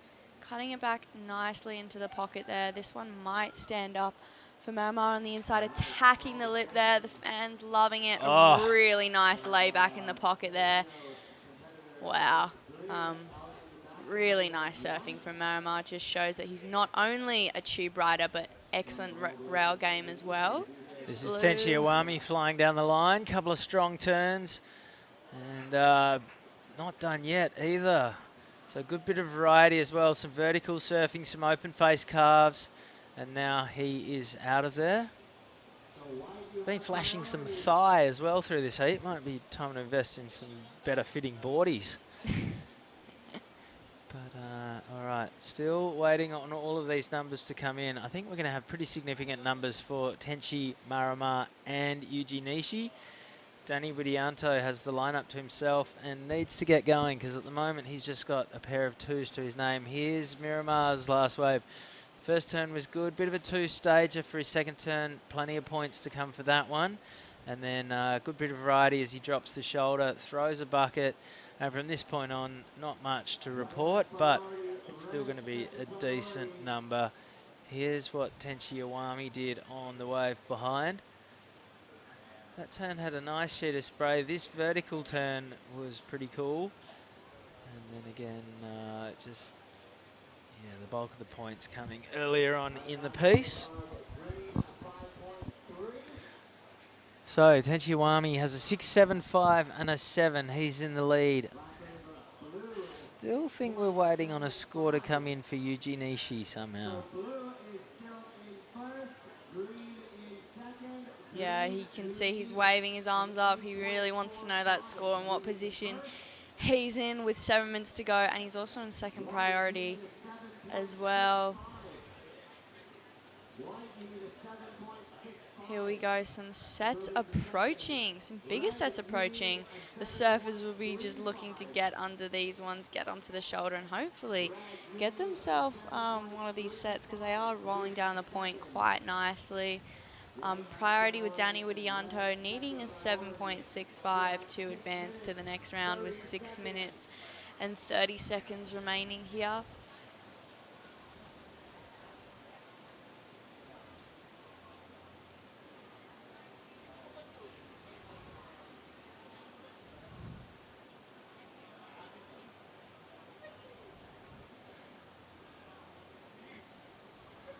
Tanashi's still waiting for that.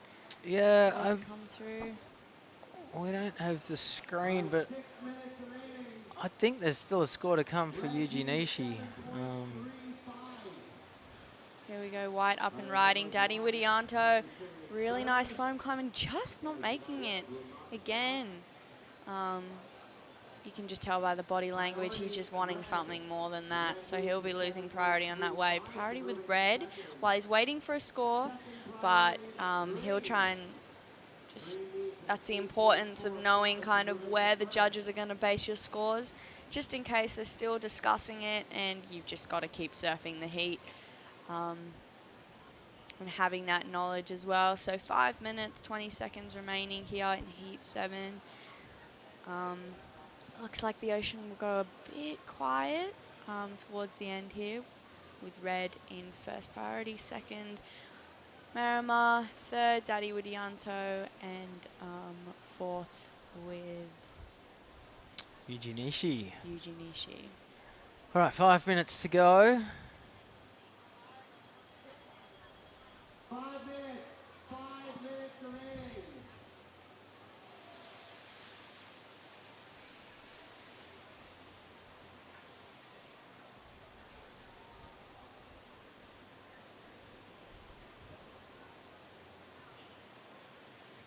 Yuji Nishi has priority. I would assume he's still got a score to come because he had that big right-hander where he did the set up first turn and then thumped the closeout, gave himself a big fist pump claim. And we haven't seen a number come in for that. Unless he's been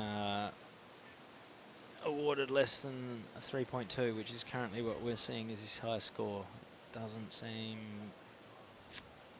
right to me. But anyway, 4 minutes to go. 4 minutes. 4 minutes remaining.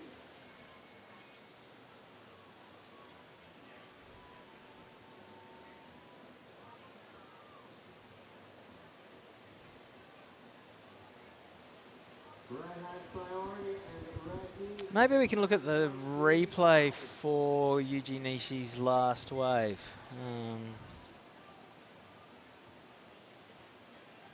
Because there's a possibility it's been ruled as incomplete. Yeah, he did. I was thinking that he did claim it there, but he wasn't riding on his feet for too long, so I could kind of see both point of views. It was a huge hit, so if it was incomplete, that would be very upsetting for Yuji Nishi. But he's sitting with priority. He should be confident and comfortable within himself that that was a good score, and he should just be looking for something just to really lock himself in. That's the thing about surfing a heat, is even if you're sitting comfortably in first or second position, you still got to be chasing after it. Here we go, 2 minutes and 40 seconds on the clock. It looks like there's some sets approaching, the crowd going absolutely crazy. That was an amazing waves. None of our surfers were in the right spot for that one, but the second one may be coming through. I don't know if there's going to be anyone in position for this either. All four surfers. If you know Yuji Nishi, you want to be on one of those waves, not necessarily duck diving it.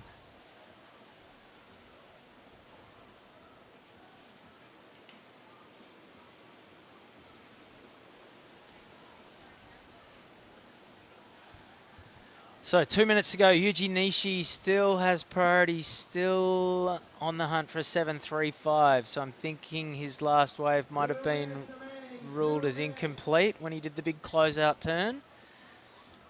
Daddy Widianto is chasing a 7.65. John Mark Takong, he's got a pair of fives. He needs an 8.45 to the lead, to get into the lead. And Tenchi Iwami, he's got a 7 and a 6.75 to sit comfortably in first. Just over 90 seconds to run.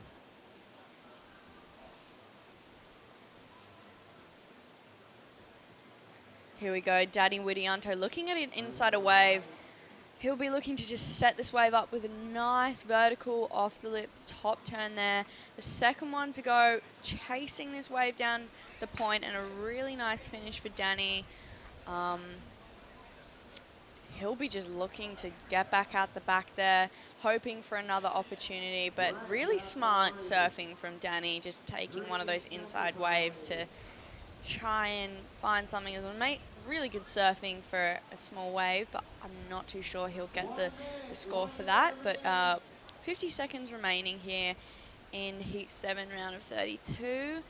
Looks like Marimar will be looking at this wave on the inside as well and not getting it, losing his priority at crucial points of the heat, but he's sitting in second position right now. 40 seconds to go. Yuji Nishi has priority. He's chasing a 7.35 to get up into second. There's a little bit out on the horizon. I'm not sure it'll get to our competitors in time as the wind ruffles up.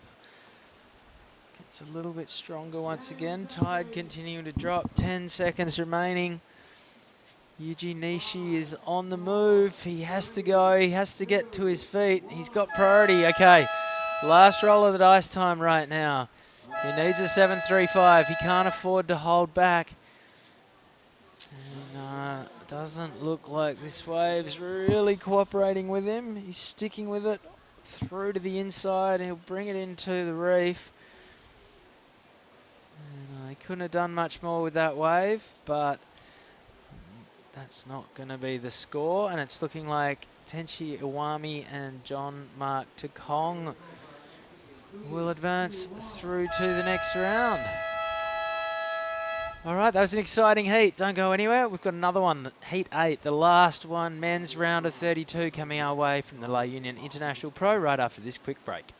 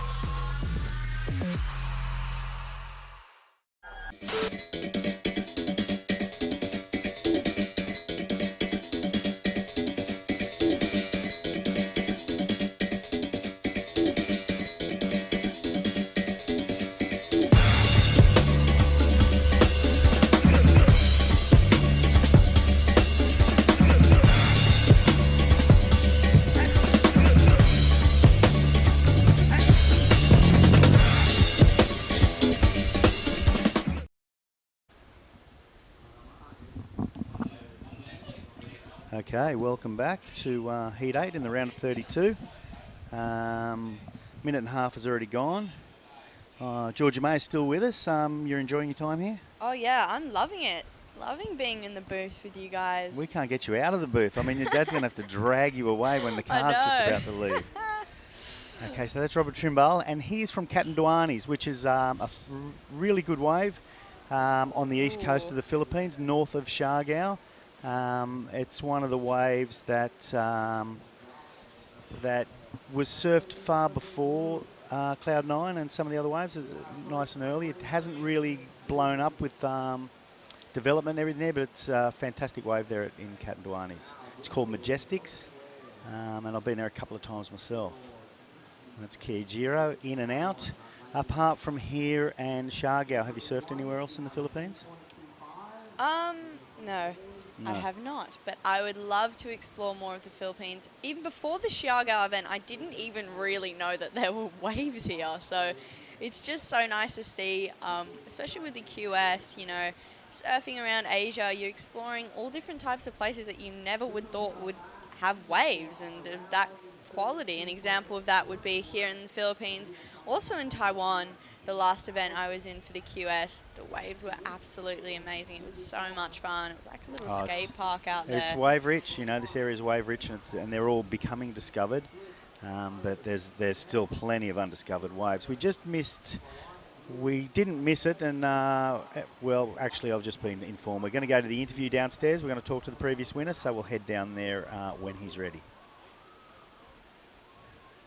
All right, thank you very much, guys. Having a chat with the winner of the last heat, Tenchi Iwami, and describe the conditions out there this morning.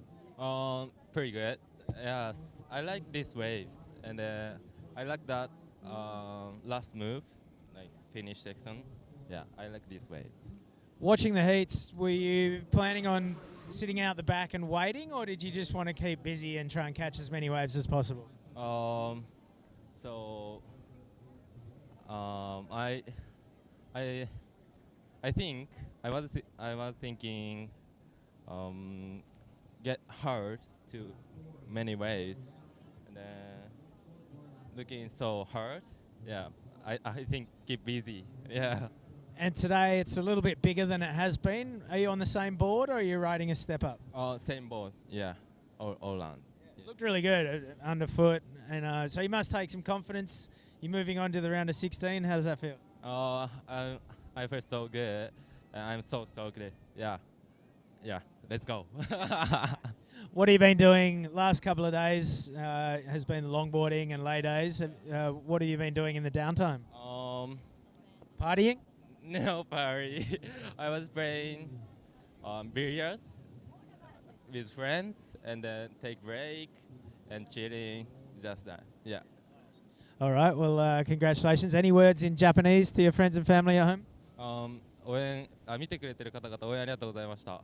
ラウンドオブ16いけたので、このまま、ファイナルデーまで行きたいと思います。応援よろしくお願いします。There you go. Fantastic heat performance. Good luck in the rest of the event. Thank you. Back up to you guys in the box. Thanks, Benzie. Fun little interview, that one. So we missed a few waves there. I think we had the split screen, and we saw Kajiro Nishi just not make that final turn. That was a huge turn. Unfortunately, that would have been worth a stack of points. Plenty of time to go. We saw Philmar earlier, which was a replay. I think we were chatting during the replay. Get a fantastic finishing manoeuvre on his wave, and for that he got a 5.25, which is the highest score so far. Here we go, replay from White.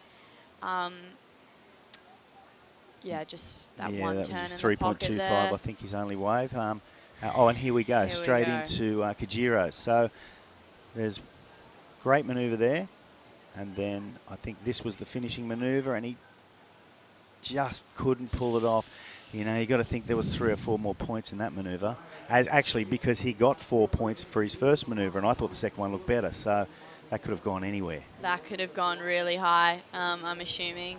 Just from what I've seen, from where the judges are kind of scoring, they're looking for big turns, critical, hitting the lip.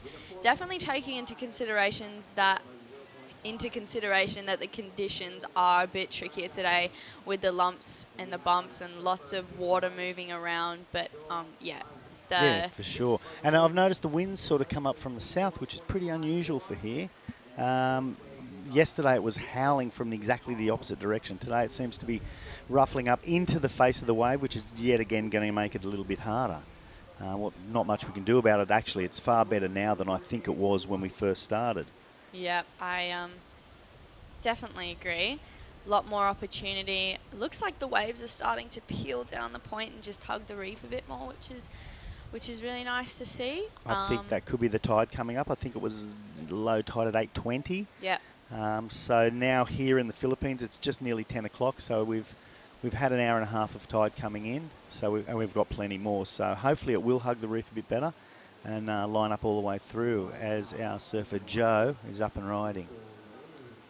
Call it. Joe, first really nice turn and a huge second turn there in that bowley section. John has absolutely been ripping in the free surfs. He's probably got the most waves of anyone during the past few days. Every time I look up in the free surfs, he is on a wave in the right position. It just looks like he connects really well with this wave. He looks like he's just a local out here, just having fun, which is really cool to see. And he's always out in the water constantly. But looking at the replay here, really nice kind of speed turn there. He's looking at this section and eyes it off and absolutely bangs it in the pocket there. So I think that will be a really good score for White. Yeah, that was the money turn. And there it is. You're exactly right. Best score so far of the heat, 7.0. And that puts Joe up into the lead. He's got to be pretty happy with that. There's still a lot of time to go. He's got a 7 and a 3.25. Obviously, he'll want to throw away that 3.25. Philmar Alipayo sitting on a 5.25. Now, Philmar, along with Muramar, who's in came second in the previous heat, are probably the two most famous Philippine surfers. Yeah. And Marama more so because his straight-up ability, and Philmar, who's got a very similar ability, also has a YouTube channel called Happy Islanders, and he's married to a lovely lady called Andy Eigerman, and so together they do this YouTube channel with a lot of followers, and they're super well, Oh my God. what was that? That was very interesting. That's going to need a name. Yeah, I'll let you name that. So yeah, the Happy Islanders, get on YouTube and have a look at Philmar and Andy's channel. I think it's pretty amusing, and they put a lot of work into it. Let's have a look again. What are you going to call it? I'm going to call it the slip and slide. Well, that's exactly what I thought he'd made. I thought he got back up there. So that was Robert from Captain Duanis. So yeah, good on you to Philmar and Andy. So I'm sure they'll post some of the surfing. Someone's whistling in the background. I suspect there's a set. I might twist my old neck around and have a look. Oh yeah, there's a bunch of sets about to cruise on through. I wonder who's going to get them at this stage. Looks like Philmar. Okay. Liking the look at this one. He has got such an amazing backhand. He just loves hitting the big sections really hard, but unfortunately on that one, just motored away from him there. I've surfed with Philmar a lot. Yes. Over the years. We're both goofy footers, and for the last 20 years I surfed, well, up until a couple of years ago, surfed Cloud9 and saw him from nothing, you know, from a baby essentially. Ipon is his dad, and his dad's a really good friend of mine. And he's just gone from strength to strength. And he is such a nice guy in the water, always saying hello, really, really friendly. Just looks like we saw a really nice closing turn there for Blue. Would love to see the replay of what he got done on the outside there with 19 minutes and 35 seconds remaining in heat 8 of the round of 32. Very exciting day of competition today. Do you think it'll be a big day of competition, Jerry? I think we'll keep going. I personally, here we go. This is the replay of Kijiro. That was real speed. He's really got some speed, and none of the speed washed off with either of those turns. Oh, now yeah, that was tricky. Yeah, that was a really, really good fish. It was super tricky because of the speed, because of he sort of hit it a bit late, but it was also fully whitewater. So you know, that wave was full of air. Yeah, and he makes it look easy. But that is really, really hard to pull off. So I'd love to see where the judges kind of place that score, because they do like seeing surfers push through some of the harder stuff that the ocean can throw at us. But Marama staying busy. Sorry, not Marama, Philmar. Sorry. I'm getting confused with the amazing surfers here in the Philippines. Just rolling it down the line, not liking the look of that one. And some of these waves here kind of mush up, and some of them really kind of bounce off the reef and allow you to push off the top and have a big bowly section. So there's that wave from Kijiro. It was a 6.25. I was thinking maybe it was going to go a little higher than that. Maybe they didn't think it was vertical enough. Not being a judge, I won't say too much, but he's fairly happy with it. It's pushed him into first place. And Joe now is in second. Philmar in third. He needs a 5.01, and Robert hasn't really banked anything as yet, so he needs a 9.0. I'd like to have a little shout out to Philmar's brother PJ, who's just as good a surfer as Philmar. PJ's another amazing backhander from Cloud9, and the two brothers over the years, the last few years, have certainly dominated Cloud9. You just haven't seen people pig dog like those guys, and what they've done is they've taught all the younger guys how to do it as well. Amazing. Does he compete? He does occasionally. He's not as committed to competing as his brother. Yep. Here we go. White up and riding. Nice turn in the pocket there. Just like that technique. It was a hard section, but backhand just in the water. He has amazing technique. Really kind of low center of gravity. Fighting his way through this little whitewashy stuff and just staying really low to commit to that end section. But really nice wave ridden by John in a surfer in white. And that's put him up into the lead. Okay, that was, they liked it. It was a 6.30. This is a replay of that wave.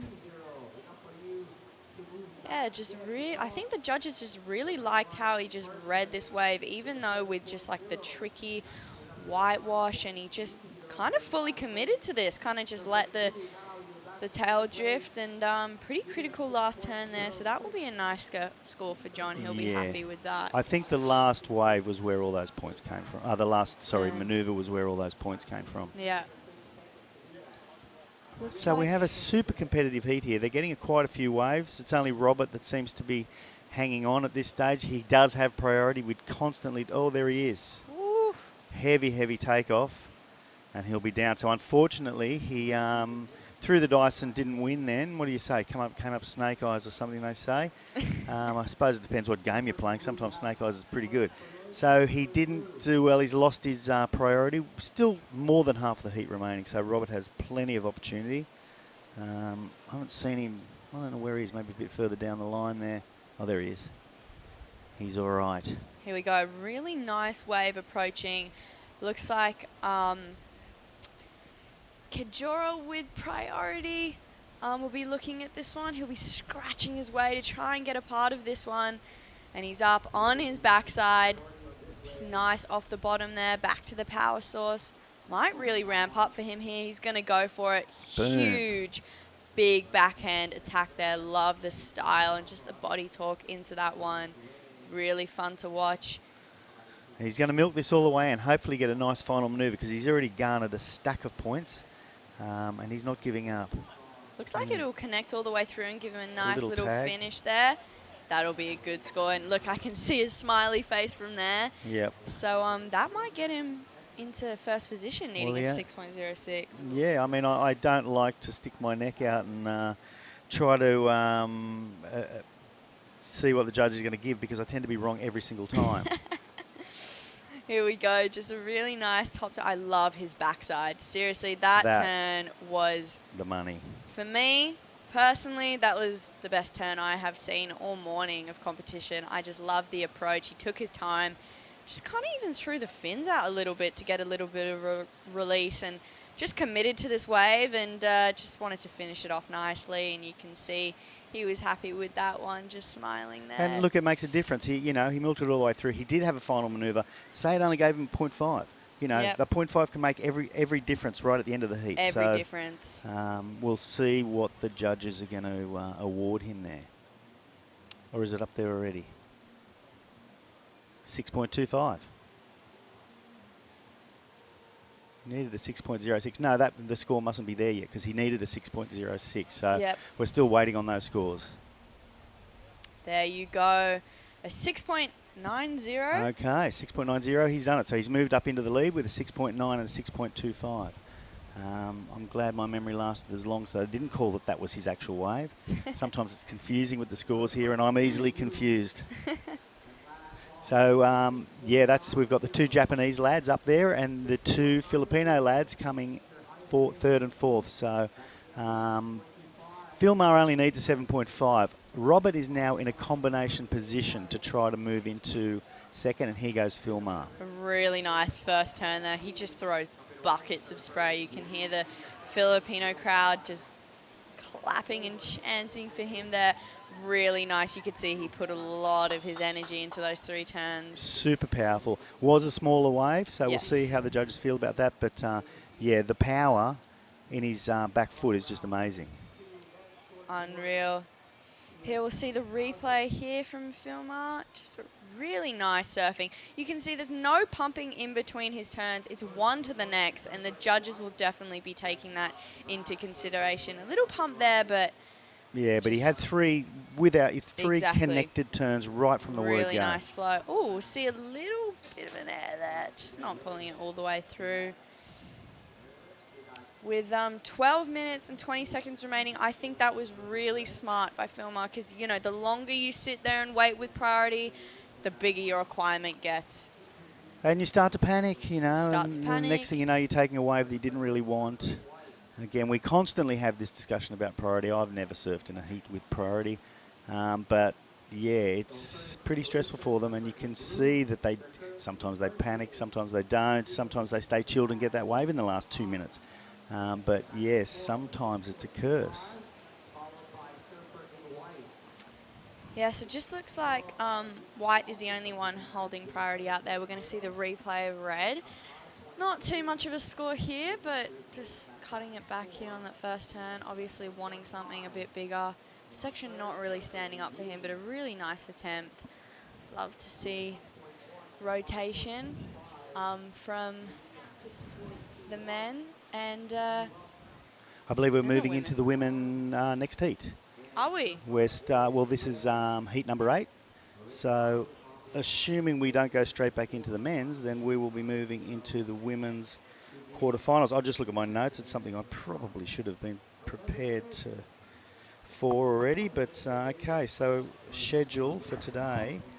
I'm wrong. So men round of 32, heats 3 to 8, followed straight up by the men's round of 16. Okay, so we'll have 4 more heats of the men's before we move on to surfer on surfer or man on man, whatever we call it these days, competition. Oh, it's very exciting to watch those man-on-man heats. I love watching it. It's just back and forth, really just battling it out. Absolutely. Two people in the lineup. So Filmer, as far as my scores suggest, only got a 6.10. We thought he was maybe going to go a little bit higher than that, but I think he was penalised for the size of the wave. It was definitely a smaller wave. Definitely. 10 minutes, 20 seconds to go. Filmer just still looking for that 6.21. No, all his fans on the beach will be hooting, and he's sitting in second position, so not a bad place. He's right up at the lineup in a really nice position at the moment. Some waves approaching. He won't go this one because White had the priority. Good move, Filmer. That was a real good move, and it is a nice looking wave. Racing down the line. He's definitely going to get around it. See what it can bring. This one... I can see you craning your head around. There's no wall on that one? Nope. No. We have the luxury, folks, of being able to turn around and see the whole lineup. Yep. It's such a beautiful lineup here in La Union. It's huge. You know, you can sit really deep on the shoulder. Amazing venue here for our surfers, but really nice just tag. And obviously he's wishing he would just get another section to really give it some, but that was a really nice turn as well, but I'm not too sure that will go into his top 2.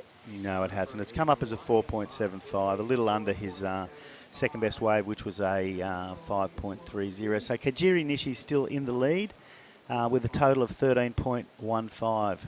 Oh, there you go on your screen. I don't even need to say it. Thank you to the guys in the technical team. They're saving my words. I'm sure everyone can read up the top there what's going on. So just under 9 minutes remaining. We've got a ding-dong battle going on here. It's only Robert that doesn't seem to be up there at the moment, but given the time and his knowledge of the place, he will actually get a better wave. He has to get a better wave. I'm feeling pretty confident.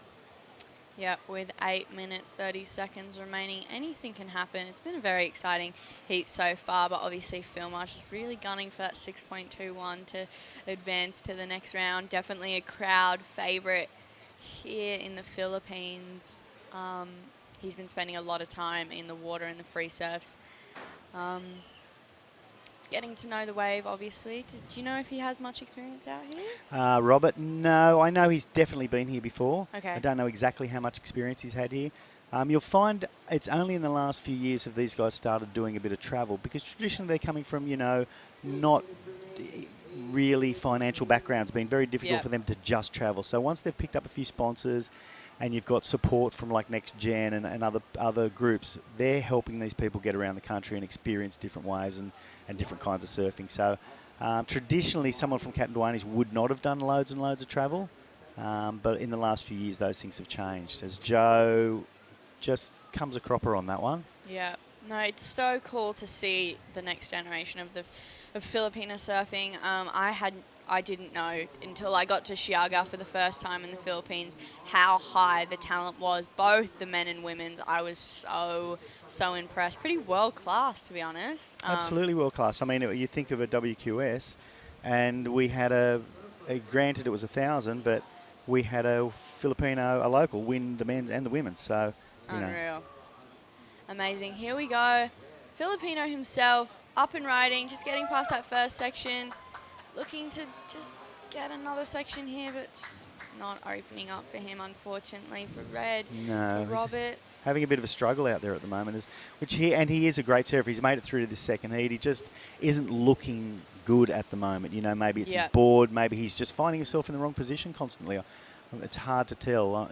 We can have a chat with him later on the beach, or I probably will, but this stage, I don't think he's going to make the interview, although it's too early to say that. And while I'm talking, I've said it every time I've gone in here. These people keep texting me and asking me for shout-outs. So Gazza Yearland, of course, I've got a shout-out to. He helps us do the job in Shargow. You probably met him, Big Gazza, that hands out the singlets. Yes, I did. Yeah, Great Gazza. guy. He's from my town, and he's a very, very good mate of mine. And then also I've got a bunch of friends in Yamba. You've been up to Yamba at all, surfed Angari? I have not, no, but I would love to. I like to think my place is God's country, and this place is God's country, but Yamba is just absolutely amazing. It's a bit of replay of Robert's Wave.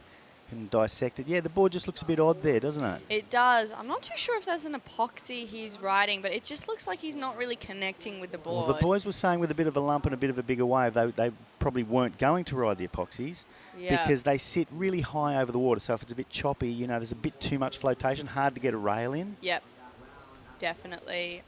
Lots that goes into boards and board selection out there, and it's really important to bring a well-rounded quiver to these events because it's just proven here in La Union an amazing kind of perfect point break, but we've seen all different types of conditions. It's honestly changing every heat, so it's just important to have your equipment dialed in and to just know your equipment well. Some of the younger Shargow boys that have made their way up here only have one board, and they have one board for every condition, and the board generally isn't full of stickers and it's kind of brown, and it doesn't mean they don't rip on it, and hopefully eventually someone watches them and gives them a sticker and gives them a board, and that's part of the reason to come up here. It's not just to try to win whatever, it's to get noticed, 100%. And they generally do it not even always just for themselves. If they can get to a position to help their families, like Filmar and Muramar and Peso and those guys from the town, they win money and they help their families. They don't just take the money and, buy a car or go and party. They're really family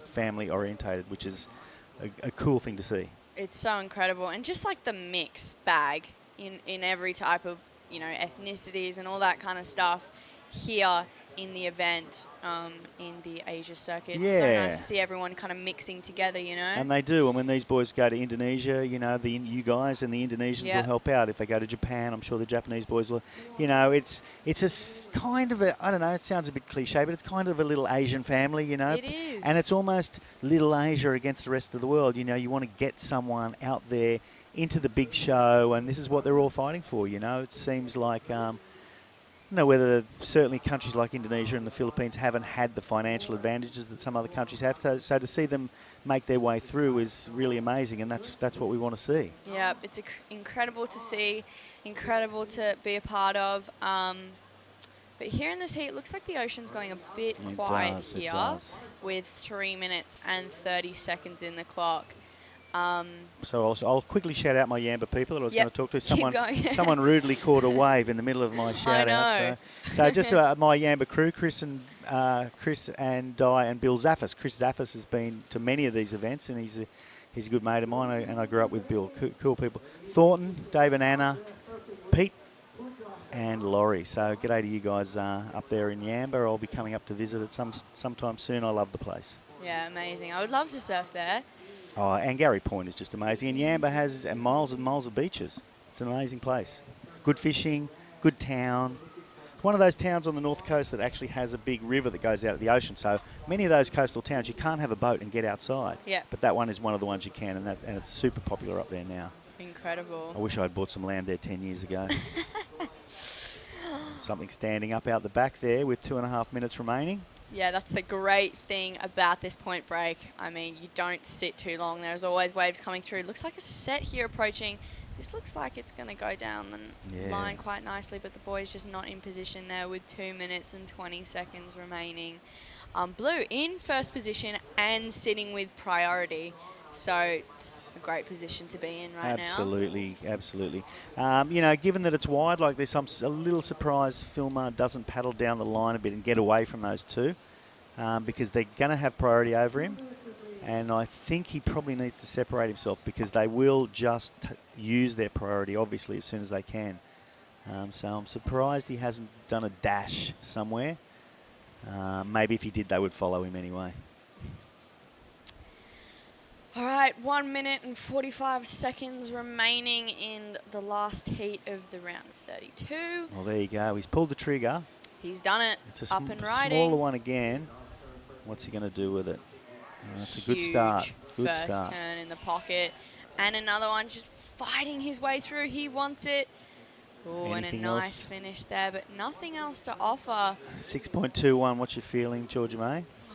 I'm not too sure he's going to get it on that one. It was an insider. Even though the turns were quality, I just think if he just got one more solid backhand hit, he would have been closer to getting the score. But I don't know. I am not a judge, but those were two really committed turns. They were, but I'm kind of feeling the way you feel there. Unfortunately, had it lined up a little more and he could have hacked it a couple more times. So it was pretty clever of Kijiro and Joe not to take that wave because they had the opportunity, and I'm thinking that, well, it wasn't opportunity enough. And it's come in as a 4.9, unfortunately, for Filmar. So the time is definitely running out for him and Robert. And it's looking more and more like Kijiro and Joe may be slipping on through to the round of 16, which will be up very next. 20 seconds remaining here in this heat, the dying last seconds of this heat. Looks like there'll be some waves approaching here. Priority still sitting with Blue. Looks like Blue taking off in this wave at the 10-second countdown. I think this would just be a nice little wave in, but hitting it off that first section there. There is the hooter in the background. I don't know if the surfer in white took the one behind, although this is a nice wave. Oh my God, yeah, just connecting it. I mean, turn Weightless. to turn. He was weightless there. That was really impressive. So whether the surfer in white took the one behind or not, it won't matter because it's Kijiro and Joe that are going to move into the round of 16. So congratulations to those guys. Real commiserations to our two Filipinos. And in the meantime, we will go on a little break. Thank you. If we don't see you in the next heat, we really appreciate that you've sat with us. And thank you you're for welcome having to me. any time. Thank you so much. It's been a pleasure sitting here and watching all the action unfold at the beautiful Point Break and being here in La Union. Big All right. shout out to all the locals. But yeah, see you soon. Okay, well, thanks very much, and we'll head off to a break. Competitive surfing is more than just a lifestyle, it's actually a job, and that's the way we need to approach it, and that's the way we did approach it. Since the announcement of surfing in the Olympics, amazing things have happened in our sport. 2022, we went aggressively into competition mode. We had 4 legs in 3 months, an international event in Siargao. We had our national event in Siargao, Belair, Larongan and Cabugao. We've put our focus on the youth. We have a caravan that goes around the Philippines. We go from province to province and train them and educate them on how to become Philippines' greatest surfers. We want to raise up athletes who will raise up gold for the Philippines. Without the support and love of NextGen, the next generation of surfers in the Philippines wouldn't be where they are today. Maraming salamat, NextGen, and we look forward to continually working with you.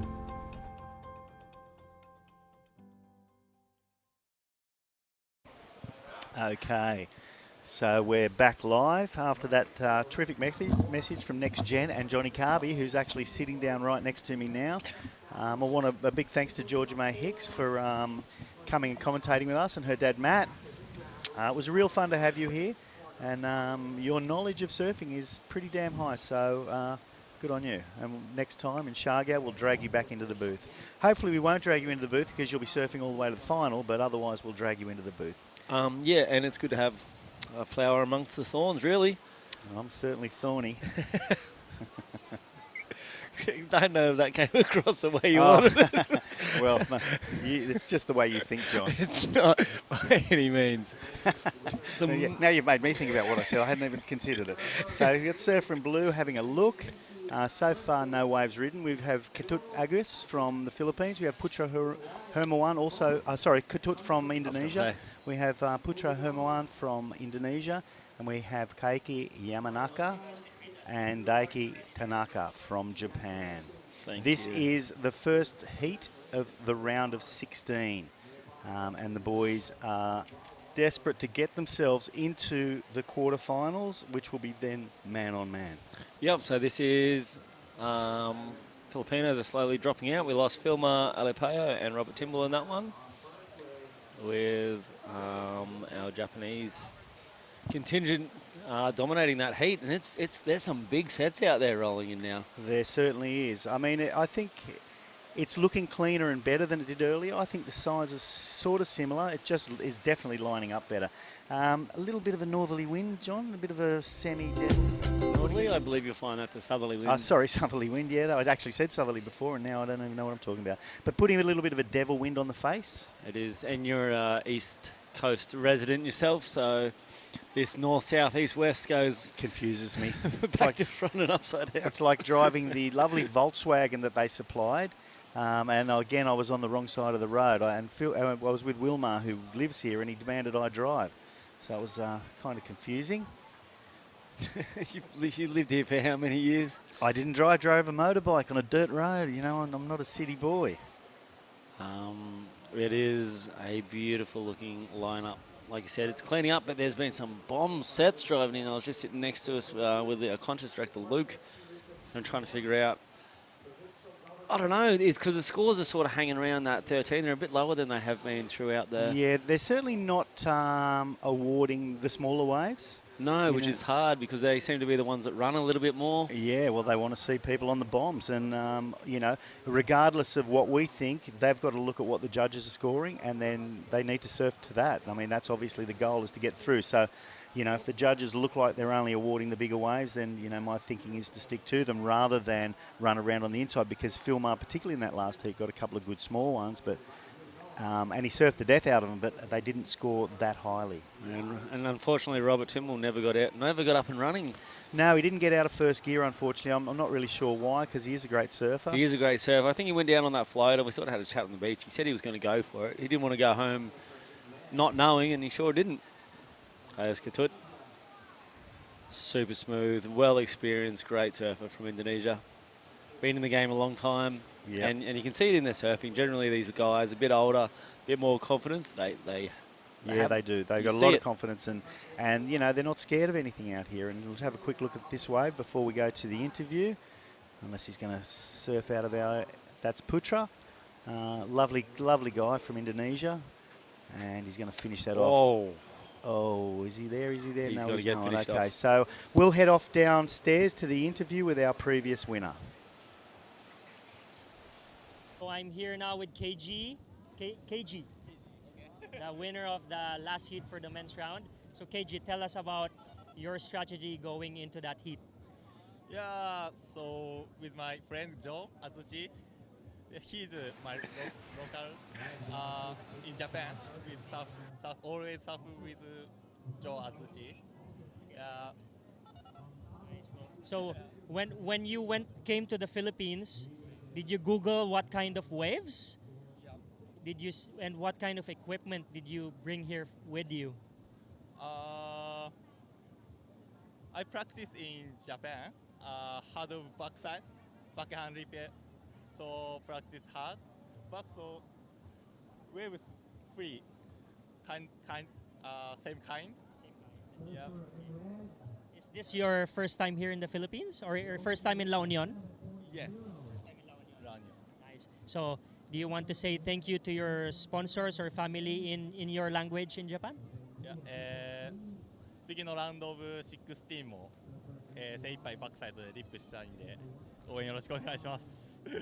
All right. So thank you, and hopefully see you again towards the next rounds. Congratulations. Thank you. All right, thank you, Luke. Down there on the beach with Kenji, out there with his countryman and good friend. It's good for these guys who travel. Puts a bit of comfort into your soul when you get out there with people you know. Definitely helps ease the nerves. I hear you. Yeah, I think there's some waves surfed during the interview, and this is Ketut Agis. Looks like a nice backup. So I know he caught this one inside the bay. Only got a few turns onto it, but that might be his first wave. Yeah, actually. that was his first wave, which dropped in at a 7.0. Yeah, which is great. And then he quickly backed up with another one. I'm not sure whether that's the replay we'll see. No, we're going to see Putra. So, yeah, I think he did one big turn and then didn't quite make the close out. It's impressive, Matt Hicks. Thank you very much for bringing your daughter to the country, and thank you. Thanks, guys. See you later. And had Putra made that one, that would have been an amazing score.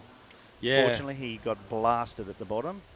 So there's Katut's second number dropping in the 5s. That's a pretty good score. We turned around and watched that live, and it was essentially one big move. On the inside. On the way back out, he turned around. And that's what we were discussing actually off camera. We were talking about the experience and knowledge that he had just to get that back up.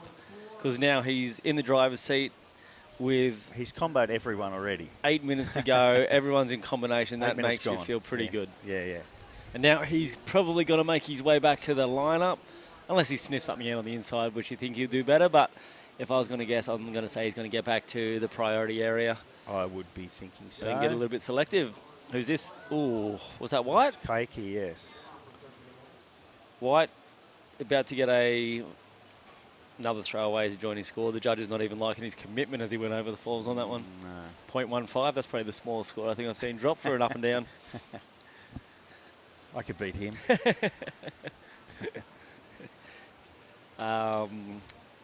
Going down a little bit heavy there. We love a good wipeout. Everyone loves a good wipeout, unless you're the one getting the wipeout. Exactly. And I've had more than my fair share, I must admit. I've seen you have a few. I've had some good ones. So just over 20 minutes remaining. We'll just thank NextGen Philippines. We saw an ad for them previously. Had you been sticking on during that? Oh, here's a replay. Is that his second wave that he caught inside? I still think this is his first wave. That's his first wave again. But he went to town on it. That first opening snap, followed by that combination wrap, and then the finish. Yeah. He earned every point of that 7.0. One of the highest for the day so far. I think like people have been struggling, apart from JR, who sort of got out there and put together a pretty good combination. He did. Here's a bomb out the back. I wonder if someone's going to be in position. Katut has sort of taken off there, sort of picked things up from the last heat. We had some pretty good scores also, so maybe things are improving out there and the scores are starting to reflect it. So that's Daiki. On a bit of a bomb there. Let's see if it lines up nicely for him. It's gone a bit flat right there. I see you turning around to see what's on the inside. Is that about the end of it there? Okay. Yeah, it is. So it was a well-surfed wave. I think he was expecting more from that wave. When it stood up, it looked like it was going to line up not only all the way through but out the back, but it ended up staying a little bit flat out the back there. So yeah, and it hit that sort of turbulent water on the inside where he had to deal with the white water. Sort of takes... It's hard to explain. You can't quite get the drive and lock out your fins when you got that bubbly water in front of you. Great takeoff. This opening wrap was beautiful, and then he sort of gets into that white water here, and you hit the bumpy, lumpy periods, and it's hard to get a clean line. It's hard to look good. I like that he finished it. He finished it well. He was committed all the way through. So it's going to be a good score, no doubt. Certainly be his best score. Absolutely. Waiting for the judges to drop that in. Taking a bit of time because it was a bit different. Yeah, it's coming in fairly low, but, you know, it's giving him a head start or a kick start at least. There's a 3.6. I would have personally given it a 3.7, but, you know, you can't. Generous. I'm a generous scorer, yeah. Definitely can see some lines. We have a pretty experienced judging panel down there. We have Indonesians, Japanese, of course, Filipinos.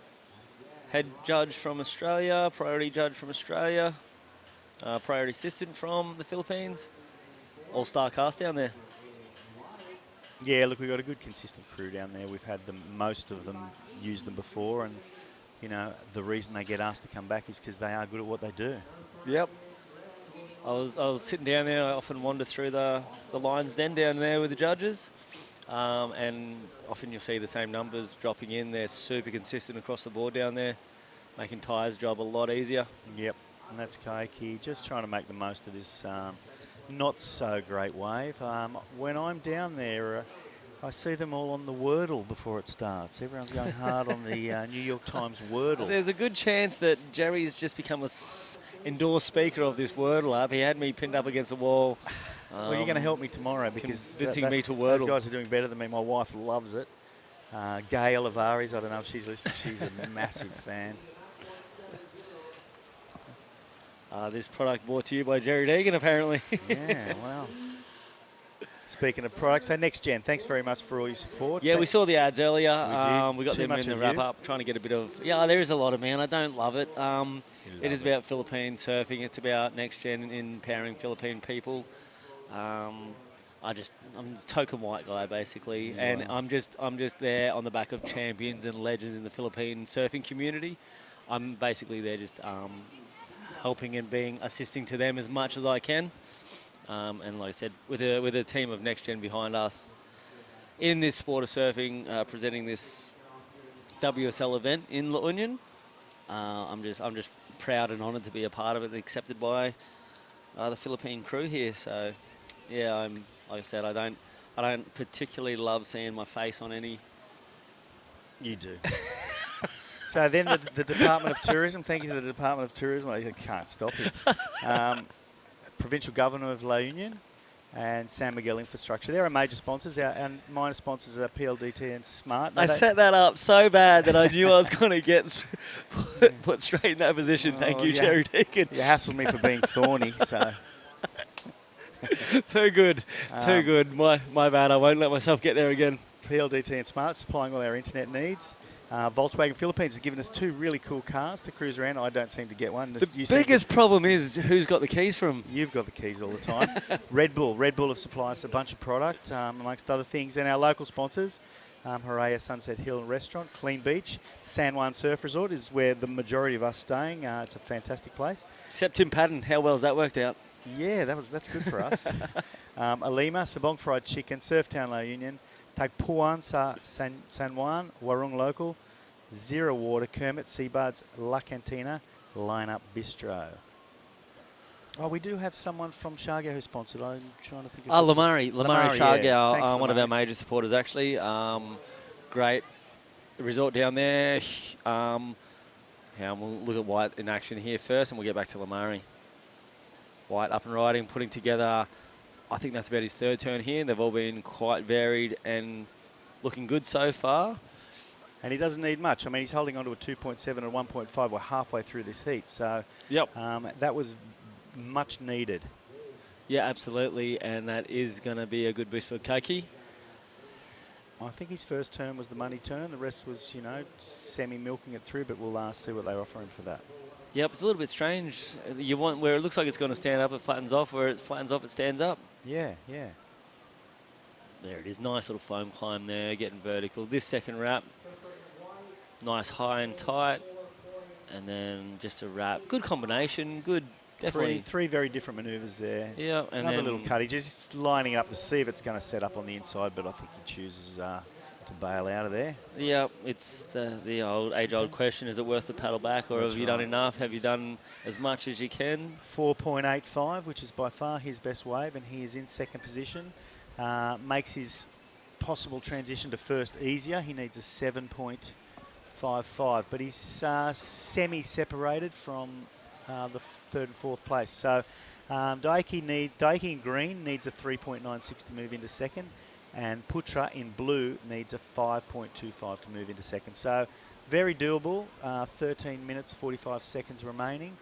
And we've got a bit of a Japan-Indonesia shootout here at this stage. Yep, hoping 2nd priority there, Putra, can just open up, start showing what he can do out there, because him sitting out there with that 0.5 and a 2.3 and a 0.7, I know he's capable of a lot more, and I'm sure he's looking for that one. Sitting in 2nd priority under Kitut's 1st priority, who we sort of called it. We knew he got that score, got that backup score, and he's gone out. Hang on, yeah. And he's going to sit there in priority in the driver's seat. So far paying off. Hasn't got the field and combination anymore. Kaki is only looking for a 7.55, only a 7.55, Jerry. Doable. It is doable. I said, is it going to be done on the big manoeuvres, the big critical section, or is it going to be one of these? My money would be it's going to be on a big wave. Yep. Look at this little section.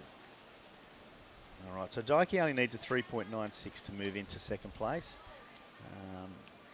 That last manoeuvre was, my thinking, almost enough on its own. He hasn't given up yet. He did get the backwash there. There hasn't been a lot of backwash out there this stage. We're starting to have that rip bowl as the tide pushes in with this swell. the water's got to go somewhere, and that's the spot that it's got to go back out. Well, he just discovered that. Here we go, a little replay. Nice little wrap to start with. I think this is where all his points are coming from. Certainly smashed that lip, sprayed everywhere, and a nice cut. So 3 very, very different manoeuvres to start there. And then I wonder if we can see this backwash. Does get messy in there. There it was. It was a little sidewinder. Yeah. And he looked like he almost timed it. You can actually, if you see him coming, you might actually be able to take it to advantage and gives you a little kick speed and makes it look really good. But generally, that's where I go. Absolutely. And he got a 5.6 for that, so it was well and truly enough to move into second place. And again, I don't need to read it necessarily because you can see that on your screen there. I think our job is to read it when it's not on the screen. But it just goes you to show that there's a change in position there. We have red in first, green in second, white in third, and blue in fourth. Red still holding on to priority. Putra there in blue, second priority, so he's desperate to get something solid. Plenty of time, but we keep saying plenty of time. I don't know. Time seems to go twice as quick when you're looking at that clock. Absolutely. And when you're out there in the water and you're a bit nervous, you just want it to stop.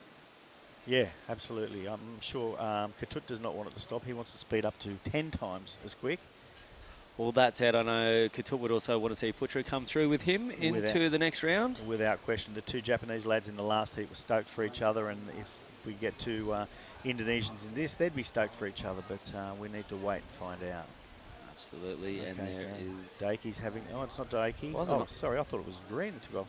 So it's Kaiki, and he only needs a 4.36 to move through. A couple of nice manoeuvres to start with. Real cat and mouse game going on here. Ooh, what do you reckon? Initial feeling?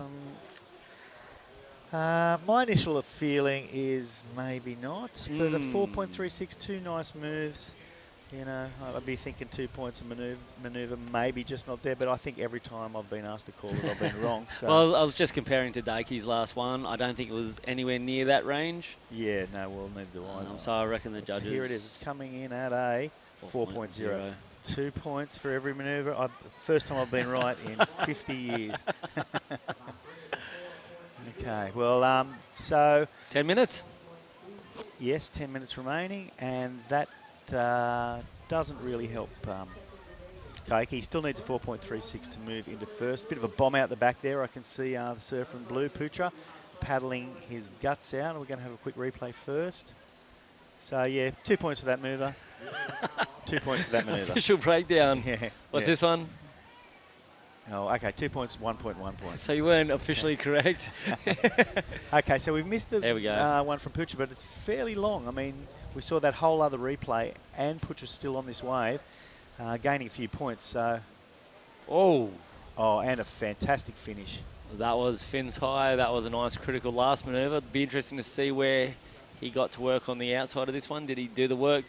Because generally judges want to see the big moves done on that outside section where it's stepping up and most critical. Here we go. So it's a good size wave. Okay, he's waiting to see what happens. Okay, nice off the foam. A little bit of a hitch there, or a glitch, or whatever you want to call it, but he didn't give up. Okay, so there's not much happening out there. Not sure where we saw him. Probably in around here somewhere. Okay, so that's the money move.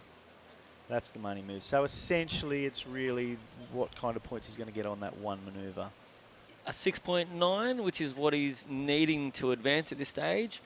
Maybe not. But will he throw away one of his 2.3s or 0.7s? 100%. Yes, I suspect it'll be the 0.7 he throws away. He's one of the nicest guys that comes here, Putra. He's another guy that just...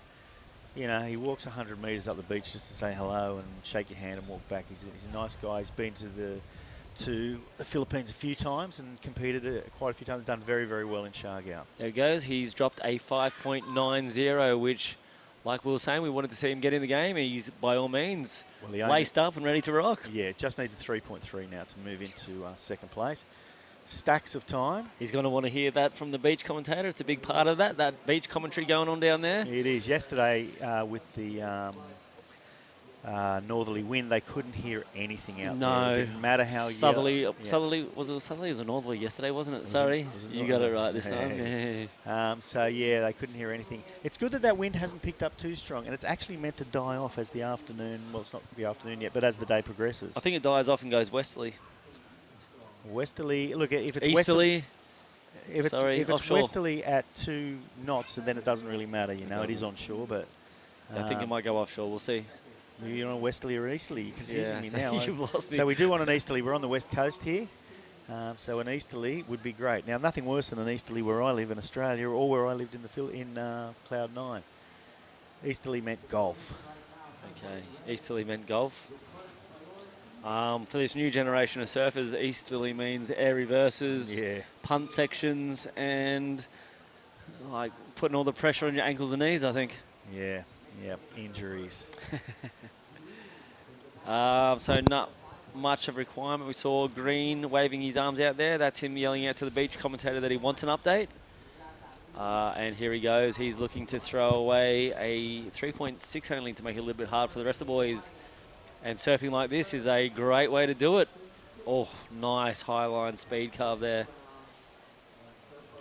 Okay, well, I don't think he's going to get a huge score, but I'm feeling the 3.6 might be doable there. First two manoeuvres were quite similar, and the wave was a lot smaller, so he will be penalised a bit for that, but I mean, I'm thinking the 3.6 is well in there. Red making a priority area. He sat there forever and a Well, day so there you to go. throw it away on that one. Oh, God. So it was a 5.6 there, so for the surfer in green. He easily got there. He's moved into second place. So Katut watch this one going away under him and let Ducky have a look at it. And it was this combination, so he's nice little hit off the lip and gets nice and vertical here on that second manoeuvre. Buckets of spray, so not quite similar. And then a third good high and tight wrapping roundhouse, followed by that fourth slower wave. So from White now up and riding. Oof. Couldn't quite get disconnected from that lip and get the nose up on the way down. Sending it currently in third place. Now chasing a 7.05, so things getting exponentially harder for these guys. Yes. As we approach the 5 minutes, we have Katut out in first place. He just threw away priority on that last wave. I'm sure he'll be spewing about that. He sat there forever, controlling the heat, still by all means in control. But our surfer in green, Ducky, in second place, now only needing a 6.11 to get that. I guess it's more of a safer first place. So, well, you know, as the time clock's down, if you're in first place and one of the other surfers gets a fantastic wave, your worst situation is getting in second place and still making it through. So it is very important to be in that first place. So that security blanket of first place. And our surfer in white, I don't think he'll get on that last one. I didn't see the replay, but that fall looked like it was at the start of the wave on a closeout section, so he's not going to improve his situation, and he's still looking for a 7.05. So a pretty big situation for him, and also our surfer in blue. There he is going down pretty heavy on that one. Sure he's okay. Surfers are professional fallers, really, aren't they? Well, they know what to do. Yeah, they do. I mean, and it doesn't matter. You can fall and hit the reef. You can fall and have 5 foot of water and still hit the reef. You can fall and have 1 foot of water and not hit the reef. You know, there's a lot of luck involved. But these days, they do semi-study how to fall. I would like to sit down and just talk with Mason Ho, because that dude does some pretty stupid things in some pretty stupid places and comes up smiling. Yeah. Now, there are some strategies these days about how to fall, particularly in bigger waves. You want to penetrate the water and pop out the back, but in super shallow waves, you know, I'm not really sure that's exactly the strategy you want to take. Yeah. So just notice on screen there, Katut waving his arms, asking a few things of the beach commentator. Not sure what he wants. I'm just pretty sure he wants to know that he's still in first. Yeah, I think it was an update. And he wants to know how close second is. He wants to know who has priority. All these things become vitally important because you want to go and put pressure on your competitors. So Well, that's not going to help Kaiki a great deal. I don't know. We didn't see the start of the wave, but I don't think there was much involved in that. 3 minutes. 3 minutes, and the next heat will be JR. JR, who just killed it in the previous heats. He's from here.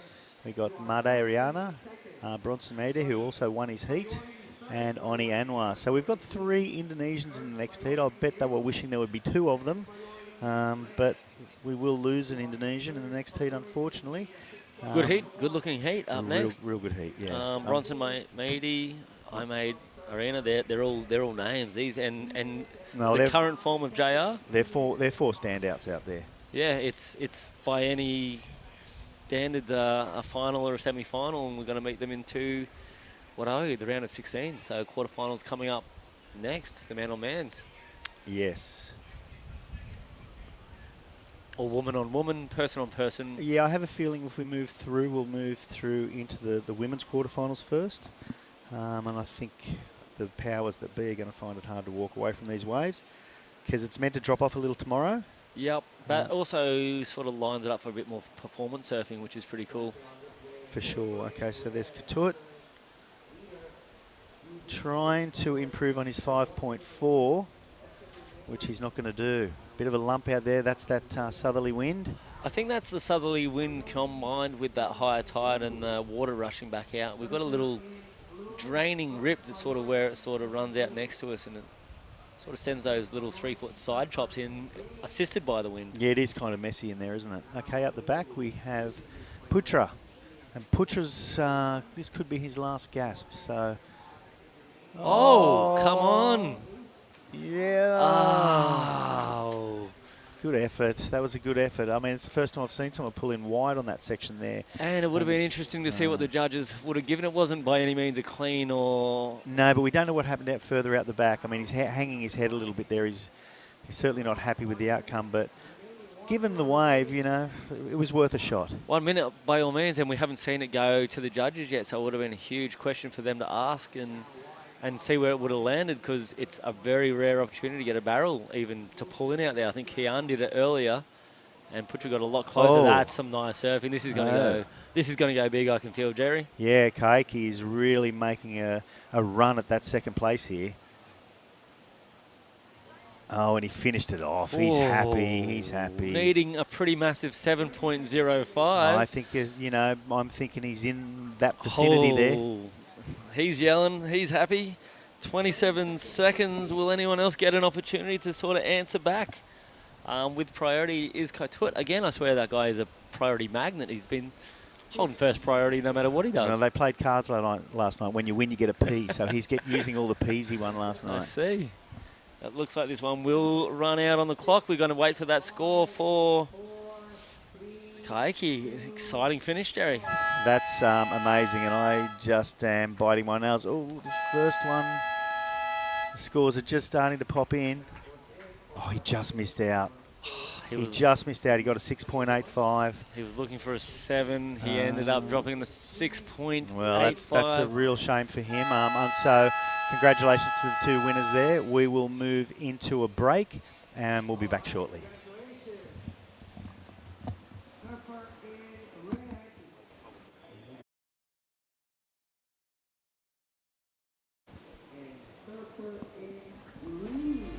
Here we are.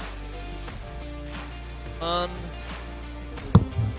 that wasn't the one before. Full barrel effort. Nothing much happening here.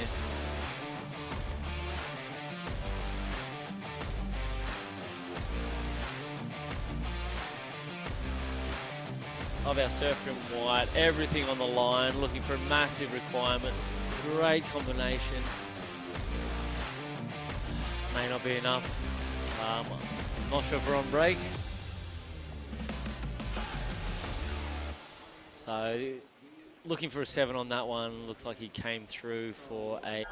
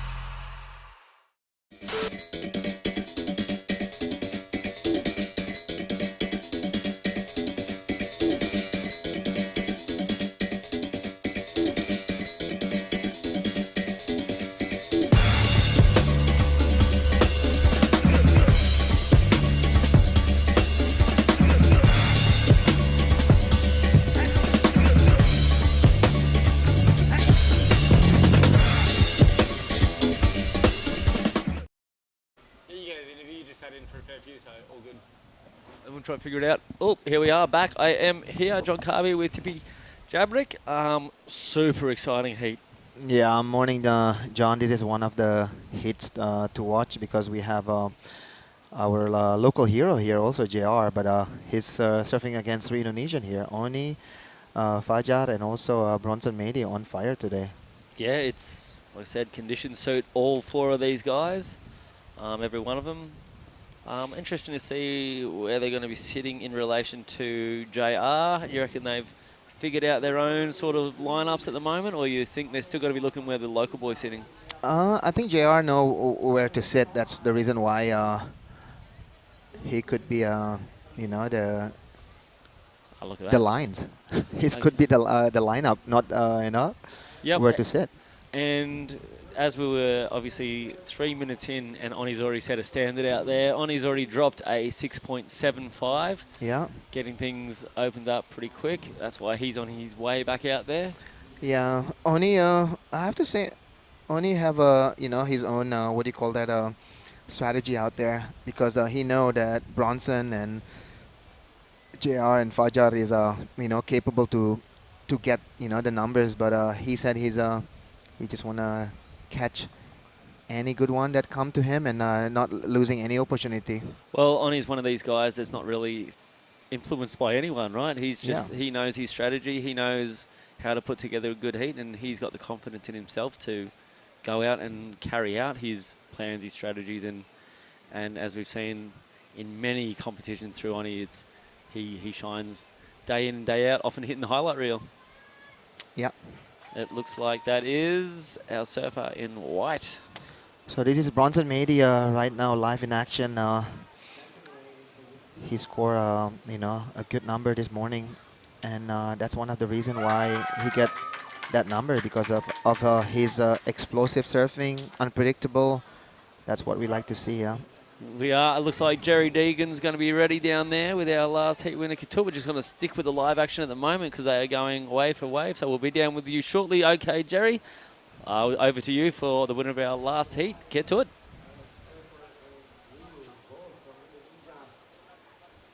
Maybe not quite ready for us. With Couture, winner of the previous heat. That was a fantastic heat. Real topsy-turvy. You took the lead early and you hung on to it with priority. What's your thoughts on that heat? Today it's better than yesterday, but it's kind of a little bit tricky, still bumpy a little bit, but I just thinking to start it at the inside because I saw so many waves really good at the inside, so I just build my strategy. But yeah, I got that first wave, 7 point. It's pretty lucky, and after that I was paddling out there, and I was thinking I will be on the 4th priority. I just like, okay, this is a small one. Take another one and get to my point. It was really well done, and we watched you out there, and then all of a sudden you were on the next wave. So you took it really wide, and you were lucky that it had a pretty good wall. Yeah, pretty lucky to get that waves. Actually, it's really hard hit. After that waves, I was like sitting on my priority. I was thinking to get another good backup, but there's no waves at all. Well, and then you sat on your priority a long time, and when you finally took a wave, you fell off. You must have been thinking, oh my God, what's going on here? No, I didn't think about it. I just think like, okay, I still have chance. I still have so many times, so I just like, okay, get back there and get a priority and trying to get another good rhythm. Next heat, the strategy the same? You're just going to paddle inside and try to get the best, well, obviously getting the best wave, but similar strategy for next heat? Well, let's see. Let's see. Good answer. Say hello or thank you to your friends and family and sponsors in Indonesia. Makasih semuanya udah support saya, terutama teman-teman yang ada di rumah sudah meluangkan waktu untuk nonton saya.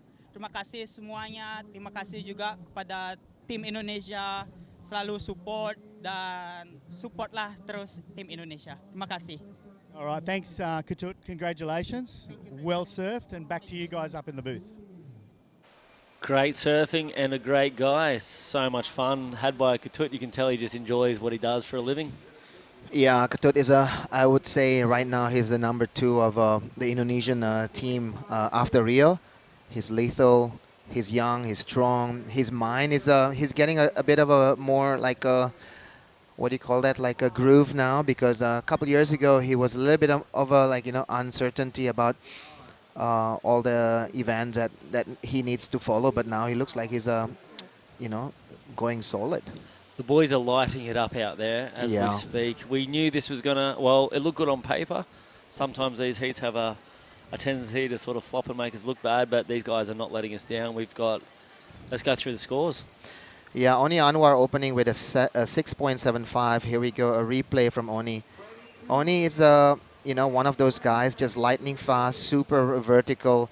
You know, he's really flary, I have to say. And those 2 turns, you know, nothing really major, but I think with 6.75 and a 6.40, you know, putting exclamation to the other guys. Yeah, but here's Bronson, 7.5. It's a lot of it's in that last. Yeah, I have to say Bronson is the reason between his surfing and the other guys. He connect all those maneuver with a lot of tail waft, you know, like, and that's really hard, especially in this condition. That's only 1 turn there from Oni. Yeah, talking about Bronson's way of surfing, you know, when somebody like pushing that hard and make it, that's the reason why he get a 7.5. To control those tail on this kind of a condition and win is so hard.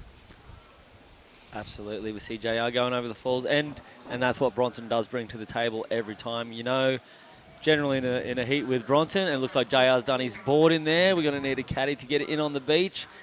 Wasn't a huge critical section. I have a feeling that he might have damaged it on the wave before. I saw him sort of push the limits on the wave before on a massive snap, but I didn't see anything that would actually break his board, but you never know with Mother Nature. Yeah, you know, with the swell is building from yesterday, you know, there's a lot of power. And it's always wise to have your backup board on the inside. I know JR have a lot of supporting crew on the inside. I'm pretty sure like any minutes now he gonna have his backup board you know, up and ready.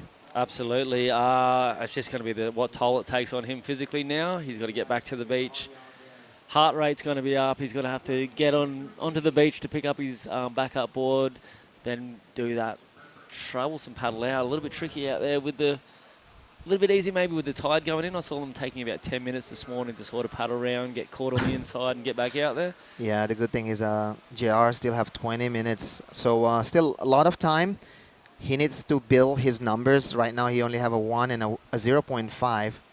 That would be a throwaway anytime if he want to progress, because right now the scale is on the double digit, you know, because you need to have at least those numbers to progress into the next round.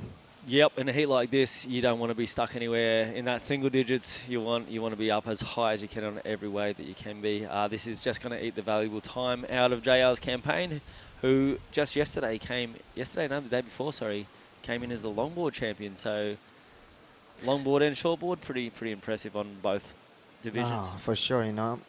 Here we go. This is JR's last replay. This is the reason why he broke his board. I think I think the board breaks before he hits the wave there, John. You see that one? Yeah, it's definitely... See? I mean, like... Maybe he buckled it on his last wave. You never know with this equipment. It's so light and so quick these days. We're always looking for quicker, lighter material, and this is sometimes the payoff that you get. You get equipment that can break, and we didn't see anything, but that doesn't necessarily mean that Mother Nature didn't do it. Yeah, especially, you know, like surfers like JR, you know, he rides a super light board. I saw that one. If I'm not wrong, Luke told me that was an old board from Batet in Bali. So Luke bought that board from Batet, and Luke gave it to JR. JR actually ripping on it this morning, I have to say. Here we go. Looks like Blue holding the priority and taking that one. Oof. Nice, strong backside there from Fajar, a young surfer from Serangan Island in east side of Bali.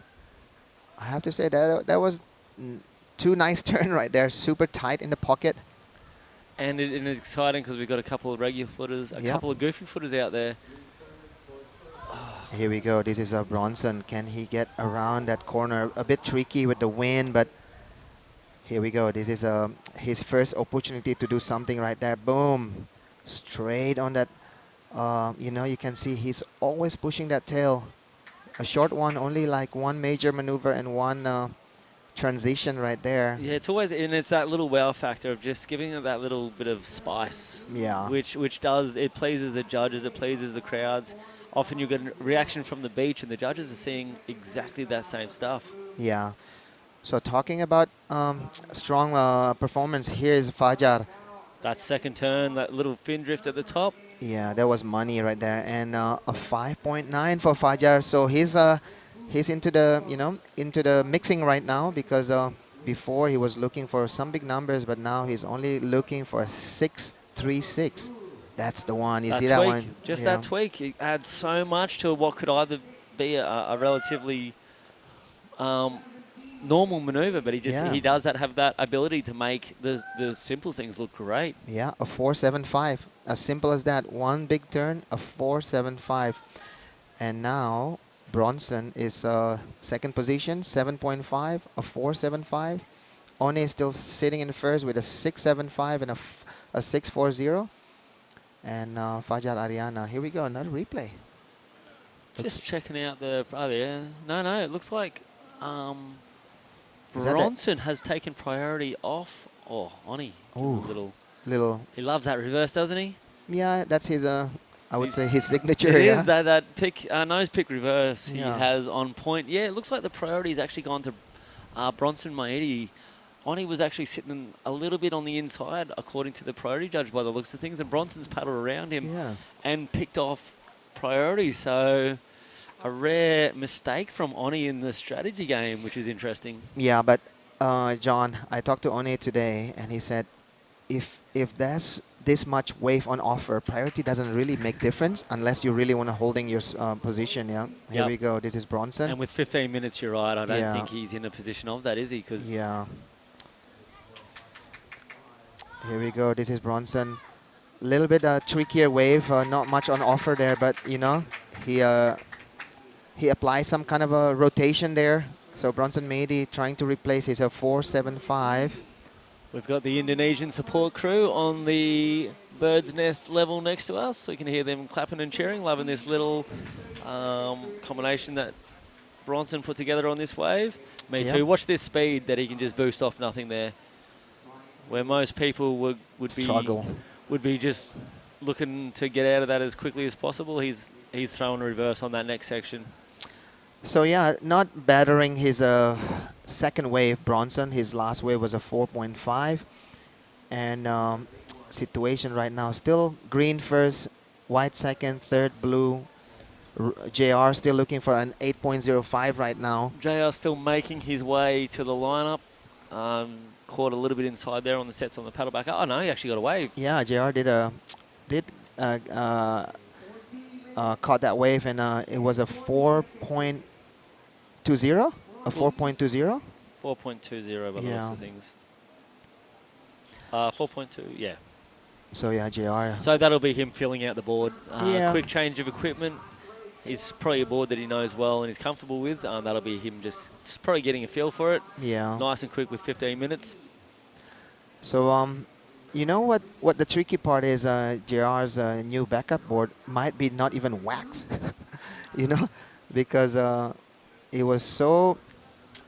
This is the first boards that breaks this morning. Yeah, on the lead up to Yeah. this event, we had a bit of a swell, and we lost a couple of longboards in the lead up to the event. But Yeah. throughout this event, this is our first board break, which is pretty exciting time. So Yeah. not for him, but luckily he won the longboard division. So Yeah.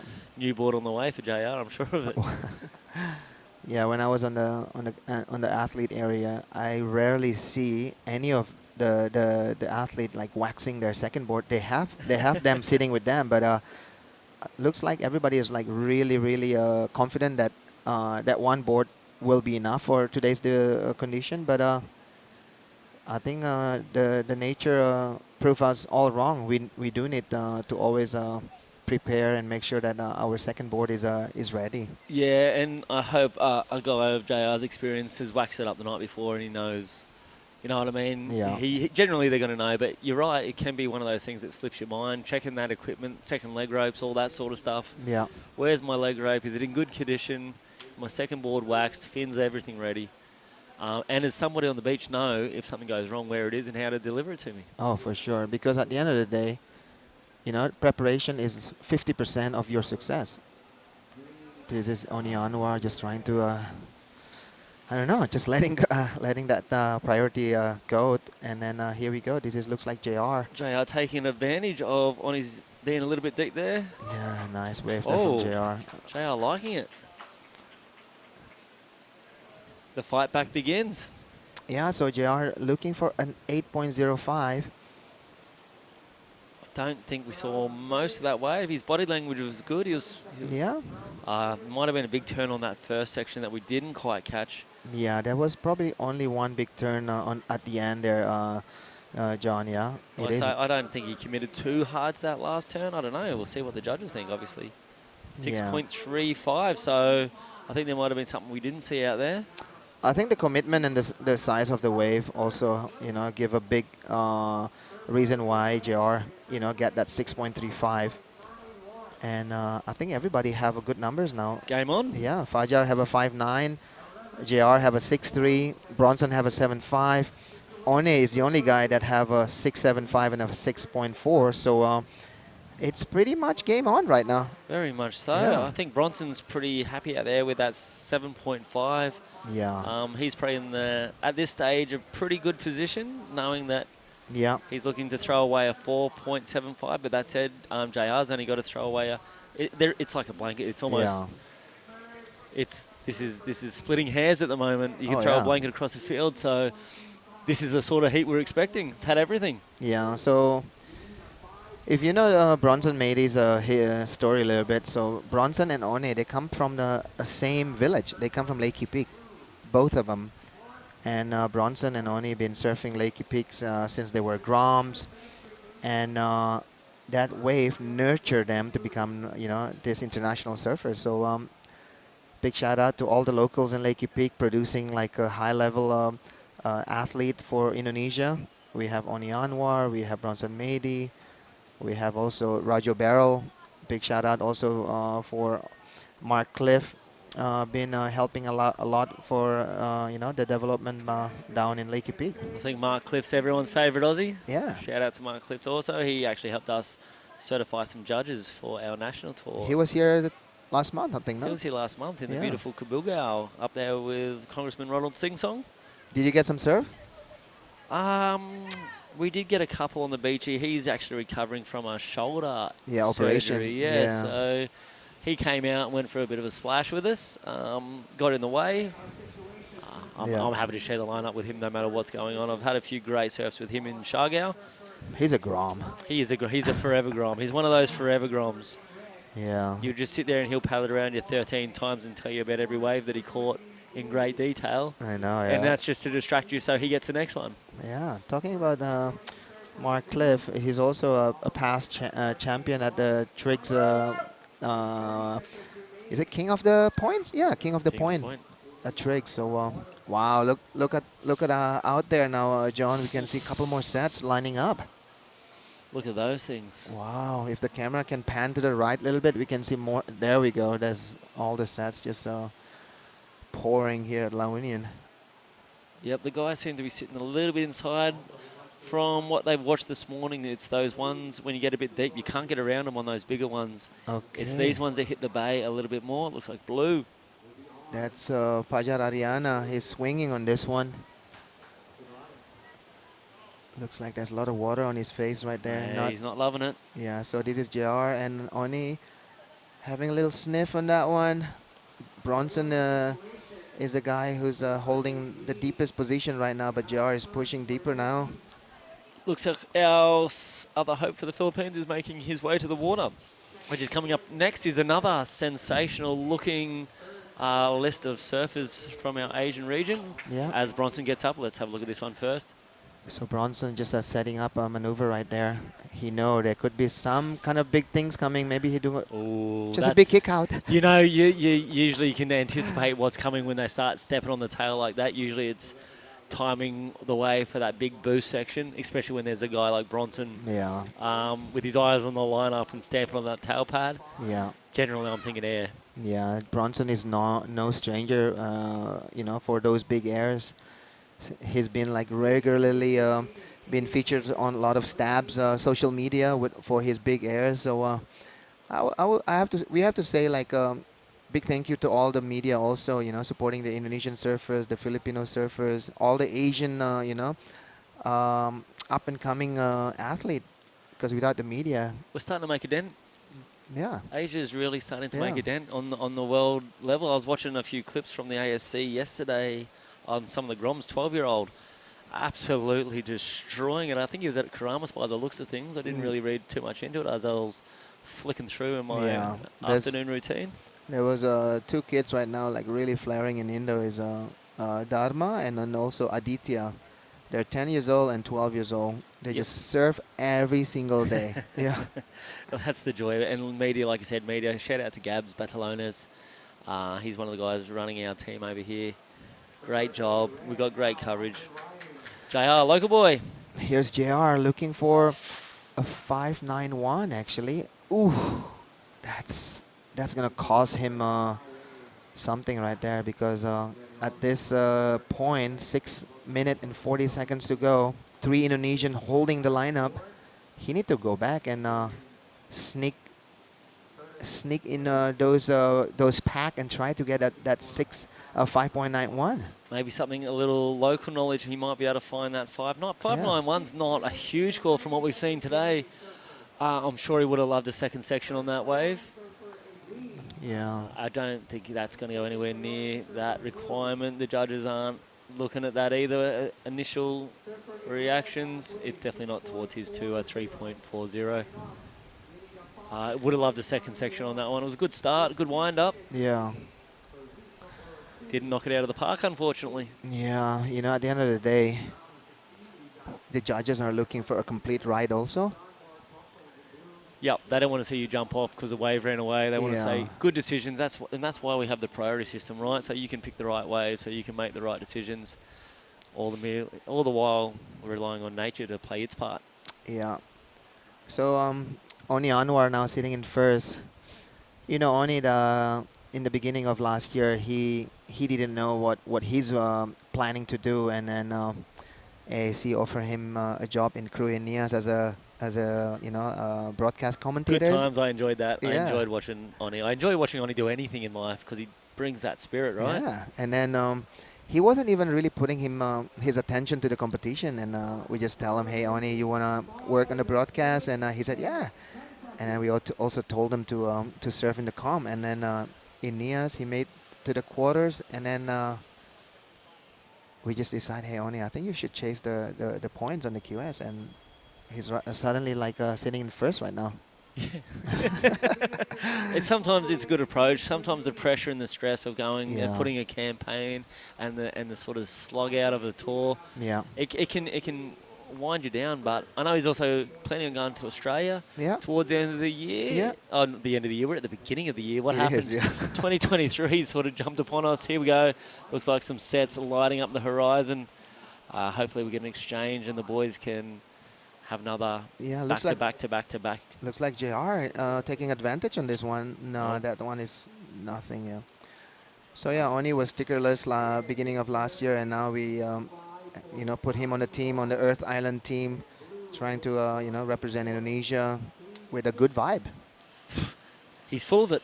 Yeah. Good vibe, that is. Yeah. So that's Fajar. Ooh, unable. JR looking, this is that local knowledge I was talking about. This is what he was possibly looking for. Massive under the lip hook there, and he may get more opportunity on the inside. This could be dangerous for the other 3 surfers out there in the water. Oh. That could be dangerous for Oni and Bronson, actually. That could. He's still going. He's still tapping away and not getting that completion on the end. 3 minutes and 30 seconds. He may be leaving it up to fate after that one. That's a long paddle back he's got, but... Yeah, you know what? Like what we said before, holding priority doesn't mean anything. It doesn't. Yeah, especially if you need the score like here, JR, one big maneuver there. That was huge. That was a good way to start, and we talked about that. And we talked about what else he needed to do in this third turn coming up here. Wow, Red is just pushing himself into first now. Red last wave, a 7.5. So, yeah. Wow. Wow. 3 minutes to go, and JR from 4th to 3rd and now to 1st. Broken board. Broken board. He's had everything. Oh, God, you know. The fairy tale continuing so far for JR, but 2 minutes and 44, and those names out there, I'm not writing anyone off yet. Wow. And these waves, they have potential. Wow. Bronson is going deep there, super deep. Bronson is. We got a well-known Rizal sitting on there, sort of maybe helping him alert where to go, where to sit, what's coming. Yeah, he's only looking for 5.65 there. And then Oni still holding second. Even that, you know, Oni is not safe because... No, like I said, any name out there, you're not safe in any position. Even JR, who just got first with 2 minutes. Yeah. I know he's not comfortable. He's got a 6.35 of his backup, and he's going to want to try to back that up with something bigger. Because I can tell you right now, he's not comfortable. Yeah, I want to see where is the other surfers are sitting because Bronson is going way, way deep there, and Oni is following him. Oni have priority. He knows what Bronson's capable of doing. He want to follow him like a glue. He does, but he also, I don't think there's been too many waves taken from that particular section where It's Bronson too deep. might be thinking, yeah. Could be, yeah, because you only need one section, and those section could be there. And Bronson can get that 9, that he can go from good to excellent with one maneuver quite easily, probably better than anybody else in this entire event. But you need to understand, Oni is sitting on the inside. He will go if Bronson go. He will. I know that definitely. There's no friends out there in surfing. Especially when we're at the level we're at. It's No game way. on. Every single player out there wants to do their best. Yeah. This is all the plate for yourself. All you right, know, you Bronson's see looking, this? and here comes Oni. You see this? Yes. Exactly as you called Yeah. it. Oni So- on defense. Now, what's he going to do? I don't think he's going to get the score he needs. Oh, Bronson is behind this that lineup. Let's keep our eyes on Oni. He's got opportunity up here to actually send it on here, which he will. He also don't want to give up easily there. He does. He wants to get himself into first. I don't think he had that wave. He knew the reverse was on the cards from Oni almost as soon as he took off on that. Wow. 30 seconds. That's clutch finish, actually, I have to say, from JR. Oh, my God. It's not over yet. Here comes Fajar up and riding. So Fajar, he's looking for 7.25, and Bronson is still out there with 17 seconds to go. Fajar losing it on the... What a heat. I'm going to be pretty excited to chat to JR after this one. 10 seconds. 10 seconds, depending on this goes the fairy tale way of JR. Not enough for Bronson. Oh, God, that was... I have to say that was a bit lucky there for Oni. We took this heat up at the start. Yeah. And we got exactly what we were hoping for. That was sensational. Oh, Oni did a double aerial there, actually. And there's Bronson's air reverse. Wow. As his victory lap. My gosh. Let's shoot to a break. I will be catching up with our winner and the guy who dug it out from the deep, J.R. Esquivel, on the beach shortly. Wow.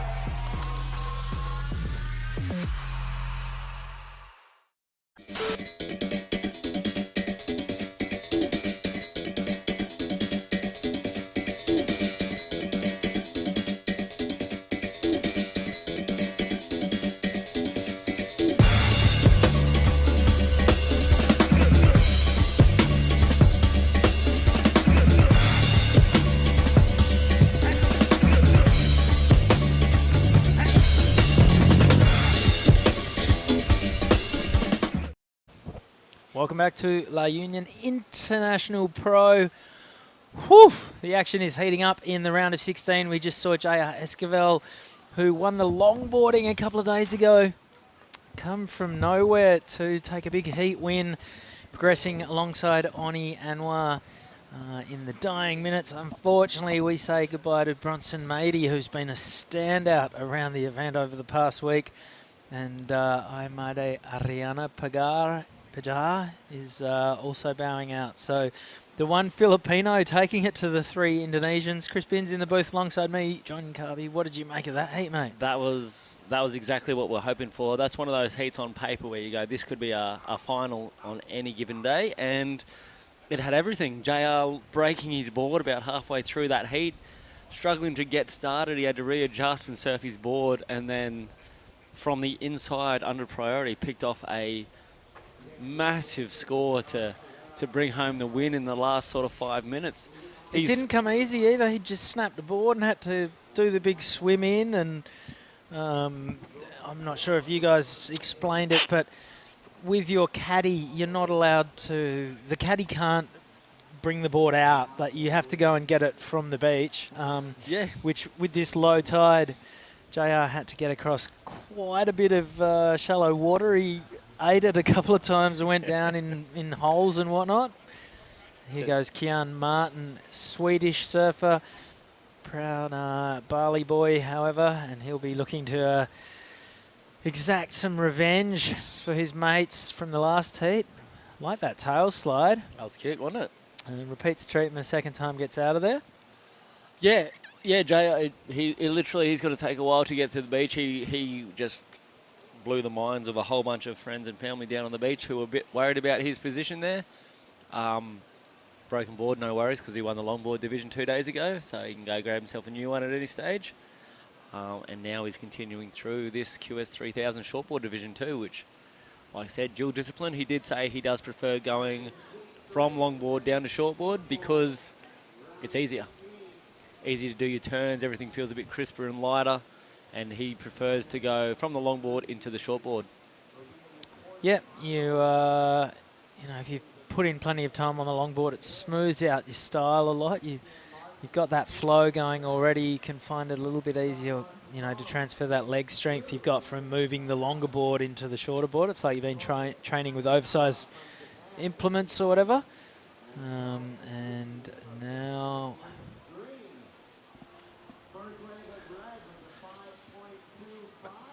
All right, I think we are going to cross down now to the winner of the last heat. So I'm back here with JR Esquivel winning that last heat. So JR, tell us something about that heat. We saw you broke your board in your first wave. Yeah, I broke my board on first wave, and that puts a lot of pressure on me because I need to go back on the shore to get another board and go back to the lineup. And the current was really hard and really strong. If he didn't get to the beach there, he would have got... tired that time. Yeah.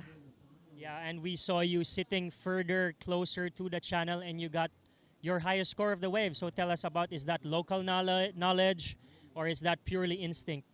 That just was a lucky wave for me. Lucky that wave stands up on the insides. So Bronson and Oni was staying like on the peak, so they can't catch that one. So I decided to go because I was like chasing a big score. So you broke your board, you have a backup board. I hope you have another board to use if ever, hopefully not, if ever something happens with this board. Yeah, I was, I have like an old surfboards there, but that board that I broke was the magic board for me. And that was the best I was like using this time. So there you go, JR Esquivel straight into the quarterfinals. Any special words, any sponsor to thank or family members? Yeah, I would like to thank my sponsors, Kuya Errol, Surf Town La Union, Alima, Esquivel Surf Camp, LU Surf Team, and syempre sa lahat ng Pilipino, sa family, friends, and sa lahat ng mga nanonood na nandito na sumusuporta sa amin. Maraming salamat sa inyong lahat. There you go, JR Esquivel, local surfer from La Union, straight into the quarterfinals. Back to you guys up the booth. Luke, yep, JR keeping the roll going from the longboarding. I noticed he's down there on a Kuma surfboard too. Kuma shaped on the Gold Coast. And that's his backup board. I wonder if that's the same as the board he was riding that he broke. First score drops in for Kean Martin, a 5.25 for the sort of medium-sized, longer-running right. We saw those couple of tail slides chucked in. That's the high score of the heat so far. John Mark Kong has a 3.55 to sit in second. Roy Kanazawa and Joe Azuki, the two Japanese surfers, sitting third and fourth with not much between them, but very early days. Still 23 minutes to go, and here is Joe Azuki. Really stylish natural footer from Japan. Gets out on the open face. First turn was a carve, second turn vertical re-entry. Great variety. Releases the tail a third time. Unfortunately, just disappears down the mine shaft. He did, just kept going down. Grabbed us a few lobsters while you're down there.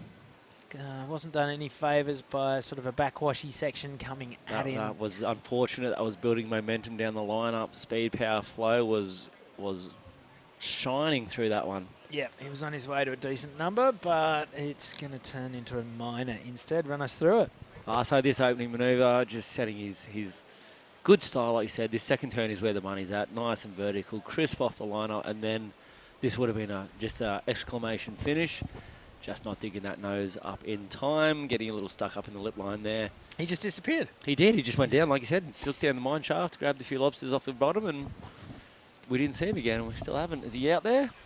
It looks like he's broken his board. So he's on his way down to the beach to swap boards. He's dug that nose in a little bit too much. He did keep going, probably down into the rocks, into the reef. Yep. And now he's making his way into the water. He'll be making his way into the beach with 5 points to, 6 points to his name. He got a 5 for that last wave, so you can imagine if he had pulled the nose out of that last turn, not only would he be swimming into the beach with a broken board, or would he not be swimming into the beach with a broken board, he'd probably have a 7 or 8 to his name. He would have gone from the very good to excellent range for sure on that one if he had dug it up with a 5.0 on those two opening moves, and he was building momentum. It was super unfortunate that he got caught up where he is. Now he's in the position that JR was, picking up his leash on the beach on the dry sand there, as Benzie was explaining, the caddy situation where they can't be in the water. They have to pick him up from the edge there, which means running across the reef. Here's Roy Kanazawa, tall, sort of lanky natural footer. Sorry, hang on, this is Bronson. Yeah, this is a carbon copy of Bronson Maeda. This was his last wave, I think, on the way in. I'm not sure why we got a replay of Bronson, but here's Marimata Kong. That's more like it. He opened with a 3.55 CY there, with nothing much on that one. And Kian, this is his big score, I believe, which is a 5.25. He gets to business on the inside section of this one. That's where the money is. A little bit of pizzazz, a nice little fin drift. And again, yeah, no points for that little bit at the end. That was just a sort of flourish to sign off with. Yeah. And most of the damage being done on that wave earlier, just showing his control and having fun. He's always having fun out there. Kian is a guy that we were talking about before, just loves life. He'll run across the beach 38 kilometres to say hi to you and then run back again. Yeah, you got a great photo yesterday surrounded by the Coast Guard in their camo with their rifles over their shoulder and whatnot. He runs a decent socials program, does Kian? He does. He's there, he's everywhere. Like I said, I don't think he owns a shirt though, unfortunately. The poor guy, if someone can get him a shirt. I've seen him around town. This is the only time I see him in a shirt when he's out there competing. Yeah, he's got a vicious cotton allergy by the looks of things. Oh, he's doing the biz on this one as well. 2 strong turns, bit of release out of the tail as he climbed up and over that end section, closeout. And that's going to be a decent number for Kian Martin. Local boy Marimar swinging. Move into the lead, and yep, this is John Mark Takong flying down the line. That was a bit of a setup turn. Now he gets a section, still sort of pretty lateral surfing, still biding his time. Big finish, pretty spectacular, and does hold on to it. So interesting to see where the judges go with this, because it was fluent surfing, it was strong surfing, but there were no really big moments of impact apart from the finish. Exactly. I think he may have had to dodge maybe Kian in the water there too. Let's get the replay from our surfer. This is Roy Kanazawa. Also, once again, we're looking for the highlights here. Not too much there. Reverse there. Nothing too critical, and he lost it on the railing in it anyway. So here's Kian's nice snap on the top there. Into a wrap and looking for that finish. There it is, nice, just a solid wave. should get that medium level score around a good score. And there's Marima, like you said, would have been good to see him give a little bit more on that fluffy section on the outside. Until that finish, it was sort of a two-part finish too, so he sort of adjusted that final manoeuvre and... Well, 6.5, best wave of the heat so far. They liked it. They loved it. They loved it. Good on him. Good on him. Keon Martin got a 6, so he's in the lead with a 6 and a 5.25. John Mark Kong has a 6.5 and a 3.55, needs a 4.75 for first. Joe Azuki has a 5, needs a 5.06 for second. Roy Kanazawa, a pair of mid-range 2s, needs a 7.3 to get up to second, 17 minutes 30 to run. Conditions look like they're settling down a bit and sort of getting into a rhythm out there now, which is nice. This morning we woke up, was a bit lumpy, jumpy, and a bit morning sick. It's definitely a lot more organised now, and the surf is getting a bit more of a vision of what they can do on each wave now. We've sort of seen the heats ramping up as we go. Like I said, that last one was probably the showcase so far. There'll be a lot of highlights in the reels. There's a few air reverses and some high quality surfing. This one's shaping up to go a similar direction, I hope. Yeah, it was interesting this morning. First light, about 6 o'clock. I came down, I got up super early, wanted to try and surf, and was standing on the beach. It was getting, light enough, and there was just no one in the water. There was no one around, and I was kind of wondering if maybe the Coast Guard had declared surfing illegal again, or what the go was. And eventually I was like, well, I'm going to go have a crack. So I paddled out, surfed for about 15, 20 minutes before anyone got out there. But the last week it's been so crowded, I was really confused. It was a bit odd. I also didn't know where to sit, because instead of having 1,000 people to sort of use as your lineup markers, there was just a whole bunch of ocean washing around the place. How was it out there? It was fun. It was not hard work, because it's not super powerful, but there was a lot of water moving around, and it's definitely a lottery trying to get in the right place, especially when you're trying to discover new landmarks. Yeah, and we saw that in the first heat in the morning. It was, you could tell they weren't sure where it was and what was happening and how to ride it. The drama being that first heat, priority with Surfer in White. Okay, so Kian had a look at that, but he knew that Roy Kanazawa had priority. And, well, in the end, not a bad result for Kian, because that was a bit of a dud for the Surfer in White, and Kian now takes over first priority. Well sold. And looks like he's going to swing on this one.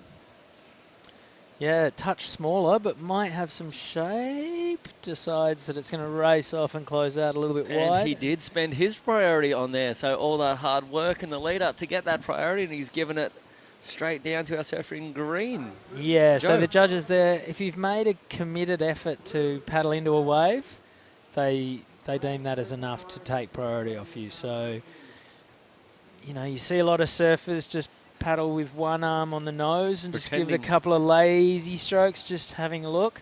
As soon as you sort of let go of both rails and put in a couple of decent strokes, that's when the priority judge will ping you. You can't fool a priority judge. He knows what you're up to. Joe Azuki, third in line, has all of a sudden moved up to first priority, and he cashes it in now, and this might work out nicely for him. The first turn was good. Not a lot on offer so far through the middle of it, and he gets out of there. So, yeah, conditions a little bit tricky. Tide, I guess, is starting to come back in again. Absolutely. That was a shame. He was setting up that one really nice, a really stylish, crisp start to that one. Hopefully we get the replay. It just unfortunately didn't continue to run down the line for him. He sort of had to kick off. Here it is, and you'll see this opening move. He's looking down the line. It's just a nice high end. Drew some speed off of that one. If he had a second section, we would have seen some massive combinations going down, I believe. Fortunately, not to be on that occasion. Plenty of opportunity out there with 14 minutes on the clock. I think he's going to turn off one of the suns, which is shining in our face. This studio lights make us look super attractive, but takes its You toll. guys have been sitting here with the solarium in full effect. Well, we're not out there in the sun surfing, so we've got to work on the tan somehow. It's called the booth for a reason, right? It's pretty, one of the more laid back, easygoing booths, just operating off a balcony on the beach. was Seabuds. Could be worse. Fresh shakes from Seabuds down there at La Union Surf Resort. It's good life, right? We got the vantage point too. We're in the Eagle's Nest. Yeah, we've definitely been looked after this week, that's for sure. Unfortunately, El Union, my our go-to coffee shop for the week, is it's closed on Wednesdays. Devastated. Have you sent them an email letting them know? No, they're there. That you were coming. They're there. Oh, they're there. They're hanging out. Yeah, I walked in and they said, sorry, we're closed. I'm like, why are you here? Why do you have your lights on? Actually, we went Why up, can I see a coffee machine? I went up to Baguio last night, took up Tim Patton because I wanted conversation in the car in Marima. We went out for a little trip to Baguio to check it out. We actually walked into a restaurant and they literally turned off the lights and pretended they weren't there so we wouldn't order. I like that. It was good. Roy Kanazawa, does he like this? First turn, not bad. A couple of setups. He'll be hoping it stands up through the inside. It does. He gets a bit vertical and kicks out of there. So that'll be in his top two. You imagine it'll be his highest scoring wave, and that will just narrow the requirement needed for him to get up to one of the advancing positions. Joe Azuki, third priority, may as well have a look. Decides that he's not interested. 12 minutes to go. So John Mark to Kong in second with priority. Here's Roy Kanazawa's replay. It's a 5 as predicted, his best wave. And it was all in this turn right here. Yeah. 2 setups, crisp hit, good surfing. Unfortunately, not any more on offer on that wave. Marima holding priority, second position. Looking to get rid of a 3.55. Yeah, and crew let that one slide past. There's a big line pouring in right now. And who is in position? Marima letting that one go. Joe Azuki, third priority. It's just going to be one turn, and he wobbles. He hits it hard, but that wobble off the bottom. Well, he's held onto it. Was he asking the judges, was that nice, or was he wondering how he actually dug himself out of that mess? I think he's telling the judges that was pretty good. He made it very hard for himself. I think, if anything, that little stumble probably cost him a little bit, because if he got there earlier and could have hooked it more vertically and a bit harder, he might have been looking for a very big number for just the one turn. That little stumble put him a little bit behind the 8 ball. Here goes Kian Martin. This is a great looking wall if he can get around this section. Does it pretty nicely. Now it's going to run. He gets out on the open face. He's just going to hope that it stands up. It's stretching out in front of him. He's going to have a couple of cracks at it, I reckon. He's just standing on his tail, so he's turning it into one turn, going for quality over quantity, and then that section backed off. I was actually interested to see Marima let that one go. Marima was sitting out there with priority. He let Joe go, he let Kian go, and he's still sitting out there holding priority. Interesting tactics from Marima. He might have a bit more insight than us sitting out there in the lineup. Kian definitely not getting the score, and interesting to see where Joe gets his. Okay, so Kian Martin, that was cool, but it was more to project out onto the face. Not a lot so far, just kind of timing his run, and right about now he'd have been hoping that the wave started to stand up. Instead it reached out into the bay a little bit, into deeper water, and backed off and didn't really give him a section. Here goes Marima. We've missed the start of the wave, so not sure what he did, although the beach would have probably let us know. That was a nice turn, releases the tail. Now this one stands up. This is kind of what Kian was hoping was going to happen on his wave. This one a little bit smaller for Marima, but allows him 2 turns across the shallow bank, and he is out of there. We didn't see the opening part of that wave for Marima, so I'm sure we're going to get it reflected in the... There it is. There's his takeoff. So this is the opening section we didn't quite catch. Little opening layback jam to start that thing. And this is probably where we took up the action before on the live. Nice little lofty fin drift there. Making it look effortless into a nice another vertical snap. So, well, the last scores come in for Joe Azuki, and the judges love it. A 7.75 for that one turn. Wow.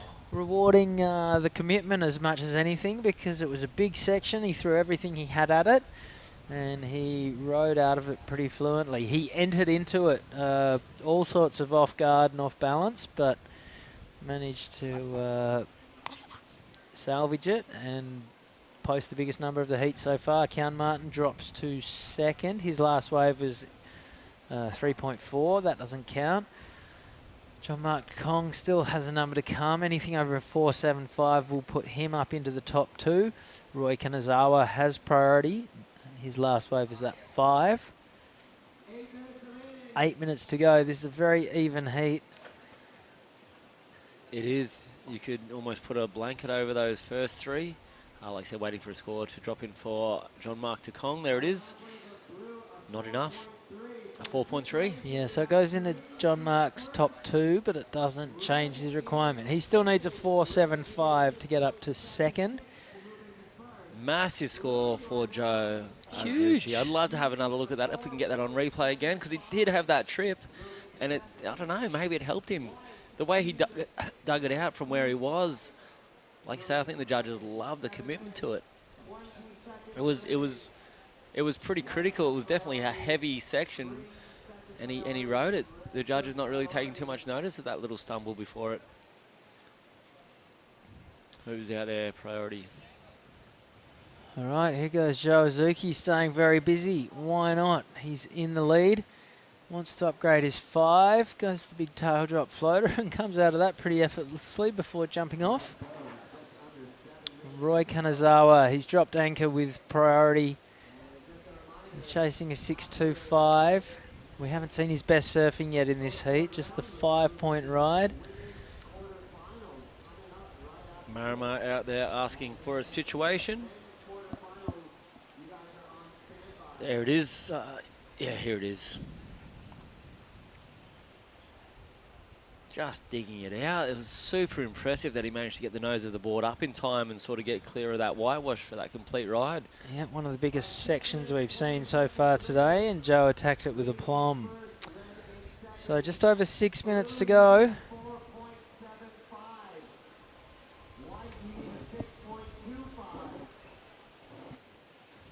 Couple of requirements in that mid-range. Ken Martin sitting there in second priority. He's currently in second place. Marima Kong now in third place.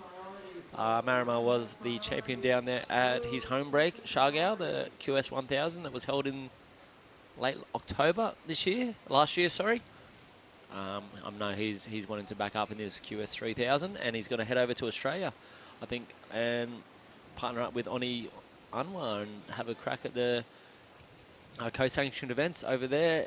Where are they, Benzie? Do you know? I'm sure you do. If anyone knows anything, you know everything. Put you on the spot. Sorry, I was just drifting off thinking about the eddy. The same swell that's followed us all the way across the Pacific. Here goes Jean-Marc Kong flying down the line. And he needs a little number. He needs a 4.75 to get up into second place. He throws everything into that, releases the tail. He had all 3 fins pointing at the beach at one point, but goes down hard with 5 minutes remaining. Sorry, run that by me again. What was the question? QS co-sanctioned events for the Asian region. What have we got coming up in Australia? Oni Anwar and Marima Kong. I think Annie Flynn's going to get involved over there too. I know there's the Tweed Coast Pro coming up.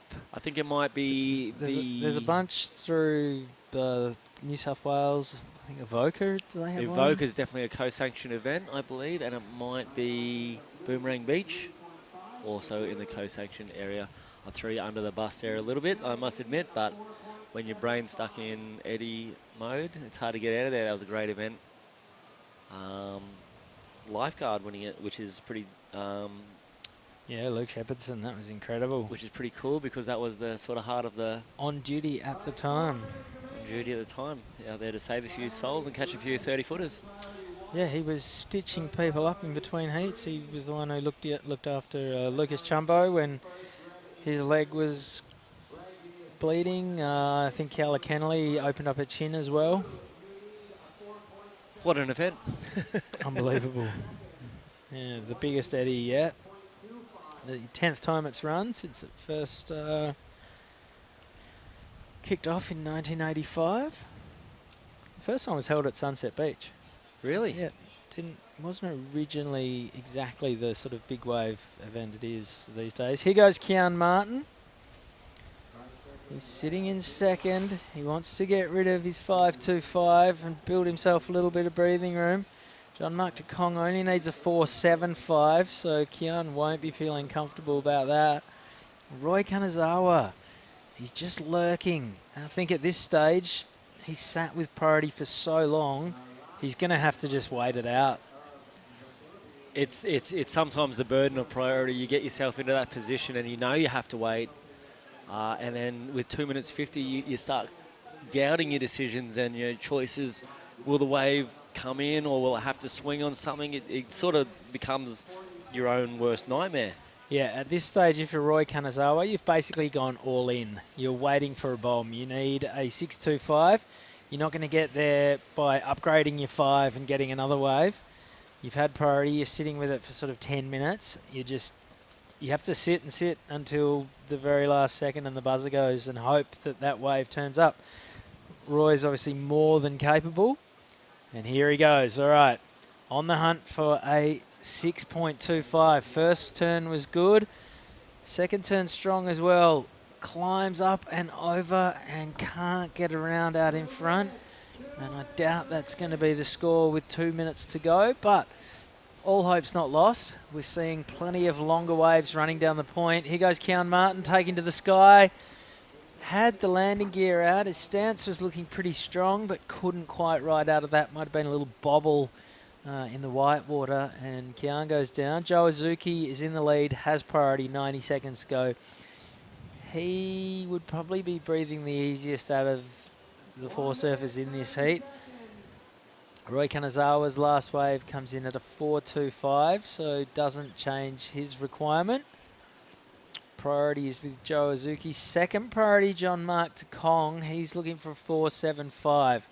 So all eyes should be on the surfer in blue right now. That's a nice little replay of Kian. Has a tendency to land out in the flats, this kid. Knees, ankles, they're going to love him later in life because he's always out there and he can pull off the miracles as he does it. A little bit flat, and somehow he almost spun out of it too, which was pretty impressive. So Marimar, Jean-Marc de Kong, the Filipino hope. You'd say the highest profile of the Filipino surfers. He's sitting in blue. He's got second priority. There's 45 seconds to go. He only needs a 4.75. He's already holding a 6.5, so we know it's a very gettable score. He's got an air game. He has got an air game that he could go to at any This is stage. Roy Kanazawa down the line. Beautiful finner reverse. That's that kind of wider wave that we were saying exists out there. 20 seconds to go. Jean-Marc de Kong is going to be scouring the lineup. 15 seconds. It's not looking good. It's going to run away for him by the looks of things. And Kian Martin is going to get away with one here. And there it is. Joe Azuki from Japan and Kian Martin from Sweden, but a Bali boy. Through to the next round, and unfortunately, Siargao's finest, Jean-Marc de Kong, bows out alongside Japanese surfer Roy Kanazawa. Okay, we got one last heat in the round of 16 coming our way, and it's an all-Japanese affair. Don't go anywhere. More action from the La Union International Pro right after this quick break.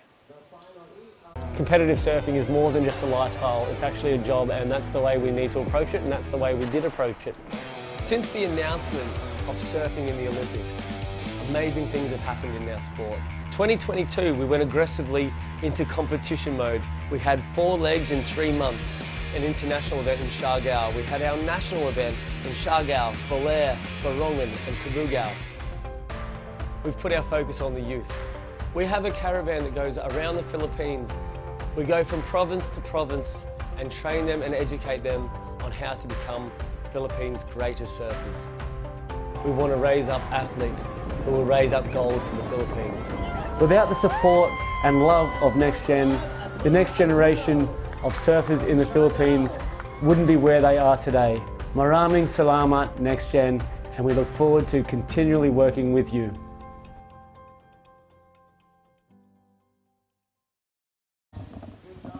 Okay, welcome back to Mona Lisa Point. San Juan, La Union. We're about 4 hours north of Manila. And this is the last of our round of 16 heats. That also means it's the last of our 4 surfer heats. We're going mano y mano after this into the quarterfinals for the men's and women's side of proceedings. And I think we're going to try and get both of them done, both rounds done today. So we'll just be left with 4 semis and 2 finals tomorrow. Epic.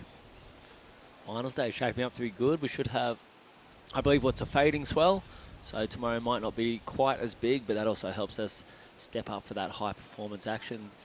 Not that these guys aren't bringing it with everything they have at the moment,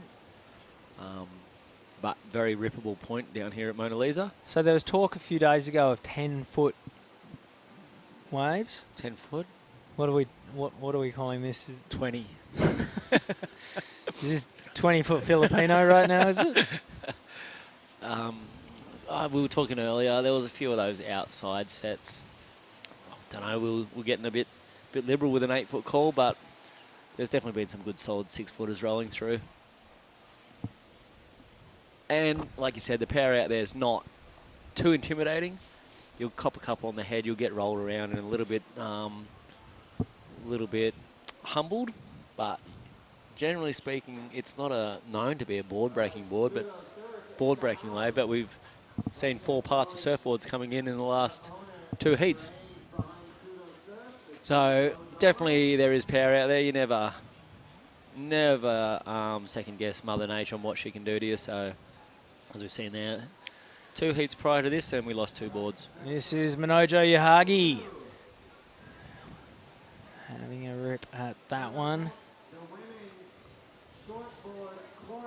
All Japanese. Japanese putting in quite the contingent down here at La Union, bringing them over to the Philippines. Sure is. Tenchi Iwami surfing for the 2nd time today.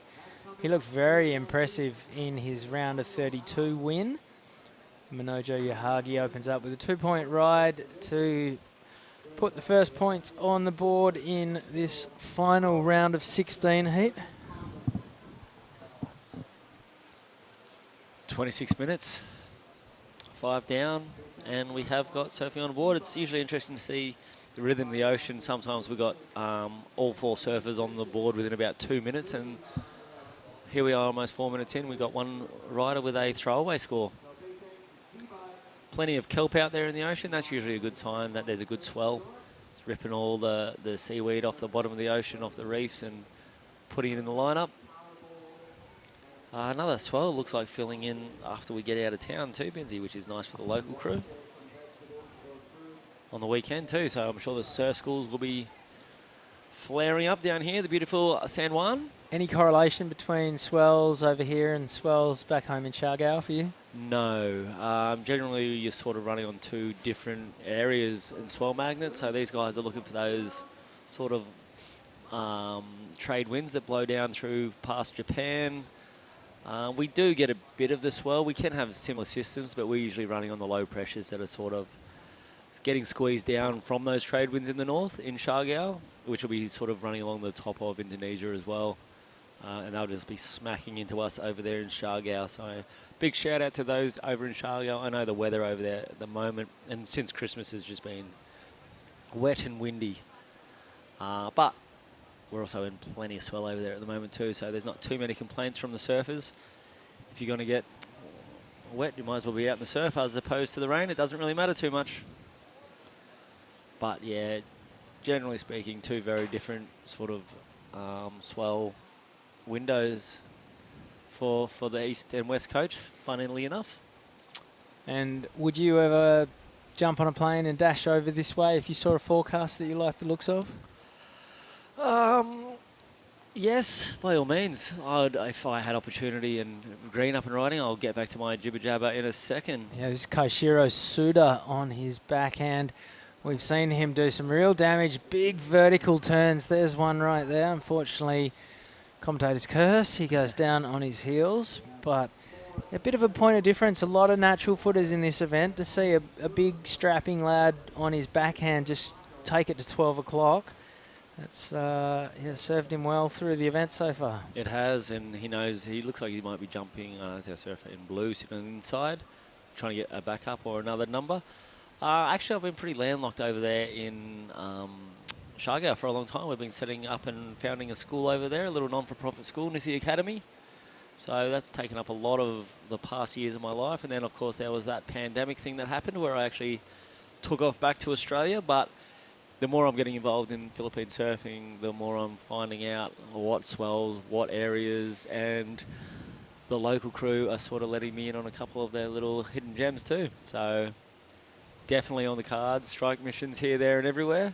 It is the land of waves. There's plenty of opportunity around the Philippines just to get waves to yourself. Some possibly unridden. How good. How dream. Good. It is. Right, last score for Koshiro Suda, a 3.5, puts him into the lead. Here goes Minojo Yahagi, surfer in blue, strong first turn, gets chopped off at the knees on the second one and goes down. That'll be enough to put him into the lead, but still just minor scores at the tail of the tape so far. Looks like Minojo might be out there in a little 1 mil under his jersey as well. Bit interesting. Just might be a comfort thing. I know it's a lot colder over there in Japan. This is Koshiro Suda again.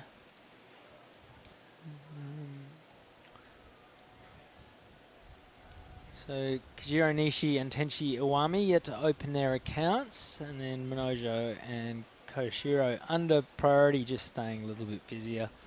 I wore a vest this morning. There's been a few little critters floating around in the water that sting you, and you know, sometimes it's Nice wards little off. set-up turn there from Minojo. It's one of his strengths too, the way he sort of goes his approach to wave, which is a common beach break style where they get up and they get moving better than a lot of the guys who have this patient reef break approach.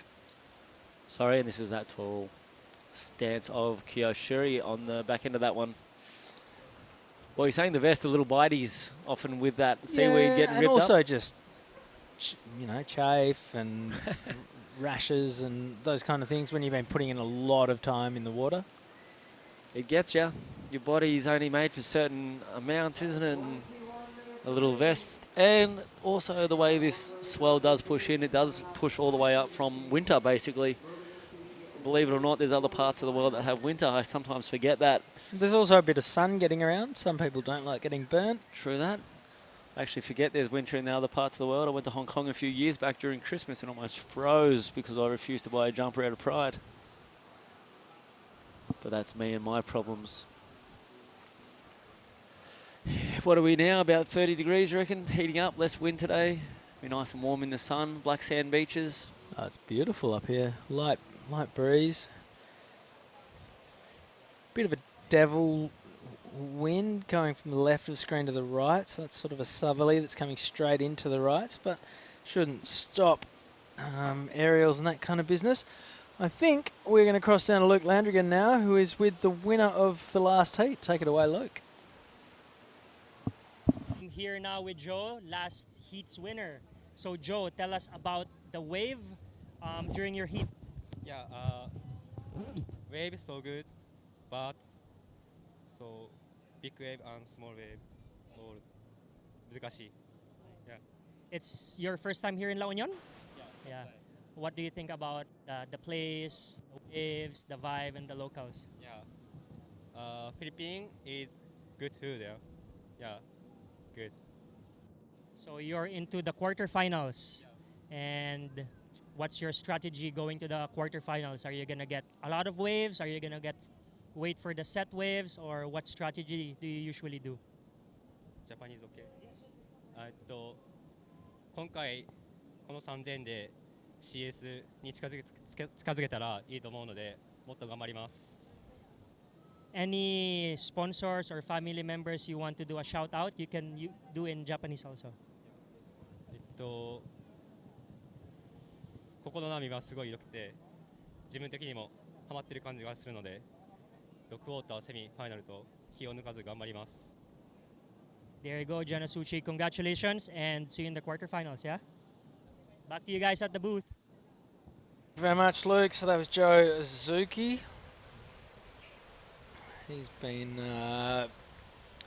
one of the strongest surfers of his generation for a long time now. Won a under 16 ISA World Junior Championship back in 2017. There's Definitely a feather in your cap, isn't it? a strong class in that age range. The two Hirotos, Arai and O'Hara. Hiroto O'Hara, of course, won the US Open. Gave that incredible speech on stage when he was asked what he was going to do with his prize money and said that he wanted to buy lots of cars. Yuji Nishi has competed at World Juniors in the past. So really Sally sort of Fitzgibbon strong. was a former star of the juniors, wasn't she? Back in the day? Is she from Japan? No. I just thought we were talking juniors and there's strong fields that have taken on the world. Well, there's been heaps of surfers compete at the World Juniors over the years. We're not naming them all? Oh, are we playing categories now? We can. The way he won that last one, I was half in the conversation, Chris. Thanks for pointing it out. Jerry called me out too on something I was saying earlier. Well, being up here in the booth with you guys makes me remember where I'm at. What a slow and sleepy heat, not just in the booth, but in the water as well. 4 guys out there, and Kizuro Nishi and Tenchi Iwami yet to open their accounts. So if you're wondering why there's only 3rd and 4th priority, technically Kizuro and Tenchi don't have priority because it's between them. They're basically equal 1st and 2nd priority until one of them catches a wave. So technically they do hold priority, but it's not established on who, so they can't actually say it. So they'll be seeing on the board down in there in the beach, they'll be in the 3rd priority will be a surfer in blue, and in the 4th priority will be green, of course, and red and yellow won't be on the board because they haven't been assigned a place yet. Yep, so it's old school rules between Kizuro and Tenchi at this point in time. Basically, whoever's sitting deepest gets to take off on the wave. And it's crazy after the non-stop run of swell we've had all morning that this one's got off to such a slow, sleepy start. But looks like Tenchi Iwami having a look. He's way deep compared to the rest of his competitors. And here he goes. Stretching out a long way in front of him. One turn, can't get to the 2nd section, and he is out of there. And there you see it. Priority flips to Kizuro Nishi. Tenchi Iwami will go to the back of the line. The 4 will pop up next to his name. Score to come in. And it's just going to be a minor, 2.3. So Nothing more than a transitional float here. He was looking down the line. There he is, just up over that little 1st section and couldn't quite get there in time to smash that 2nd section, which I know he would have loved to. Yep, so we're at the halfway mark of this heat. 15 minutes done, and we haven't had a wave above a 3.5 so far. Kizuro Nishi yet to open his account. Kiji's out there waving his arms because at this stage he wants to know. He wants to know what he needs to do to get himself on his first wave, what his requirements are going to be, and it's not out of question. It's a 4.35 at this stage, so with 15 minutes, halfway through, he's probably pretty keen to get moving. Yeah, and then we're into surfer on surfer action. Lady side of the draw next. Minamai Nanaka and Sarah Wakita. So another all Japanese affair. Sarah Wakita lives in Hawaii these days. And still proudly Japanese. Grew up in Japan. All right. This is Tenchi Iwami. He's waited over half a heat to put first points on the board, but this is probably going to be the best scoring wave of the heat, you would imagine. Yep. Sorry, not a massive wave. Yeah, Kiziro's still yet to open his account. This is Tenchi's 2nd wave. So he only needs a minor. There it is, a 5.4. Easily the best wave of the heat. I really liked the flare that he got on that steeper section. Yeah, that combination, that rapid to that snap, the judges obviously love him, taking no time to drop that score into that 5s. Good-looking surfing gets good-looking scores. Okay, Kizuro, no, still not engaging. This is Minojo Yahagi. That wave went ugly and his turn was about the same, so he's out of there. Now we see Kajiro Nishi opening his account. Carve to get things going. I like that turn. Vertical, drove his board through it, chucked a ton of spray, pacing his run, and he is out of there. All the points will come for that big vertical backhand bash. 13 minutes 15 to run. Judges with a number to figure out. They'll take it to the replays, talk it through it. Here we go again. So sort of a setup turn here, nothing too fluffy. Just this turn, vertical snap, fins out the back. The judges, throughout the morning, they have been rewarding that sort of commitment and that sort of flair. So I got no doubts it's going to go into that good score. There it is, judges taking no time to drop in that 5.65. And Minojo Yahagi's thrown a big finner over a pretty good, solid section. He's keeping it rolling down the line. This is a smaller wave, but it's got great shape. He's not done yet either. So sticking with this one all the way through to the inside. That's one of the longest waves we've seen. I'm not sure where he quite took off on it. All right, things taking a little while to heat up, but here we go. There seems to be a bit of momentum building throughout these surfers now. Here's a replay of that. Nice little lofty reverse over that section too. And it was pretty crafty that he managed to get back out in front to do a bit more work. It was pretty crafty, but I'm interested to see where it goes because it wasn't a super committed turn, and then it definitely wasn't a big air. It was kind of like half hit, a bit of a hit. fence sitter, I think. No, it was quite lofty, and he travelled a bit of distance. But you're right, I don't think he had the critical sort of nature that the judges have been rewarding throughout the morning. So a lot of numbers to come. Tenchi Iwami is in the lead with a 5.4 and a 2.3. Kajiro Nishi's last wave came in at a 5.65. That is the best wave of the heat so far. Minojo Yahagi. You'd imagine he's going to move up to second once this number drops in. There's not much in him. We were talking double digits before was where you'd want to sit to be comfortable. These surfers with just over 11 minutes remaining is all sort of hanging under that 2-digit mark. All right, a 5.55 for Minojo Yahagi, enough to put him into the lead, only just. So he's got a 5.55 and a 2.35 to sit in the lead. Tenchi Iwami has a 5.4 and a 2.3 to sit second. Kashiro has a 3 and a 2, and Kajiro has a 5.65. So there's really not much in it. Kashiro Suda, he wants to get rid of both of his scores. Minojo and Tenchi both want to get rid of the 2s that they're currently holding on to.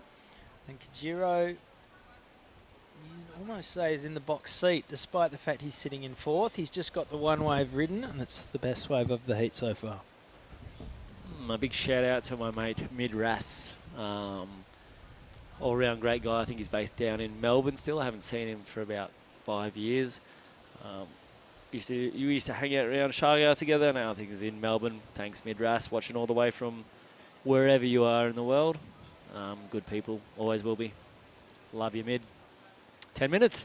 10 minutes to go. Priority is with Kashiro Suda.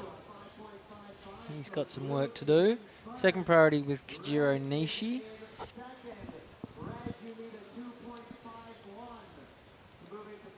A few little white caps starting to show up there. Here goes Tenchi Iwami, sitting in second, wants to get rid of his 2.3. I like that turn. He really put it on rail and drove through it hard. Second turn was good as well. He's flying down the line. He'll get one last little corner to tee off on. Drops the other shoulder, and that was a fluently surfed wave from start to finish. Great pace, bunch of variety. I think that's going to be up there with one of the highest scores for the heat, and will move him comfortably into the lead. So Tenchi Iwami, the first to put 2 solid scores on the board, and this is how he did it. The money was in that opening turn there. His shoulders just opened up, head snapped, digging it right into the pocket, fully on rail. And then, like you said, just flowed right down the line, not missing an opportunity to put a few points on the board. Okay, here goes Kashiro Suda on his backhand. Commitment to the bottom turn. He throws a lot of water. Even just on some of his sort of, for him, medium-sized turns, he's pushing a lot of spray around the place. Didn't really connect on anything there, and he'll go back to the drawing board. But I like the looks of Kashiro Suda when he gets a section that he can really lean into. He's a big, powerful guy. He's almost in the Owen Wright division, you know what I mean, where he sort of sets up his bottom turn and he's loading that power and just waiting for that section to, which is nice because he's waiting for a section, not rushing it, and that's results in that spray that sort of just comes off in buckets behind him. So Kashiro Suda's last wave came in at a 4.4, so puts him up to second. It's not going to last for long though. And here goes the replay of Kashiro Suda. We're just waiting on that last score to come in for Tenshi Iwami. Here goes Kajiro Nishi. He's waited a long time for this wave. Missed the start of it. That turn was big and committed down the line. Not sure what he had at the start. Hopefully we can get the replay from start to finish. And we're still waiting on the score to come in for Tenshi Iwami. Here's the replay of Kajiro's last wave. Okay, so that first section, I think that was the only section we got. Pretty committed, pretty up there into the pocket. Just yeah, one of the bigger waves we've seen so far. Yeah, it's all been this heat's been a lot of these medium to sort of smaller ones, and they're all hacking away at it. Okay, last scoring for Tenshi Iwami was a 5.7. So that is the best wave of the heat, and it puts him into the lead. Kajiro Nishi, only 2 waves, but enough for second. That last score for the one turn on the big section, a 4.15. He is in second. Minojo Yahagi and Kashiro Suda, they're tied on 7.9 for third. Minojo needs a 4.26 for second. Kashiro Suda needs a 5.41. Yahagi has priority 6.5 minutes to run. And yep, I'm liking the way that Kashiro Nishi has gone about this. Here goes Minogo Yahagi again. This is a really evenly matched heat. The surfer's just going blow for blow. And this is the last of our 4 surfer heats, so tactics are going to come into it a little bit more once it goes down to surfer on surfer. I'm not sure we're going to see more scores than we're seeing at the moment. Oh, great turn there from Tenshi Iwami. And again, he needed to hold on to that. He'd have been looking at a massive number if he could have pulled that one out, but not to be. The first turn was really crisp and committed in the pocket, and then he came fluently off the bottom and did it again. This is Minojo Yahagi's last wave. Sort of struggled for highlights on this one. He never really got the connection with this wave by looking from the start. Sort of getting caught up most of the sections on the way through. I don't think it is one of his top 2. It's a 3.50. This opening turn committed it off the lip, setting up the rhythm of the wave, just getting a little bit unstuck on that second turn, losing the rail and going over. Unfortunately, it was setting up to be a good score. All right, 5 minutes to go. So where I was going with that last one, these are the last of our 4 surfer heats. Then we go down to surfer on surfer action. Life's not going to get that much easier despite the fact there'll be twice as many waves available to our competitors, because such is the random nature of the lineup today. You're not necessarily going to be in the right place. When there's 4 of you in the water, you've got more ground covered.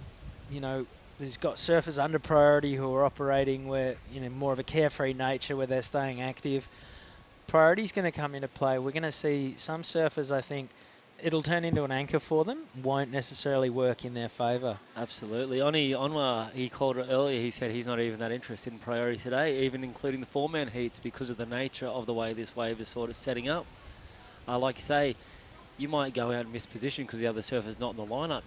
You might miss where those waves are coming in from. It's a tricky situation out there today. It's definitely different Mona Lisa point than what we've seen, apart from yesterday, which was just absolute chaos with that 30-knot northerly hammering down on us. I would suggest that Oni surfed more heats than anyone in this event. Good chance of it. So I'd be listening to Oni, I reckon. And yeah, his surfing competition IQ is through the roof. He was a winner down here at the SEA Games 2019 also, so also knows how to get a victory out of this place. No slouch to competition surfing, Oni. So he actually missed priority. Looked like what was a priority error out there. He didn't quite get far up the point, and Bronson actually paddled up past him, establishing priority, forcing Oni's hand to actually move up the line a little bit on that earlier heat. So, all right, here goes Manojo Yahagi flying down the line, throws it up. He's still there. And he has vanished. So 3 minutes to go. Manojo is on the hunt for a 4.26. Not going to happen there. Now here goes Koshiro Suda on his backhand. We know he's got the big guns in his arsenal. Big turn. Clobbers that. Gives it a little bit of a... Not sure, was it? He went to go the double fist pump, and then he sort of got halfway there, and it was almost like he didn't know what to do with his hands. Is it a no claim claim? Is it a claim? Here we go, Surfer in Blue looking for a 5-4-1. He knows he needs something to pull out here, and the air is definitely within his contention. Nice little fins high off the reverse, but couldn't quite ride out anyway, so it's negligent. And like that load up here on that bottom turn, perfect timing, blowing the back out of that wave. There was a little fist pump in there, and that was sort of him looking at his hands going, what are you doing, hands? Yeah, all right. Well, it was a 4.6, so it's Kashiro's best wave and does narrow his requirement. He's now chasing a 5.21 for second. 2 minutes remaining. Tenchi Awami has looked really good in both heats that he surfed today. He could end up surfing 3 times today. What do you think? These conditions, 3 heats, takes it out of you.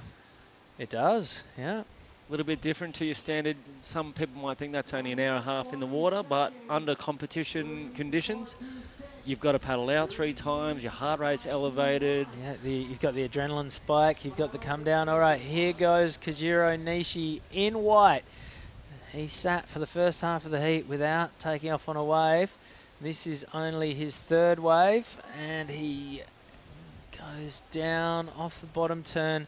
Was well on his way to getting rid of that 4.15 that would have got him a little bit more breathing space. Talk us through the Here replay it is again. So he's dropping in, setting this one up. Down the line looks good. He can see that right from the takeoff and does the work, gets around the big section. Another little setup turn. This is where the money was going to come from. He was already eyeing the section, and he's hit that one of those little reverb waves from the rocks inside, and his foot's just dropped off. I don't know if that section was really going to offer him a whole lot, to be honest. So he can't get too hung up on going down there because that one was flattening out. Here goes Tenchi Iwami, 30 seconds to go. He'd love to throw up a big punt just to build some confidence, and slaps the end section, does it very nicely, and he will take a head of steam into the quarterfinals. He surfed twice today for 2 heat wins. And we will be seeing him in action in about 3 hours' time. And this is a victory lap. It's probably going to go into his best score for sure. Nice lead up, nice wrap. Just this wave stands up beautifully on the inside, which we hadn't seen much. And he launches everything into that lip line and manages to avoid the redirection of the wave. Getting nose, getting clear. He's going to be stoked with that. And I believe it dropped in as his highest score. So Tenchi Iwami and Kajiro Nishi are through to the next round. Women's quarterfinal action is in the water right now. We're going to have a quick break. We'll be back with more action from the La Union International Pro right after this.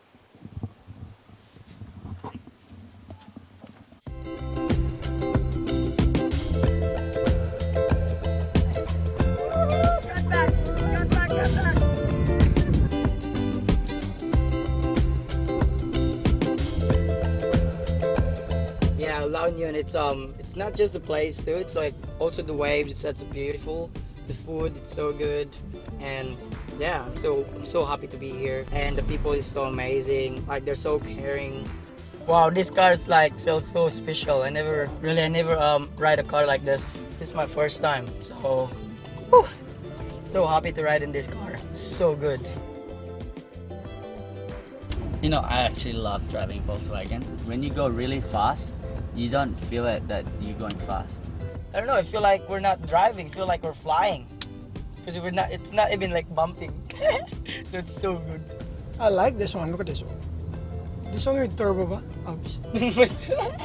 The backseat people can enjoy the car as well. Normally, like it's like this front, and then the back is always normal, like a roof. That's true. And now this one's like, oh no, you get to enjoy the car as well. When you rev it up, you can feel the nice, smooth transaction, which is that's the main part in the car. You can just push it down. Oh yeah! Oh yes! He's a dream car, bro.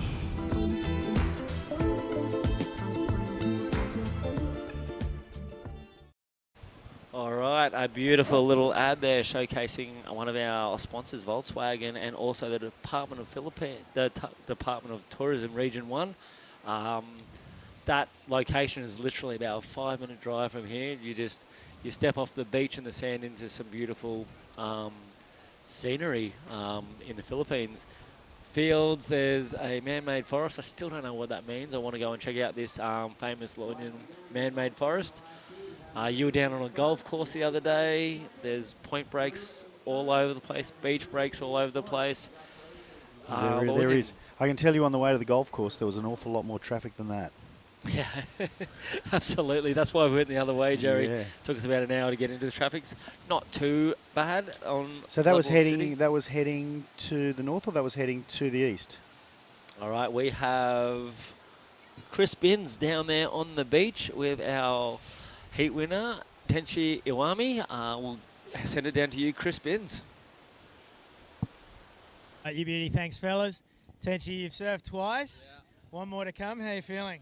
I'm so tired. There's a lot of water moving around out there. Is it? Are you trying to conserve energy, or are you just trying to catch as many waves as possible? I wanna save energy, but the heat was so slow.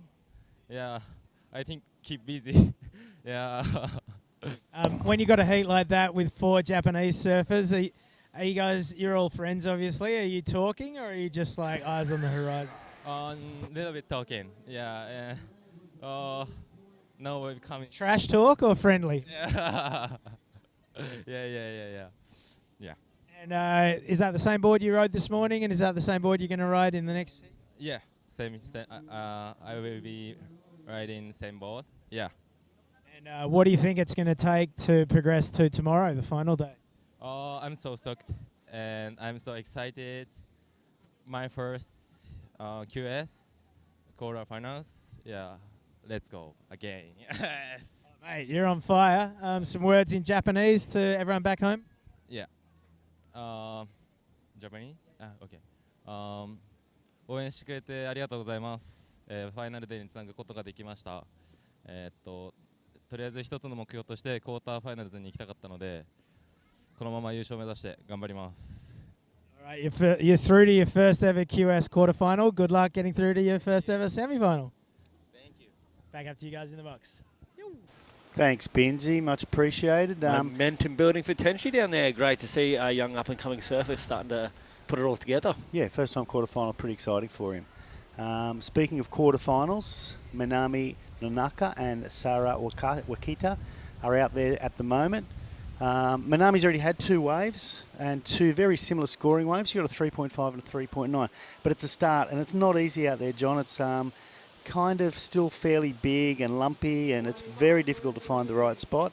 Our Sarah is over there really kind of deep at this stage, and I would say that Minami is around 100 metres away from her as we speak. So it's a big playing field.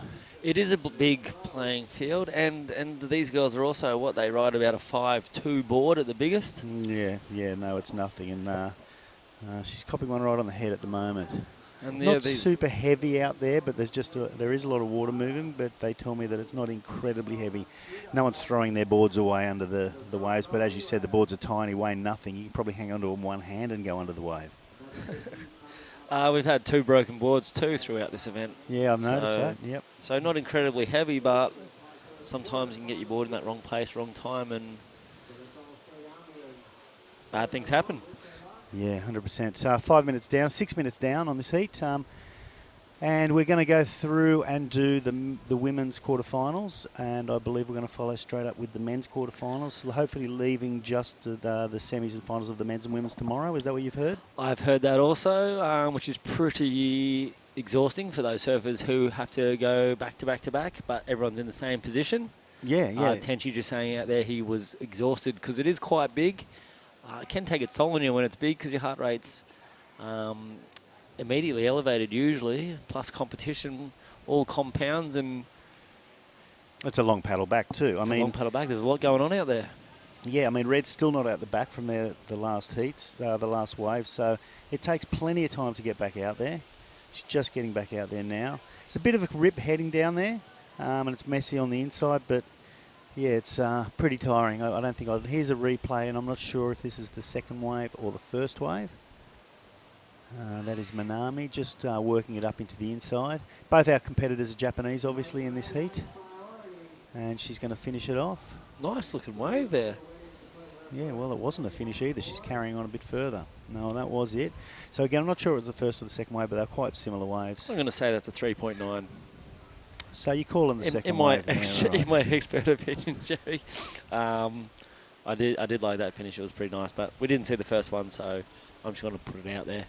Oh, well, who can prove us wrong then? Exactly. Really probably about 13 people or 38,000 people on Facebook or Twitter who have their opinion. Yes. Just don't look at your phone. That's the most important thing. I have been looking at my phone lately, and my brother, Johnny Deegan, who's probably locked himself in his office and told the rest of the staff that he's doing something important. All he's doing is watching this. So I'd like to say hello to John, and I know you're at the office. I know you're not working, and I hope no one else at the office is listening because now they know. So John is the guy that took me surfing when I was younger, threw me out into Big Voodoo and other places that I probably wasn't all that happy about, but I'm still surfing, and probably due to John, I'm sitting here as we speak. Next to another John. Something in the name, Jerry. Yeah, I don't know. I've fought with one of them, and I sometimes want to fight with the other one. I don't know which category I'm in. You're the one I haven't fought with yet. But you want to.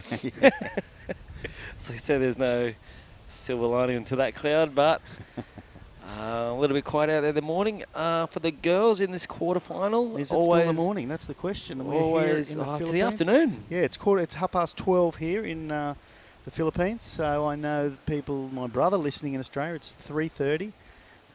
Different time zones, obviously, through Australia. I'm not sure. And Japan are we talking about the same hours in Japan? I feel that we're on the same timeline as Japan, to tell you the truth. Yeah, so...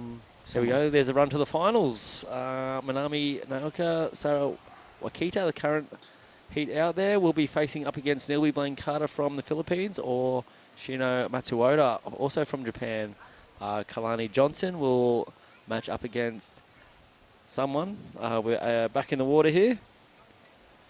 Disappeared. Okay, that was our surfer in blue. A lot of these surfers on these wipeouts are just going straight through that hole in the bottom and not popping up for quite a long time. Surfer in blue, there we go, up and riding, getting her account open finally after 10 minutes. They're desperately trying to give us the road to the semis or the thing, and keep getting interrupted by these surfers. Yeah, thanks for that, Sam. It's one of those things, as soon as we got a boring heat, we start to fill in the gaps. The action starts to liven up again.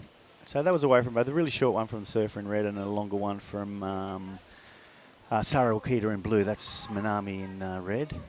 So Minami only got a 1.25 and Sarah got a 5. So that's the highest scoring wave so far. Okay, so Minami just going up. It would have been a nice, crisp, critical hit off that lip, but she took the mine shaft down to the bottom of the reef, grabbed us a few lobsters while down there. And there she is popping up. Long time she was down there. Yeah, she was. And just behind here's that Sarah. wave. This is a 5.0. The best heat of the mornings of the afternoon for the women so far. 2 nice, smooth transition. She gets to the open face, but I believe that's about it for her.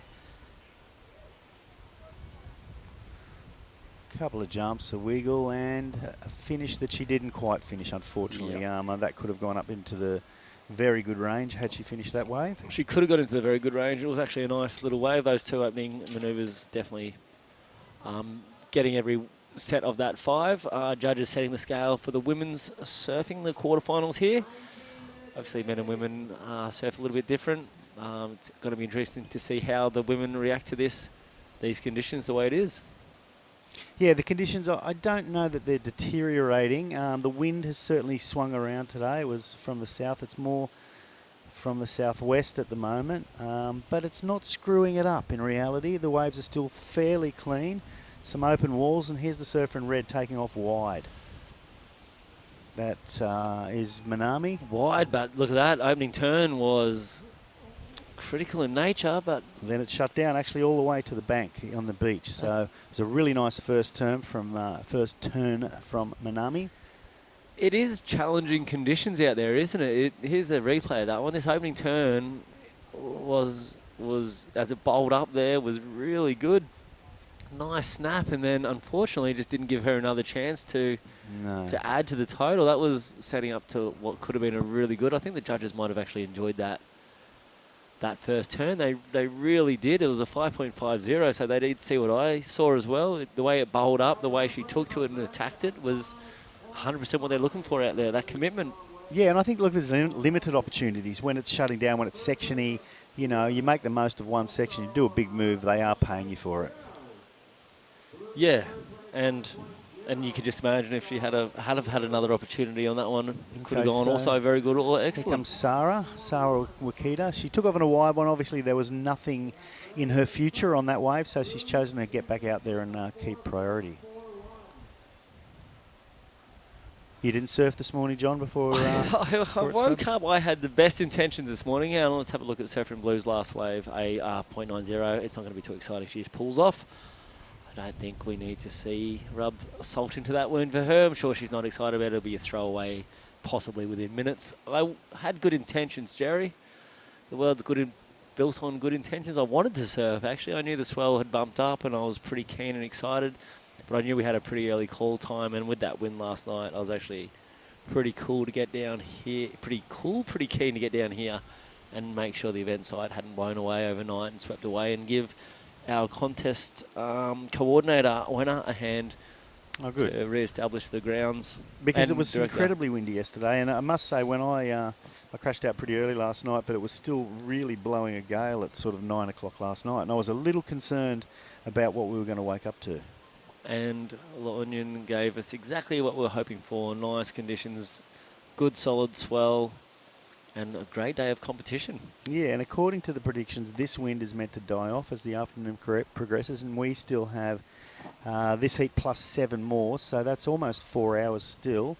And hopefully by then, in a couple of hours, it'll really die off, and we'll have some glacier conditions in the afternoon. Hope so, because this could be, as it sort of, I think we still hold this swell throughout the day too, which this with a little bit more clean and a still rising tide could really sort of get that magic formula going. We could get some epic conditions coming up. Sarah doing some good surfing. I believe she's based in Hawaii, from what I think I overheard. So she wouldn't be a stranger to some big waves. Yeah, exactly. I can't back you up on that. I hadn't actually heard, but I trust you. I wouldn't. Or I trust the people you are over listening or listening to. It's a sketchy setup from the beginning, isn't it? There's a little replay. It's a really nice turn right back into the power source. She's going to do another little beautiful turn, actually. It wasn't little. That was actually a pretty committed snap there. Definitely going to throw her way 0.9. I think it's better than that, Jerry. I'm wondering if it's the best wave of the heat, or certainly close to it. The best wave of the heat was just a single manoeuvre. That was 2 pretty nice manoeuvres, so let's see what the judges are feeling about that one. Yeah, and it hasn't taken these girls too long to actually start figuring out these conditions and start hacking away at these scores and starting to improve. Both started a little timidly at the start. It took Sarah a long time to get on the board, and now she's just dropped in her 3rd number, which wasn't quite the highest wave of the heat. No, but enough to take her into first place, a 5.25, her highest score. So, you know, she's got I won't say she's comfortable in front, but it's nice to be in front. Minami only needs a 4.75 to overtake Sarah, so that's more than doable. So time will tell. Definitely. Bit of weed out the back there, John. Yeah, we were just talking about that earlier. As these swells tend to pick up and rush through, they rip a lot of the seaweed off the reef, which is good for the turtles and the marine environments because it stirs up them, gets their food flowing, the plankton and the phytoplankton, I believe it's called. Just a part of the natural cycle of things. I don't dare repeat things you may have spoken, but previous days they had some kind of turtle release here. Do you know much about that? I do. There's an organisation down here. I wish Luke Landrigan was in the booth with us at the moment instead of Jerry Deegan because I'd have a far more intelligent conversation about turtles getting released on the beach. But they do have a program here because it is a high-density tourist destination. They have this cycle of the turtles who come down here and lay the eggs. They then take those eggs out, put them in the incubators, and then set a release date. And they do that because they're concerned the tourism will affect either the eggs or the behaviour of the turtles or whatever. Well, you've seen on the beach there's dogs and cats and all that sort of stuff. So just to protect the turtles, when us humans tend to get involved without the proper care, we usually ruin things. I don't know if you've noticed. I have actually. So initiative of these guys, I can't remember the group, but I'll try to get it sorted out because they got the initiative where they catch these turtles laying and then they'll collect the eggs, take them to the incubator and then release them at a later date. Usually they'll invite a small crowd down to the beach to sort of document it. We've got some on our social media page, I think, on the opposite page. We had one of our guys, Ethan Cui down there with the camera catching some moments. It was a little turtle race to the beach. It wasn't quite as dramatic as the David Attenborough with the seagulls and the eagles and the fish and the things just destroying those things as they make a little run to the beach, but super cool. Okay, Sarah up again. Down the mine shaft on that one. Unfortunately, that was a pretty good effort. Would have been a high-scoring manoeuvre. I wonder if, look, it's a great thing they do, and it's protected from the tourism. Normally, you do lose a lot of turtles. I do watch David Attenborough. He's pretty good. I wonder what percentage of, well, I guess 100% of these get into the ocean at least. They get into, then what happens? We don't know what happens after that. Yeah. And I know that's why turtles lay 200 eggs per batch. So they've got their own systems. Yeah. And if we've got some humans getting down there to help that system, then albeit, and just try not to be those other brand of humans that get in there and destroy those sort of systems. Be on Team Nature is basically my suggestion because otherwise you're the other guy. Yeah. Look, I'm with you. You know, that's exactly the right thing to do. I'm glad they do it. And, you know, the fact that probably more make it to the ocean, maybe in the long run it's about the same considering what us humans do to them if they weren't protected. Exactly. So great initiatives done throughout the world and great to see it down here on San Juan Beach in the beautiful La Union. Just thinking about one of the Shargow surfers that used to come here regularly. Osut. Hello, Osut. I know you'd love to be here. He's had a couple of little health issues, but I think he's back in the water now, and he's got a beautiful kid and wife. And I hope you're listening there, Osut. We're thinking about you, wishing you're up here, because sometimes Osut's on the judging team and all the rest of it. Osut's a major player in the national judging circuit. By the way, it's Rodolfo Alcala, in case anyone knows. And if you don't know Rodolfo and you're trying to search him on and you're looking for Osut, and you can spend hours looking for this guy without, just know he's an Alcala and he's a Rodolfo or Osut. He's a big major, one of the main guys on the national circuit, one of our main judges. And also a previous winner of the Cloud9 International. Yep, and he was, I think we were talking yesterday about we have a Masters division in the national tour. Osut was actually in there. He was back on the board for that, so he's back out and surfing and at some level competing again. Nice. He may have been that bloke that sort of got two waves and rolled back into the beach because he was absolutely cooked. Knackered. Yeah, absolutely. Anyway, he's a good man. I know he's down there on the island, just around the corner from David Frachou, who is also listening. I don't know if they'll be watching this together. But Frenchie David's another Cloud9 surfer. Loves to get out there, loves to get pitted on his backhand. He'll be sitting in his dungeon watching it alone. You know he will be in a dark room abusing us as we even talk about him. With his two wildlings running wild. And his beautiful wife, Crystal. Good man, and you're right, one of the best backhand styles out there at Cloud9. No stranger to getting a nice backdoor pig dog tube. I've seen him do a few. And loves a claim. I saw him claim one, but There's one going around of him claiming actually double fist pump. We made a T-shirt of it. It was the best wave I've ever seen almost anyone get out there. I was actually out there that day, and I would have stopped surfing after that. He just did a claim, and it was one of those ones. It was an emotional claim. We were talking about claims yesterday. Claim for points, don't bother, don't do it. Even if you're stoked, by all means, lose your mind. Don't be like Jerry Deegan. You got to maintain a frown across your face, and I've got no reason to claim. That's my problem. We made a T-shirt for David, and we had a bit of a chuckle about it, and it had a picture of just him out of the barrel already with 2 hands in the air, and it said 1 for the tube, 9 for the claim. Thanks, David. I still have that shirt. I'll wear it next time I see you. So 8.5 minutes remaining. We still have Sarah Okita in blue with a total of 10.25. She has a 5.25 and a 5. Looks like some sets building. And she's ahead of Minami Nonaka. And Nanami has a 5.5, which is the highest scoring wave, and a 3.9. So she only needs a 4.75, Minami, to move into first place. Very, very doable with 8 minutes to go. They both just copped that one on the head, which isn't all that much fun, but that's part of surfing. It is. It is. It's a big part of surfing because it's where you want to be on the other side of those to get your wave. Yeah, these days, I don't get too upset about getting caught inside. I just think of the fitness, It's pretty good for your health, going under, getting dragged back, having to paddle out, getting another one on the head. Depends where you are. Also, you don't want to get those on the head at Cloud 9 because we're saying you don't just get back up, paddle up. Sometimes you've got a broken board, broken leash, broken skin. What about at Waimea Bay? Oh, those guys. I was watching them even with at the Eddie Challenge there, even with the jet skis, life vests, and they were still getting hurt. You can have it. You can have it, guys. Congratulations. Guys and girls, that's the thing. Yeah, yeah. By all means, I'm happy to cheer on the beach, actually on a screen, because I don't even want to watch it in real life. Here we go.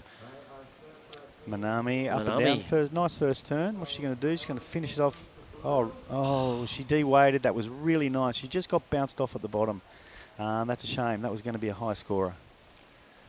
That would have been a really nice combination. She did get up and riding nice, and that last move was nice, and getting the fins loose on the top. She sort of had everything, every element you want.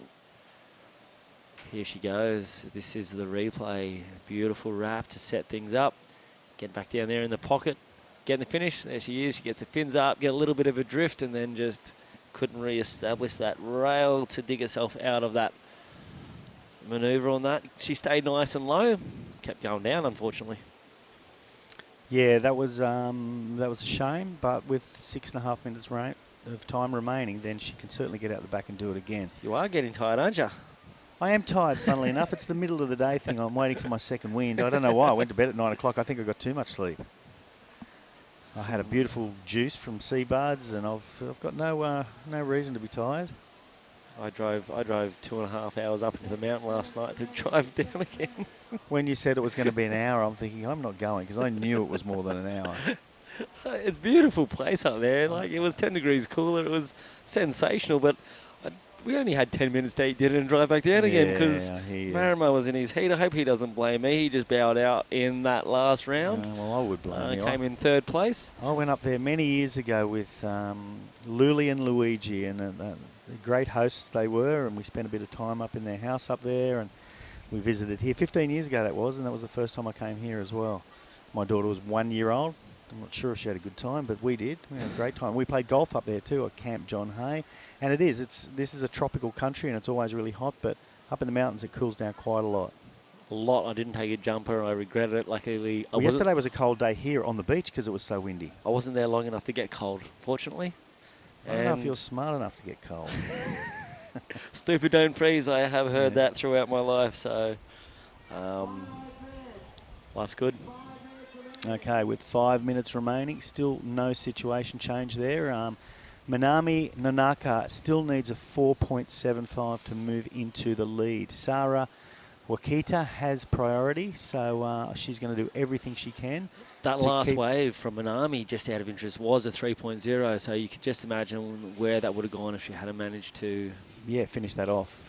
Because that strength of that wave was actually in that second maneuver, and the judges liked it enough to throw a 3 at what it was, so I could just imagine. So she's capable, she's more than capable of that 4.75, which is what she requires now to move into the semi-final to meet our next heat result winner, who will be either Nilby Blaine Carter or Ashino Matsuda from Japan will be our next heat in the water. Another great heat. Good lineup of surfers. We have, across the men, the Indonesians and Japanese seem to be dominating. We still have J.R. Esquivel, who will be coming up into the quarterfinals. He dug out that last victory. Did you see that one, Jerry? It was super exciting. Will the Cinderella story continue for J.R. Esquivel, or will he find his end? Up and riding is, here we go. Bigger wave, Jerry. It's a much bigger wave, and that first manoeuvre was really good. The second one is going to get some points. That's it there. So 2 really strong manoeuvres. Hard to know what they're going to say about that. Normally in this situation, if I had my Australian phone, I'd ring up my friend Jason Bond and I'd get his opinion. Bondy, I'd get your opinion on what that was worth, and you'd quickly tell me, and you'd probably be right. But, okay, she has hit that first section super crisp and super smooth. It's a head-high wave, and she does really good. I think the judges are going to like this, and I reckon they're going to reward her quite well for it. She's only needing a 4.75, so I'm feeling that you're probably on the right path there, John. And I think Sarah's actually I've seen the first score come in. I hadn't yet. For the record, I hadn't seen that first score come in yet. So. I know you hadn't. Okay, 6.50. So that moves Manami into the lead and makes it particularly difficult for Sarah, who's paddling back out. So maybe we missed something in the meantime there. Well, there was a 5.4. That's actually, I believe, the girls in the next heat paddling out there. That wasn't a paddle battle going on. I think. No, well, there you go. That's there it is. That's Sarah's wave. That came in at a 5.4. So she would have actually improved her situation, except for the fact that Manami rolled in there with a 6.50. So with 2 minutes to go, there is a paddle battle going on. I'm sorry, that's actually the next heat sitting out there quite patiently while the girls are battling at it. Yeah, so that wasn't a big enough score there from Sarah, so she needs a 6.60 with 2 minutes remaining. All right, and interestingly here, she's taken the inside route, and who are they going to Minami's on the outside. Who's going to get a priority is going to our surfer in red, who was on the outside. She didn't look like she was as far up the point, but she's in the position, according to the priority judge, of where you're going to get the waves. They are checking the board out. I'm pretty sure Sarah's going to be a little bit disappointed, throwing up the question, why not? Why not me? Yeah, I think... and this is why. She duck dives that one, where Manami is in position to catch the wave. So a good call from the priority judge. And a beautiful wrap to start with, and this wave looks like it's going to line up a little bit. 3 wraps, anything for the inside. Okay, so with 1 minute to go, that could be her last hurrah. It takes a little bit of time to paddle back out, but she's left Sarah out there on her own, and she's got a full minute to try to get a 6.60, as long as Manami doesn't make her position better with this wave. So nice wrap. No real major highlights in this one. It was a series of wraps, sort of the similar move. There it is. It's dropping into 5.15. So not going towards her 2 best scores and not making the situation any harder for Sarah. So 40 seconds. What's on the horizon? Some waves. There's definitely some sets on the horizon. And then she's on the inside there. She's going to have a little paddle. And she's up and riding. Haven't got the camera on her. There we are. She's going to hope this thing stands up on the inside, because as of now, she hasn't got too much going on. She's passing Minami on the shoulder there, and Minami's probably got a bit of a smile on her face because she sees that this thing's not going to give her any opportunity, and the body language. She knows, and Manami's not even going to hang around out there. Bless you. Yeah, that's going to be a wrap for that one, so congratulations for Manami Nanaka. She has taken that out, and she will be moving to the semi-finals. For Sarah, bad luck. It was a good effort. You made it to the quarterfinals. She'll be proud of yourself. And we'll see Manami fairly soon. From here on in, we'll go for a bit of a break, and we'll be back shortly.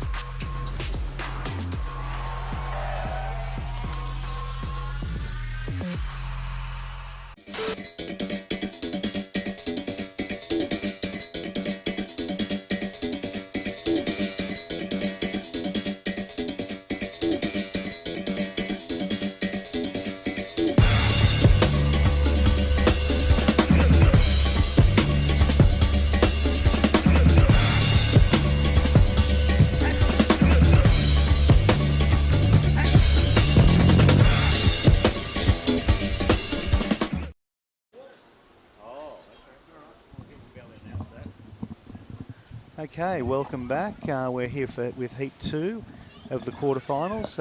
Nelby Blancada from the Philippines and Chino Matsuda from Japan. I'm here with the Bali legend, Tippery Jabrick. How are you, buddy? I'm really good, Jerry. Thanks for having us here.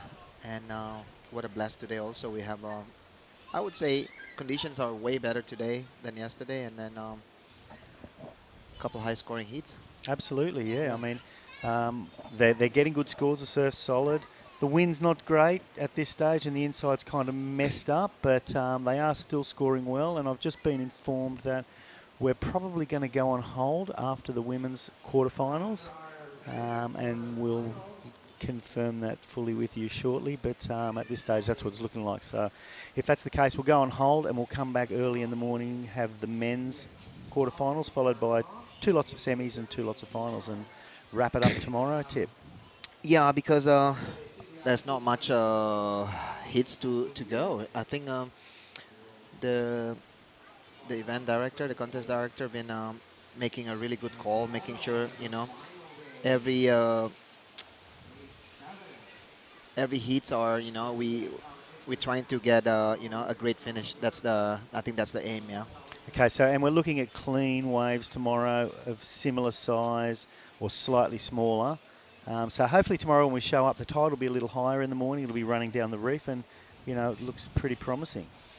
Yeah, for sure. I think La Union, it's all about good direction, good wind, and then we can see like a quality finish. We still have 26, 27, so we still have 2 days to finish it. But if tomorrow is the 26 is our last day. Tomorrow is our last day. 20 to 26 is actually 7 days. Okay, so tomorrow is our last Tomorrow day. is our last day. So it's perfect, yeah? Yeah. That will work out perfectly. Oh. And the day after, the swell's meant to drop off a fair bit. So, I think they're banking on tomorrow as a pretty good day, clean, with decent-sized swells. So it'd be a nice way to finish and get our finals done. Yeah. I always thought the event finished on the 28th. well, I know it's the 27th because I believe I've got to get on a bus early morning on the 27th to head back to Manila. So your flight is what, 28? No, I've got a couple of days in Manila. I lived in the country for many years, so I've got to be honest, a stack of banking to do. So whether I get on that early bus or a midday bus, as a matter of fact, that's going to be a Friday. I need an early bus, otherwise I can't do any banking over the weekend. Yeah, I think Friday is, even in Philippines, it's going to be a busy day. Yeah, it is. So we got Nelby Blancada out there. Nelby is the sister of, Nelby is the sister of Neldy. 2 of the first women pro surfers in the country, and 2 of the best. Nelby is a natural footer, Neldy is a goofy footer. And Neldy's not here. She's got other commitments, 2 beautiful kids. And Nelby at this stage, for mine, is the best surfer in the Philippines, the best female surfer in the Philippines. I think we're going to head downstairs to John, and he will be interviewing our last. We've just got to, let's have a look at Nelby's wave first. It's a pretty decent wave. Okay, so she didn't get across it, but she gave it a dig. That gives priority to Shino. And now we'll go down to John Carby, who is interviewing the winner of the last heat. Hey, thanks guys. I'm down here on the beach with Manami, our first semi-finalist for the women who will be in the event tomorrow. Konnichiwa, Manami, and congratulations. Thank you. It's hard conditions out there, but you did really well. You found exactly what you needed to do, and you took your time and got a great few scores there. It was tricky condition, but I got to good place and got through the heat, so I'm very happy. Yeah, I'd be very happy too. You're into the semi-finals, which means you're only 2 more wins off being a champion. It must feel good to be in this position. 今ランキング1位なので、このまま優勝を目指して頑張りたいと思います。Okay, you want to speak to your friends and family back home? Thank your sponsors. You've got a lot of stickers, including Roxy there. So I'd like to, you can speak to your family and friends in Japanese. Nihongo is good. いつも応援ありがとうございます。明日のファイナルデーも全力で頑張るので応援よろしくお願いします。Okay, congratulations. I can't wait to see you tomorrow in finals day. Back to you guys up in the studio. Thank you, John, and congratulations, Minami. That was, I can still hear them in the background having a bit of a chuckle. Congratulations to her. We're back here. We're in heat number 2 of the women's quarterfinals. And there's only been one wave ridden, only a 0.5 just before we went to the interview. That was with Nelby Blancada. She's from the Philippines and from Siargao Island. And a lovely lady who I've known since she was a tiny kid. You've been to Siargao many, many times. You know all these surfers, Tippy? Yeah, I know Nilby. She traveled a lot to Indonesia before, and we get to meet each other in a lot of places, you know, like Taiwan, Thailand, even here in Siargao. She's a local there. She's always nice, and sometimes she's the one who tell us to go on the beach wave on Cloud9. Oh, well, that's nice of her. And then here she is, having a dig. We'll see what happens here. So a nice check turn there, and she's going to find a bit of wall. A little bit messy, it's a little bit lumpy, but she's making the most of what she's got. She's decided to give it up there. So, you know, it was a nice wrapping turn to start with and a little down the line. She did get up and over the white water. I'm not sure how the judges are going to see that. But, you know, it's going to be better than her previous score. And here's the replay. So a bit fat there. She finds a little bit of power right there. Doesn't make it back to the white water. And here she just gets up and semi over it, but not fully in control. Made it round. There was nothing left to go there. So they gave her a 2.57, which puts her a little further into the lead. 8 minutes in. Can't imagine really that either of those scores will end up being her in her final 2, but who knows?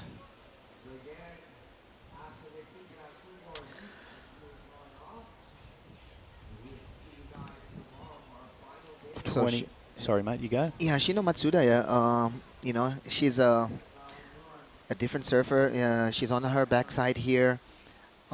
Really have a strong, you know, top rotation. You know, making sure there's a lot of spray, and then you know, I don't know, like a body rotation, body torque. It's most of the backside are, you know, that's their weapon to go on this wave. As we can see later on this heat, we have Kailani Johnsons and also Taina Esquierdo. That's the only way that they can do, because on your backside, sometime here on this condition, there's not much things to do beside doing, I have to say, a bit of a repetition. You know, yep. If you're on your front side, as you can see, like you can do a bit of like a, you know, a roundhouse cutback or a floater, this and that.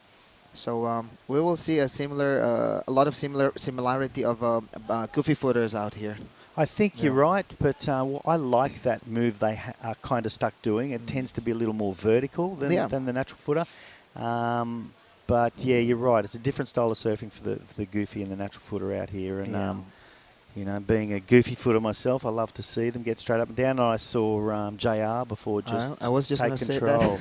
You know, and even Filmar, you know, although he didn't get through, Filmar did some amazing backhand turns. He just chose slightly smaller waves, but I'm a big fan of watching that big backhand, you know, power turn. Yeah, for sure. And I think as a local here, JR kind of know which section to get around. I see Filmar just attacking. That's the difference. Okay, here we go. So Shino Matsuda, this is a opening right from her. Not, you know, only offering two maneuvers right there, but it could better Nilby's 2.75. I think. Yeah, I'm thinking it would. The first one was super controlled. Wasn't overly vertical, but you know, a lot of control. And the second one was a nice safe maneuver as well. Here we go, off the top here. Not really vertical there because of you know, she's I think she's doing those 2+1, we call it, like a really quick first one to finish it and try to have another second maneuver. So okay, I haven't heard that before. Yeah, 2+1. All right. Is it okay if I use that in the future? Sure. Thank you. So you know, sometimes when the wave is kind of short, you kind of shortening the first maneuver for a sec to finish. So you can squeeze that next maneuver in. Okay, here's Nelby. A little bit of a layback there. Didn't quite get all the way through, but she's surfing with a lot of speed. That's a great move. That's a great move. That was I would say that's the points will be for her. She's sitting in first with a 2.75 and a 0.5. 18 minutes and 40 seconds to go. Neilby is one of the only hope right now on the girls division. On the women's division, here's another replay. Big wave as well. Yeah, I have to say that layback is a functional maneuver right there, because he put it on a commitment. It was close to the section of the wave, and that last one was a really nice one. Yeah, well, there you go. Both the scores are in now. So Shino got a 4.75 for her wave, the two manoeuvres, the 1+2. Yeah. Or was it the 2+1? I think it was the 1+2. Yeah. And Nelby got the highest score of this heat so far, a 5.25, which moves her ahead. But with Shino not even having a second wave at this stage, I mean, it's wide open. And I think Shino's a bit further out the back, so she may well then get priority.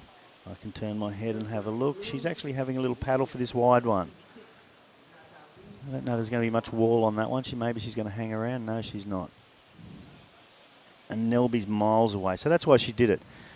She knew she could take off, check out and see if there was an inside section, and still, if there wasn't, get back out and get priority. And it's worked out for her. Or, you know, the wave wasn't there, but she's certainly going to get her priority back.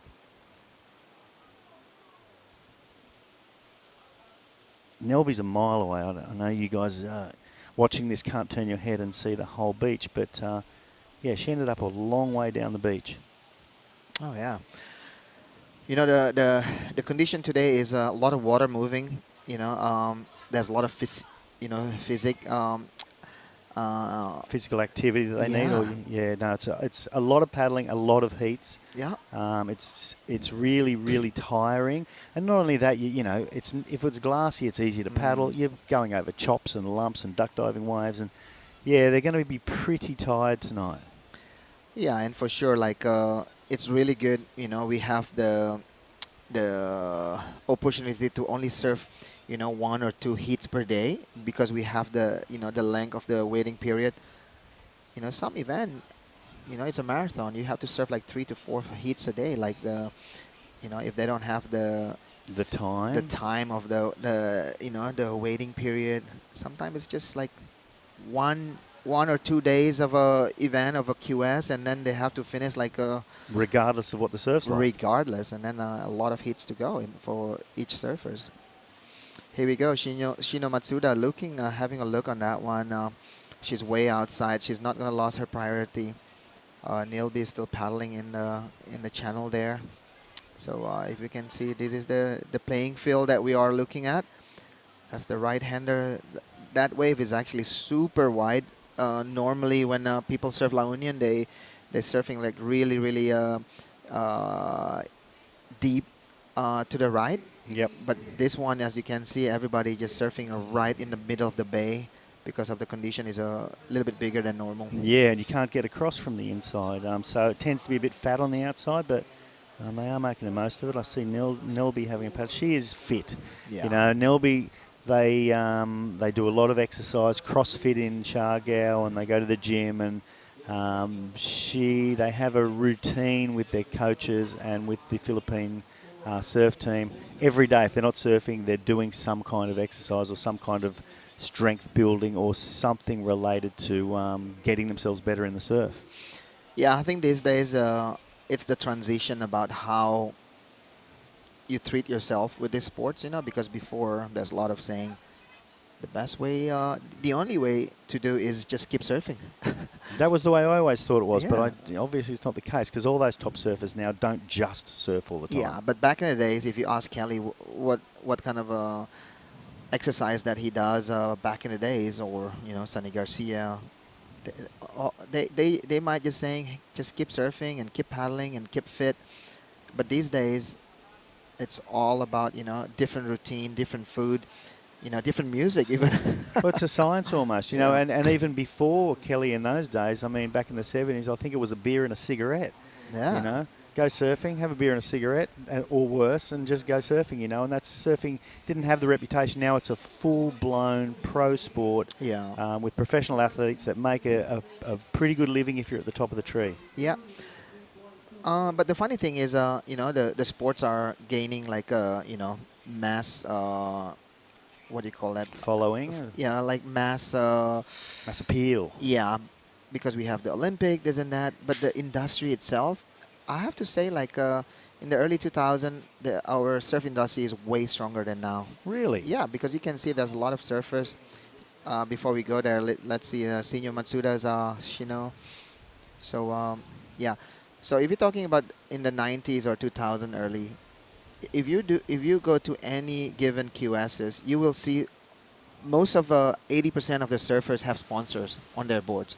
There's stickers on the boards. But if you go now, even on the CT level, there's a couple like surfers that they don't have any sponsorship. So that's why do you think that is? I think the because industry. there's obviously more money in the sport because there's so many more participants. Yeah, I think the industry, claim a big result of a lot of fashion brand that. Oh, so too many competitors in the industry, or not everyone sticking directly to surf brands. That there's the mass fashion brands are also tapping into surfing as their their market lifestyle. So like if you're talking about Quicksilver, Billabong, or all those big brands, this past 10 years. The company been in a lot of high and lows. So I have to say the surf industry is also have a big impact on how the surfers are represent themselves. Some of them have sponsor, most of them don't, but a lot of them have a different kind of a way to finance themselves. A lot of the CT guys they I don't know, Conor O'Leary, he was doing like a extra job just to qualify back in the days. Yeah, look, and I think partly, look, his mother's Japanese, and I've only met Conor a couple of times. He's from my town. I've surfed with his mum many times. I know his dad fairly well. Lovely, lovely family. And he's also surfing now partly for Japan, and I think maybe part of the reason is, although he has loyalty, obviously Japanese loyalty, and I'm just making stuff up there, Conor, so let me know if I'm wrong. But, he's got a bigger following there than he will get in Australia. Yeah. So financially, sponsorship-wise, that has to be extremely helpful. Yeah. I think the good thing about these days is the surf industry is maybe a little bit down, but the supports from government are increasing. So that's the good news. Yeah, it's definitely in this country. Yeah. That was a bit of an up and down there from Shino. Yeah, I mean, in this country, the government's fully supporting surfing now, whereas there was one or two governments in General Luna, Mayor Resilient, people like that did support it. Yeah. Now, all around the country, local governments, municipal governments, provincial governments are really supporting surfing. Yeah, because with that support, we don't want to see Nilby on her belly there. No. That was a funny situation there from Nilby. I think she mistimed that one and just deciding go with the flow. Go with the flow, yeah. Or maybe there's a bodyboarding event later and she's practicing. And then also, talking about the government supports, it's all about I don't know, just keep supporting, never stopping supporting surfing, because you can see the potential. We see JR the other day won their longboard division. Imagine if the government doesn't support that kind of event. It'll be a hard path for surfers like JR and Nilby. Oh, incredible. Yeah, no, that's exactly right, because if the government doesn't support it and it's not sanctioned locally, then no one else is going to do it. Yeah. Once the government supports it, then they get in other sponsorship, other companies. And the two girls are just getting flogged at the moment, just duck dive after duck dive. They're actually going backwards. Nelby's semi out there. She's just going to get over this next one. It's a great shot with the drone there, the drone. So that was Nelby just getting over that wave, and so Shino's had about 8 on the head now. So it's taking some time to get back out there. So we talked about being tired. I'd be turning around. That's how big is the playing field. It's huge. Yeah, and as that drone goes out further, it really goes to show what it is. Yeah, we don't even we don't even have a view of how Shino is. No. That's how wide is the competition area. If you can see Shino's around. There she is at the bottom right there. Wow. And they're both pretty wide there. Shino is really wide compared to what the normal position would be. It would be right over there where those waves are breaking, but the big ones are just pounding through on the inside there, and she's thinking. Yeah. So Shino with a 2 wave of a 475 and a 360. Shino is sitting in the first place, and Nilby Blancada only looking for 3-1-0. So I would say it's not a hard task, but it's also about picking up the right one, because if she get a 3, that means Shino's only need to get a 4, for example. So Nilby, you know, to put a stronger pressure on Shino, she needs to get, you know, a stronger number, you know, at least on those 5 range. Exactly, yeah. So I don't know. We just didn't call that 4.75. We did. I was only the 3.6. Okay, and that gave her enough. So only a 3.1, as you said. Far from impossible. You know, you'd be thinking they could get some 6s and 7s, but they're spending an awful lot of time paddling there. And Nelby's still paddling out the back because of the current. So what do we got? We've got just under 8 minutes remaining. Next up, the quarterfinal heat 3, Kalani Johnson. And the T is Tania. Tina, is it? Yeah. And how do you pronounce that last name there? Esquierdo. Esquierdo. Yeah. And she's Indonesian, so that doesn't sound like it. Well, neither does Johnson sound like an overly Indonesian name. I know the Johnson family. I know Pualani, her sister, and her mum and dad. Lovely, lovely family. What's the background of Tina? So Kalani's dad he's from Hawaii, and the mom she's Balinese. So Tina, her mom is from Java, and her dad is from Puerto Rico. Puerto Rico. Okay, that makes sense. Yes. Yeah. So Cacho, I'm sure you're watching this event, and Cacho is one of the original surfers who surfing pipes before with Derek and Michael. Yeah. So Cacho used to live in Hawaii for numbers of years, and that's her daughter coming up soon, Tina Esquierdo. Wow. Oh God, I have to say sorry for Nilby on that wave. It was looking like it was going to set up really well. Yeah. I'm not exactly sure what happened. We'll see a replay of that. Yeah, I want to see the replay because she was scratching her board there. Maybe there's some wax issue there. Here we go. She's setting up for this maneuver right here, and suddenly there's a bump. Yeah, I think that's all it was, a bump. I think there's a bump there. You know, it's that southerly wind putting a bump on the face. Yeah, I think she wanted to smash that next section, and obviously didn't work out very well for her. Still 6 minutes and 10 seconds, so, you know, there's a chance, but she has lost priority now. And, you know, with Shino's relatively low scores, a big wave will make it a lot harder for Nelby. She's had a lot of experience, Nelby, so I would be surprised if she ended up with a 2.75 in a score, but again, the conditions are quite difficult out there.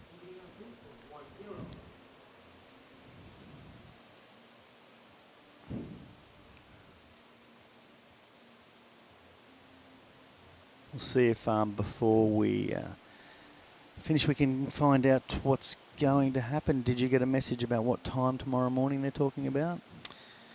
You know, I think the best way is always to keep your eye as early as you can. So this past 6 days, I have to say today was the earliest call, which is 7:15. Yep. So I have to say kind of similar to for tomorrow. It's least amount of wind generally. Yeah, I think if you want to finish it tomorrow, you want to finish it before lunch, before the wind came, and I think that's going to be the call. So early call for potential like an early start also. Okay. Yeah. There's no use to wait until kind of mid-morning, like a 9 a.m. or something. Did Nilby just get caught there? She just got dragged back. She just didn't get under that wave, and it dragged her back about 20 meters. Oh, that takes a lot of energy right there. Oh, it certainly does. And yeah. not only to mention, it's certainly not her first heat, and she got caught inside earlier as well. So she's struggling a little bit there. Yeah. You know what, Jerry? This could be the heat that you know, one of the surfers can move into the next round with 1 digit. 100%. Yeah. Okay, well that was just Shino who went for it. Didn't get any moves in, so she's so Nildy's back out there now, just about with priority. Okay, this is a bit of a better situation for Nilby because She gained her first priority. She's trying on this one. Yeah, I'm surprised, to be honest. This is washy. Really a lot of bump on this wave. She haven't done any first maneuver. She's only looking for 3.1. Is it gonna offering her anything? I have to say there's a weird choice of a wave there. Yeah, I totally agree with you. She had priority. She still, I think she panicked. Maybe she can't hear the call. Doesn't know exactly how many minutes remaining. But yeah, she could have been sitting out there now with priority, with first choice. Now she's got a long paddle ahead, and it's unlikely she picked up a 3.10. Yeah, so that last wave only scored her 2.5. Not far from 3.1, but if she could have held that priority a little bit longer and pick one better wave, situation will be different for her. As you can see, it's super soupy, the wave. There's a lot of broth on it, a lot of foam. The reason why this wave is not offering anything, this is a leftover of a big wash sets before. Yep. Too much things going on. Yeah, well, hopefully she can get out in time. It's a struggle, and she's got a lot of walls of whitewater ahead of her. Yeah, she's sitting there thinking, what did I do? Or maybe she's just going to wait for an inside one. You know, that could be the other strategy there. Oh, no, she's not. She's way in. Oh, she's miles over. I think she's going to take 2 minutes to get out. I'm a bit worried for her chances at the moment.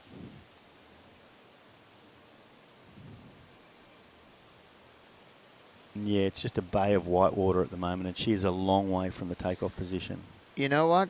If you have 2 minutes to go and you're paddling out and the wave you are chasing and you know the other girl having priority, you're pretty much like really on things that we call, what is the word for it? You become like really desperate. Yes. And that's the reason why she took that wave. Unfortunately, I think you're right. She was desperate. Didn't need to be desperate at that stage. Yeah. She just got desperate a little too early. Yeah, no, she's still getting smashed on the inside. I can turn around and say she's 100 metres away. So, you know, we hope something can happen for her. I think she's our remaining Filipina left in the female side of the draw, on the women's side. And Matsuda's probably, Shino Matsuda's probably looking over there, licking her lips, thinking, oh, okay, I've gotten a bit lucky here.